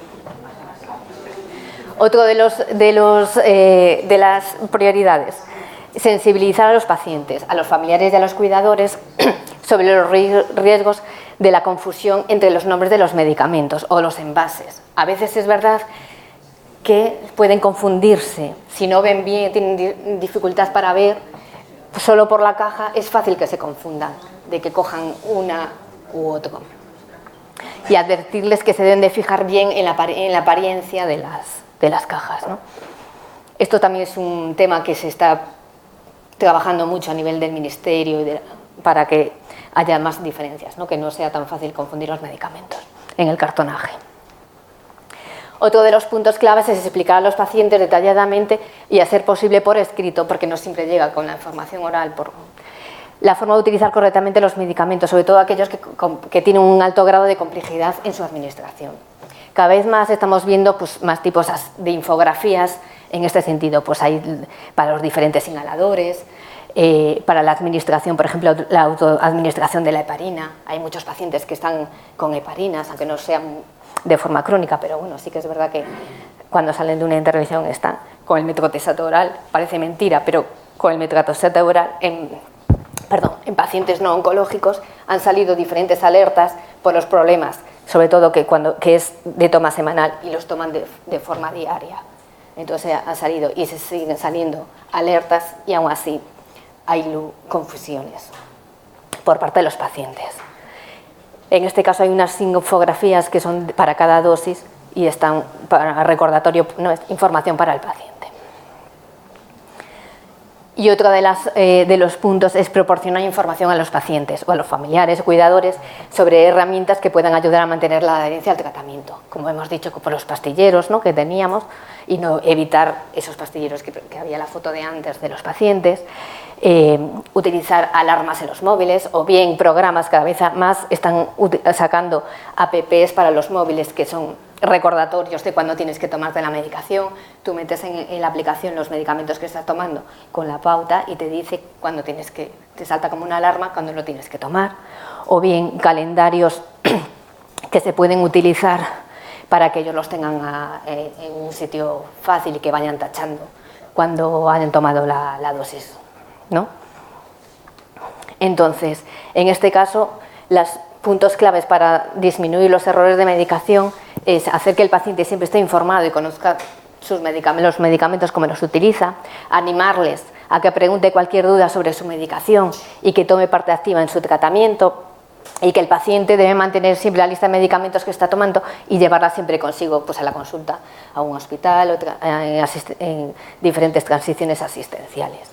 Esto viene todo en función de lo que marca la OMS, todo, por lo que habéis visto, está todo relacionado, ¿no?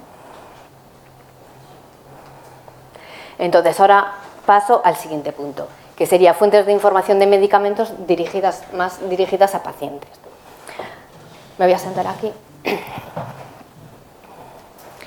Entonces, un enfermo informado es siempre un informe más cumplidor y también con más adherencia, claro. Es decir, cada vez más hay más información asequible a los pacientes. Por ejemplo, simplemente pones medicamentos en Google y te aparecen 127 millones de resultados. Es verdad, los pacientes es una herramienta muy ágil, muy fácil de utilizar, barata, y es lo más cercano que tienen para obtener información sobre medicamentos o enfermedades. Entonces, claro, nosotros también tenemos que saber, y los pacientes también tienen que saber, recursos de calidad para pacientes y ciudadanos. Perdón, que me salí aquí ahora. Bueno. Pues tengo que volver.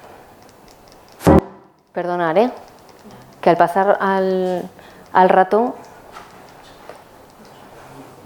Bueno, entonces, ¿qué tenemos? Hay varios organismos oficiales de comunidades autónomas en los que ya están sacando información dirigida a pacientes. Por ejemplo, una de ellas es el Servicio Vasco de Salud, Osakideca. Tiene un apartado específico que se llama iBotica. En esta tiene una parte que es sobre todo de información a medicamentos. Tenemos fichas de información sobre medicamentos, información básica de medicamentos. Pues, por ejemplo, es hora de llamar los medicamentos como su nombre. Quiere decir, ¿qué es lo que tienen que saber? Que el nombre comercial no, es mejor saber que conozcan los principios activos. ¿Sabes? Comprueba el nombre del principio activo. Por ejemplo, en este caso, ¿cómo leer un envase? La hoja de tratamiento activo, que, por ejemplo, las que utilizan ellos en el País Vasco, ¿no? Pues aquí le dicen, pues, qué es cada cosa, ¿no? ¿Cómo conservar los medicamentos? Pues tienen otras infografías de cómo conservar los medicamentos. Polimedicación. Por ejemplo, en el caso de conservar los medicamentos, pues nada, guarden en lugar seco, fresco, fuera de alcance de los niños, evitar almacenar los baños y en cocinas, etc. Sobre polimedicación, pues, ¿qué se puede hacer? Aquí hay una infografía de lo que es un poco la medicación, que tiene que tener en cuenta, etc., ¿no? Con ciertas recomendaciones. Aquí otra infografía sobre la frecuencia de las reacciones adversas por medicamentos. Y aquí, ¿quién dijo miedo a los medicamentos? Hay diferentes infografías en función, pues, de lo que queramos buscar, ¿no? Luego hay, aparte, pues eso, información sobre enfermedades, sobre diabetes, ¿no? Pues bueno, diferentes, podéis bucear por aquí para ver un poco, ¿no? Por ejemplo, ¿se pueden cambiar la hora de tomar las pastillas o de poner insulina? Pues nada, te contestan. Hay plantas medicinales para tratar la dieta. Hay diferentes apartados donde hay información ya más dirigida y en lenguaje específico para pacientes. Otra de las páginas sería, por ejemplo, Salud y Castilla y León. También es un portal del medicamento donde hace publicaciones también dirigidas ya específicas para pacientes. En este caso son también como fichas, boletines,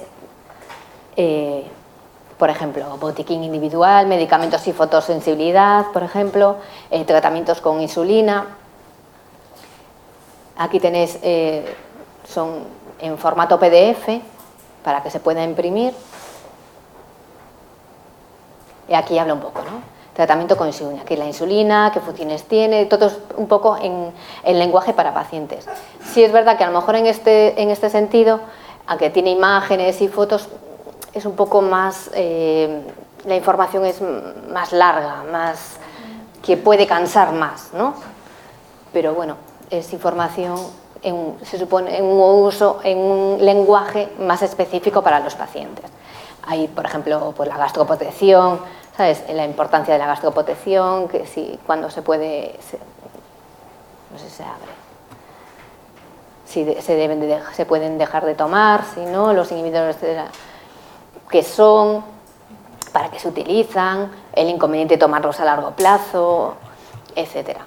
Pero bueno, yo como veo esta información es un poco larga para los pacientes, pero está ahí.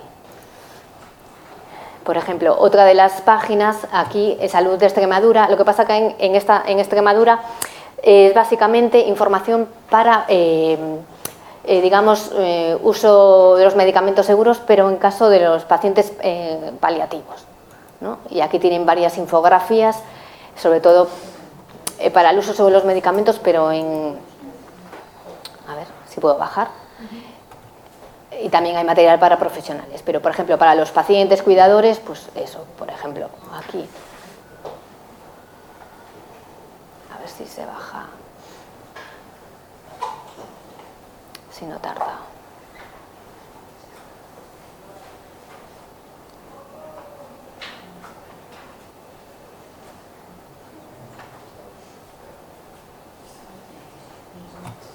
Pues, por ejemplo, decálogo para el uso seguro de los medicamentos en su domicilio. Compruebe que el medicamento es el indicado por su médico.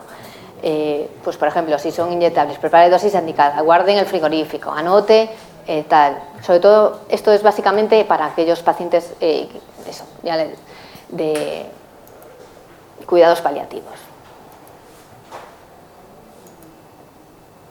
Luego, otra de las páginas es el CEDINCAT, el Servicio Catalán de Salud. Este tiene más información. A mí esta página me gusta mucho más. Aquí tienes, por ejemplo, si vamos aquí a Ciudadanía, tenemos pues el apartado de dudas sobre medicación. Bueno, aquí te dice que es, pero por ejemplo en las hojas informativas. ¿Qué pasa si tomo un medicamento caducado? Pues tú despliegas y te dice, pues los medicamentos siempre se tienen que tomar tal. Estos ya también son como mensajes más cortos y también son dirigidos al paciente. ¿Cómo debo de guardar los medicamentos para preservar su eficacia, etcétera?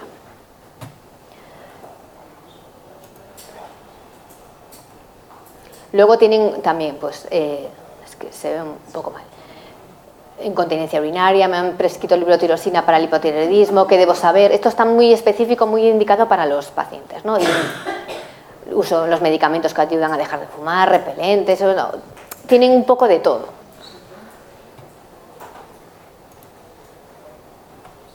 Y luego sobre seguridad, pues también, ¿qué riesgo tienen los medicamentos opioides? ¿Qué puede afectar los alimentos en nuestro tratamiento farmacológico? Medicamentos desaconsejados en casos de dieta sin sal. Bueno, tienen bastantes recursos. A mí es de los que más tienen trabajado en este sentido. De hecho, ya hay un grupo específico dentro del Centro de Información de Medicamentos del CatSalut que se dedica más a realizar esta información para los pacientes, dirigida a pacientes. Otro apartado, pues eso, medicamentos en situaciones especiales. Pues cuando hay una intolerancia a la lactosa, soy celíaco, puedo tomar un medicamento que tiene gluten, ¿no? Pues aquí pues les da sus recomendaciones, un poco pues qué es la celiaquía, etc. Y luego también lo que tiene el CEDINCAT es lo que comentaba Olga, cuando, no sé si recordáis, el pantallazo que puso de un calendario con las cajas de los medicamentos. Pues aquí, cuando vais aquí al plan de medicación personalizado, si buscamos, podemos hacer un plan, ¿no? Personalizado. Entonces tú aquí, bueno, es que si ahora, como es un poco tarde, si me meto a hacer un plan personalizado igual tardamos mucho. Pero bueno, si aquí ponéis un nombre comercial, buscáis el nombre comercial o por principio activo, se te va cargando y tú le vas poniendo la dosis y tal, y te aparece lo mismo que la foto que puso Olga, ¿no? De las cajas con la dosis y con los dibujitos de si es a la hora de desayuno, como vemos aquí, desayuno, el cena o la comida, a la hora de dormir, etc. Esto está muy bien.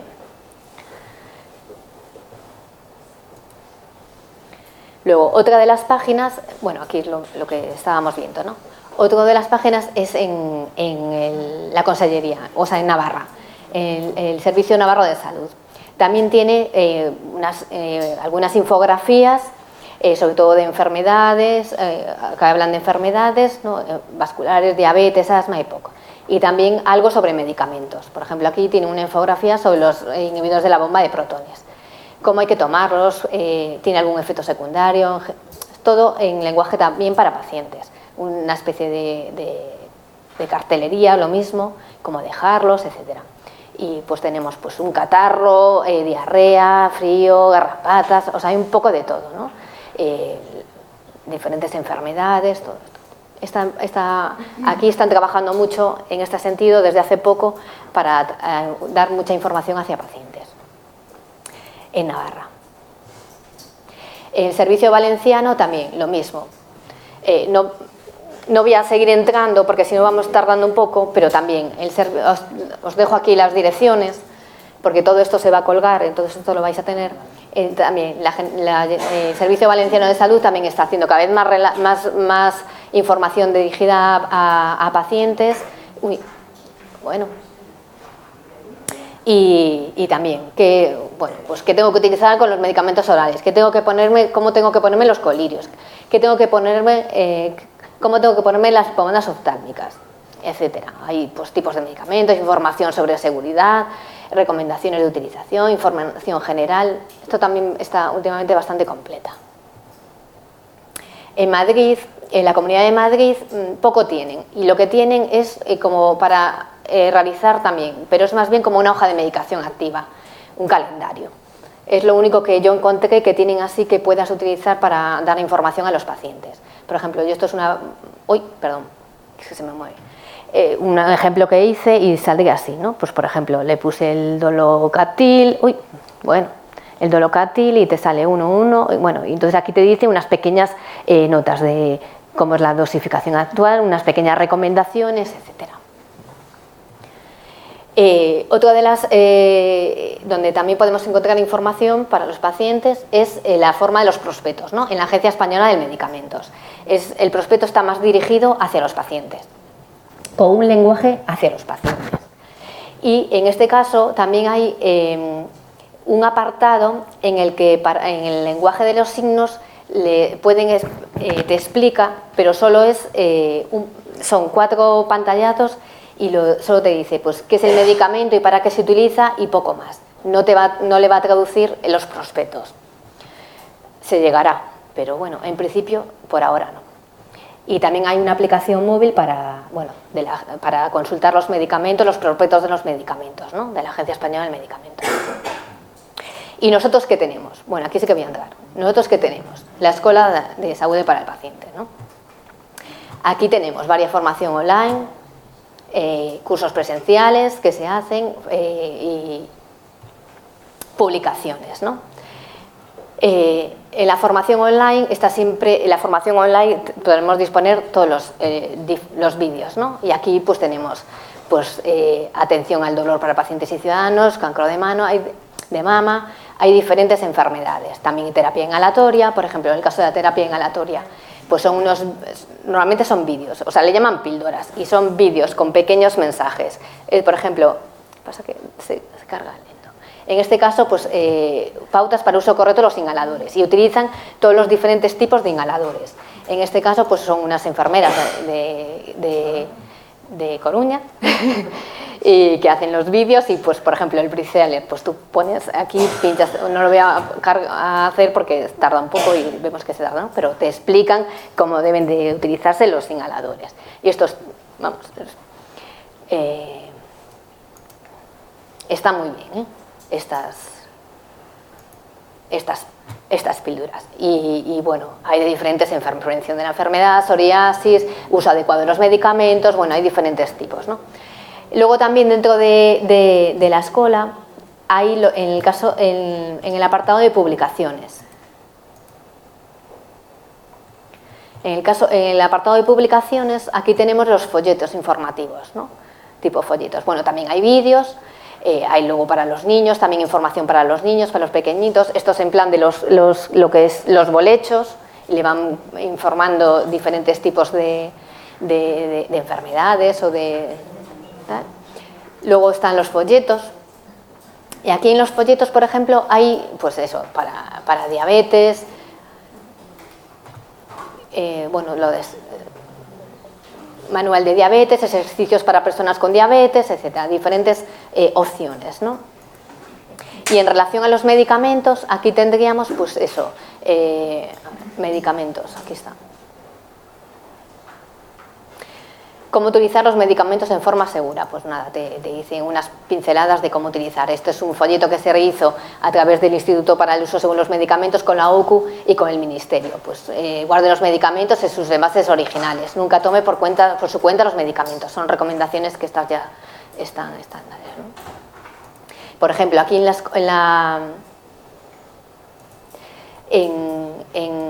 escuela también lo que hay, el pictograma es un pictotraductor, sobre todo para los niños de autista, ¿no? O para aquellos niños que tienen... Entonces tú aquí en el pictotraductor pues escribes lo que quieres que te salga y te lo traduce a no sé si...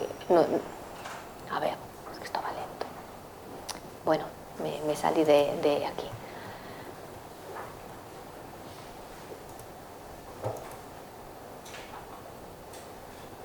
Por ejemplo, vamos a la consulta. Vamos al pediatra, por ejemplo.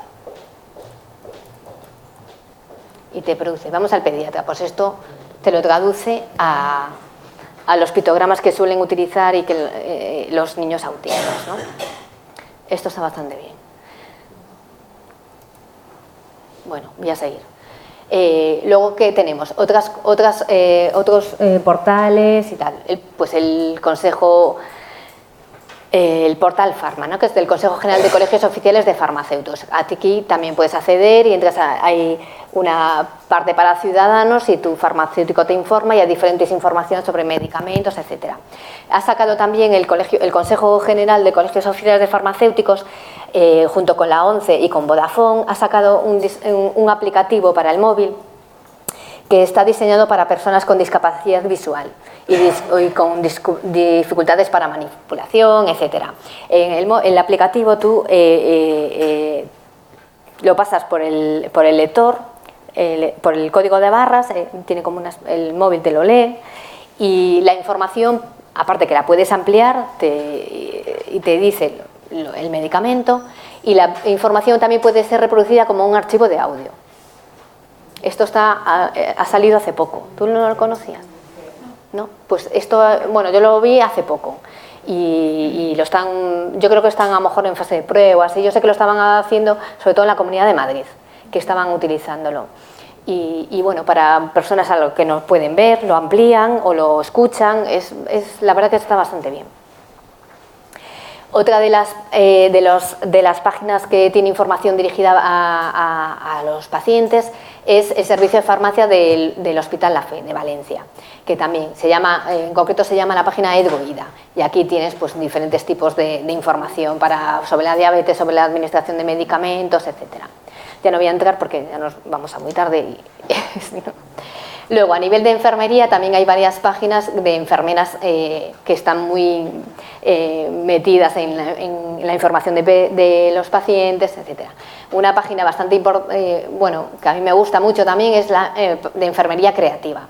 Y aquí tenéis, o sea, hay bastantes infografías sobre los cuidados de enfermería, sobre diferentes patologías, etcétera, y sobre medicamentos, la verdad, no hay muchas infografía, pero sí que tienen pues sobre cómo administrar la adrenalina, los diferentes tipos de inhaladores, también tienen diferentes infografías que están bastante bien, etcétera. Y esto se puede imprimir y dar a los pacientes, ¿no? Y es un lenguaje también muy acertado para los pacientes. Otra de las, a nivel de enfermería, también es este blog de Teresa Pérez, que también, bueno, tiene un apartado para el recurso para los pacientes y también es, pues, tiene bastantes cosas con un lenguaje adecuado para los pacientes, etcétera. Y luego, el Instituto Seguro para el uso seguro de los medicamentos, pues básicamente de información para pacientes solo tiene el díptico que vimos antes, ¿no? Que es este, que se había hecho con la OCU y con el Ministerio, de cómo utilizar de forma segura los medicamentos.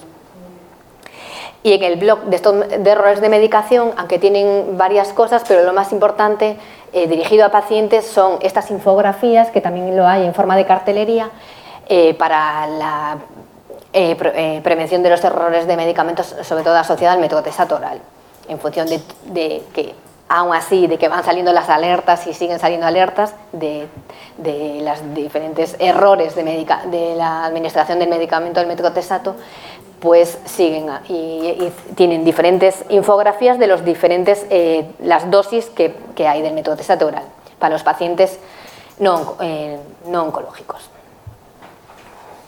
Entonces, ya no me meto más y paso al apartado de qué debe saber el paciente que toma AINES y opioides, ¿no? Para ir acabando. Bueno, pues qué decir, como decía Olga y sobre todo Rosana, ¿no? Pues que sobre todo los AINES y los opioides pues son medicamentos que están en la lista MARC y bueno, que últimamente, de los últimos años, es uno de los grupos terapéuticos de mayor consumo, ya no solo a nivel mundial, pero a nivel de España también han aumentado su consumo de forma exponencial, ¿no? Y se encuentran entre los primeros 15 grupos de mayor consumo de España. Ya no pongo las... Entonces, hay estudios recientes que evidencian que hasta un 50% de la información oral que es transmitida durante la visita clínica es olvidada por el paciente tras la consulta.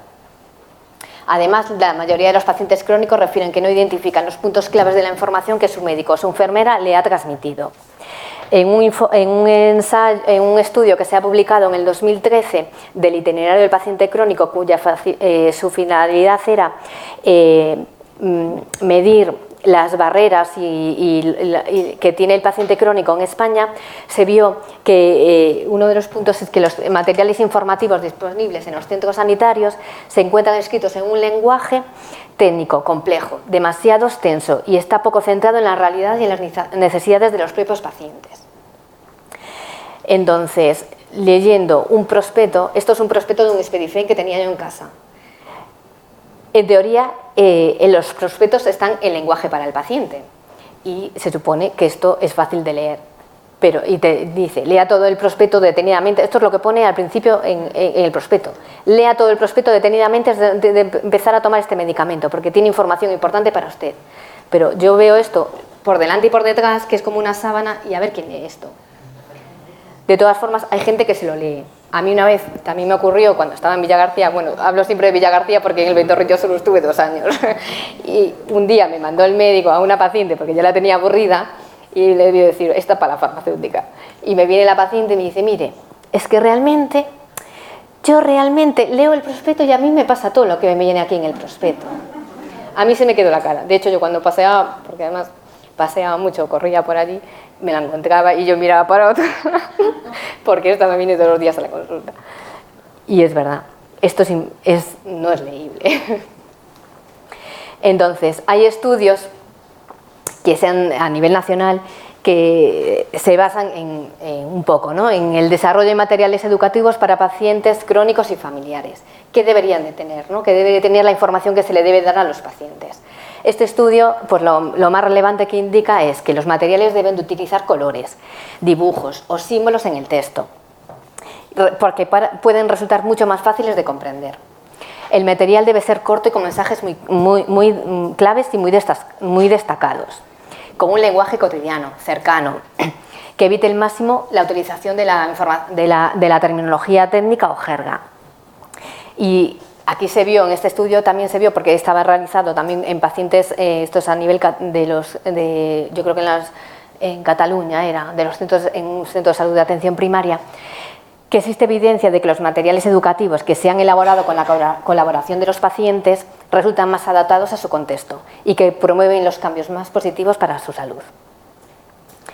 Entonces, en este sentido, volviendo a incidir en que un enfermo informado es un enfermo más cumplidor, que tiene más adherencia al tratamiento,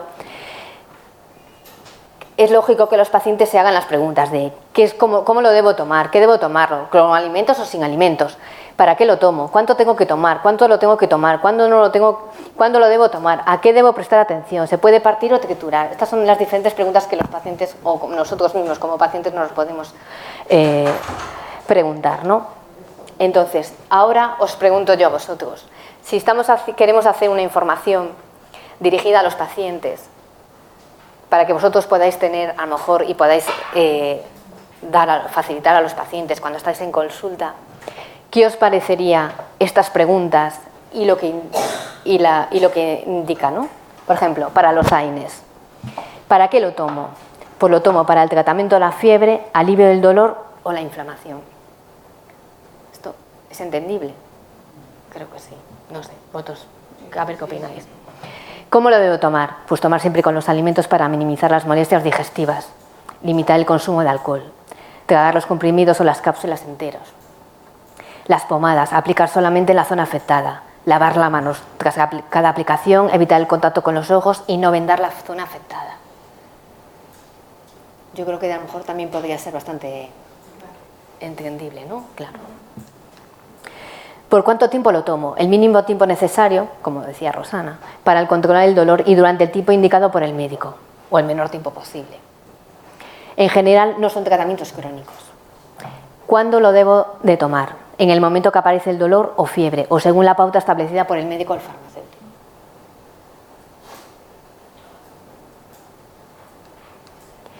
¿Cuánto tengo que tomar? Pues tomar la dosis y pauta indicada por su médico o farmacéutico. En caso de no alivio del dolor, consultar al médico o farmacéutico la dosis máxima que puede tomar, consultar el prospecto del medicamento, aunque bueno, esto como son los prospectos, y no deben asociarse dos AINES. ¿Y cuáles son los posibles efectos adversos? Pues están estos que están relacionados con la dosis, la duración y son más frecuentes en ancianos. Pues las molestias gastrointestinales, reacciones cutáneas, insuficiencia renal, retención de líquidos, hipertensión arterial. Yo entiendo que lo de reacciones cutáneas lo pueden entender. Sí.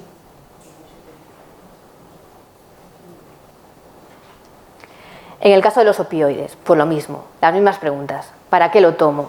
Pues lo tomo para aliviar mi dolor, ya que los medicamentos prescritos hasta ahora no han sido suficientes. Es decir, no es un analgésico de primera elección para un dolor. ¿Cómo lo debo tomar? Lo debo tomar exactamente como me ha indicado el médico. Los comprimidos no se pueden partir, con los parches hay que seguir las instrucciones precisas y no tomar alcohol ni medicamentos sedantes.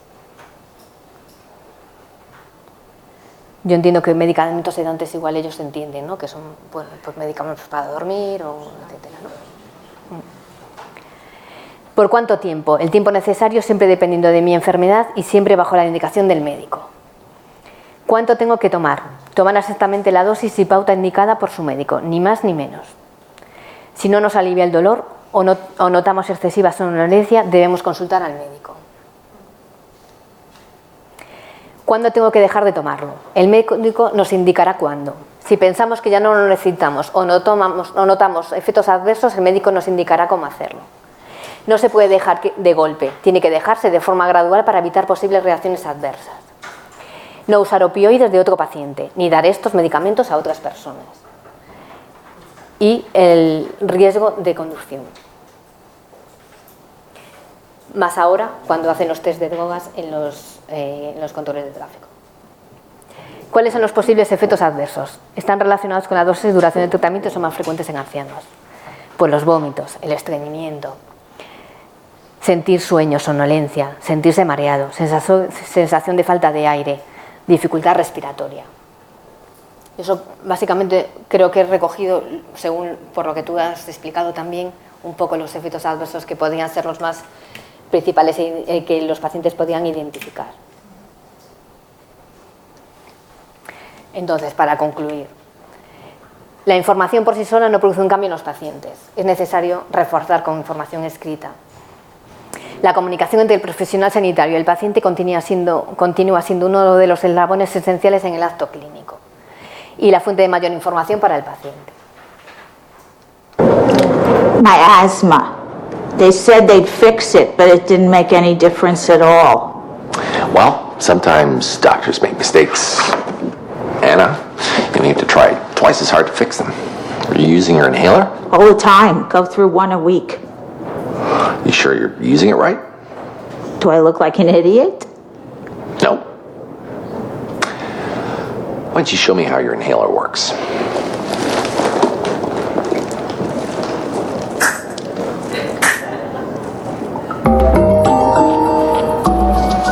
No queremos que ocurra esto. Y todos tenemos un papel importante para desempeñar en la seguridad de la medicación. Y nada más. Perdonad un poco porque me aceleré y se hacía tarde. No quería que saliésemos muy tarde. De todas formas, toda esta información va a estar colgada en la página web. En la página web de ACIS. Sí. Tenéis que ir a documentación y en documentación o ponéis prácticas seguras y ya os aparecen los cursos que hay de prácticas seguras y pincháis el de enfermería y ya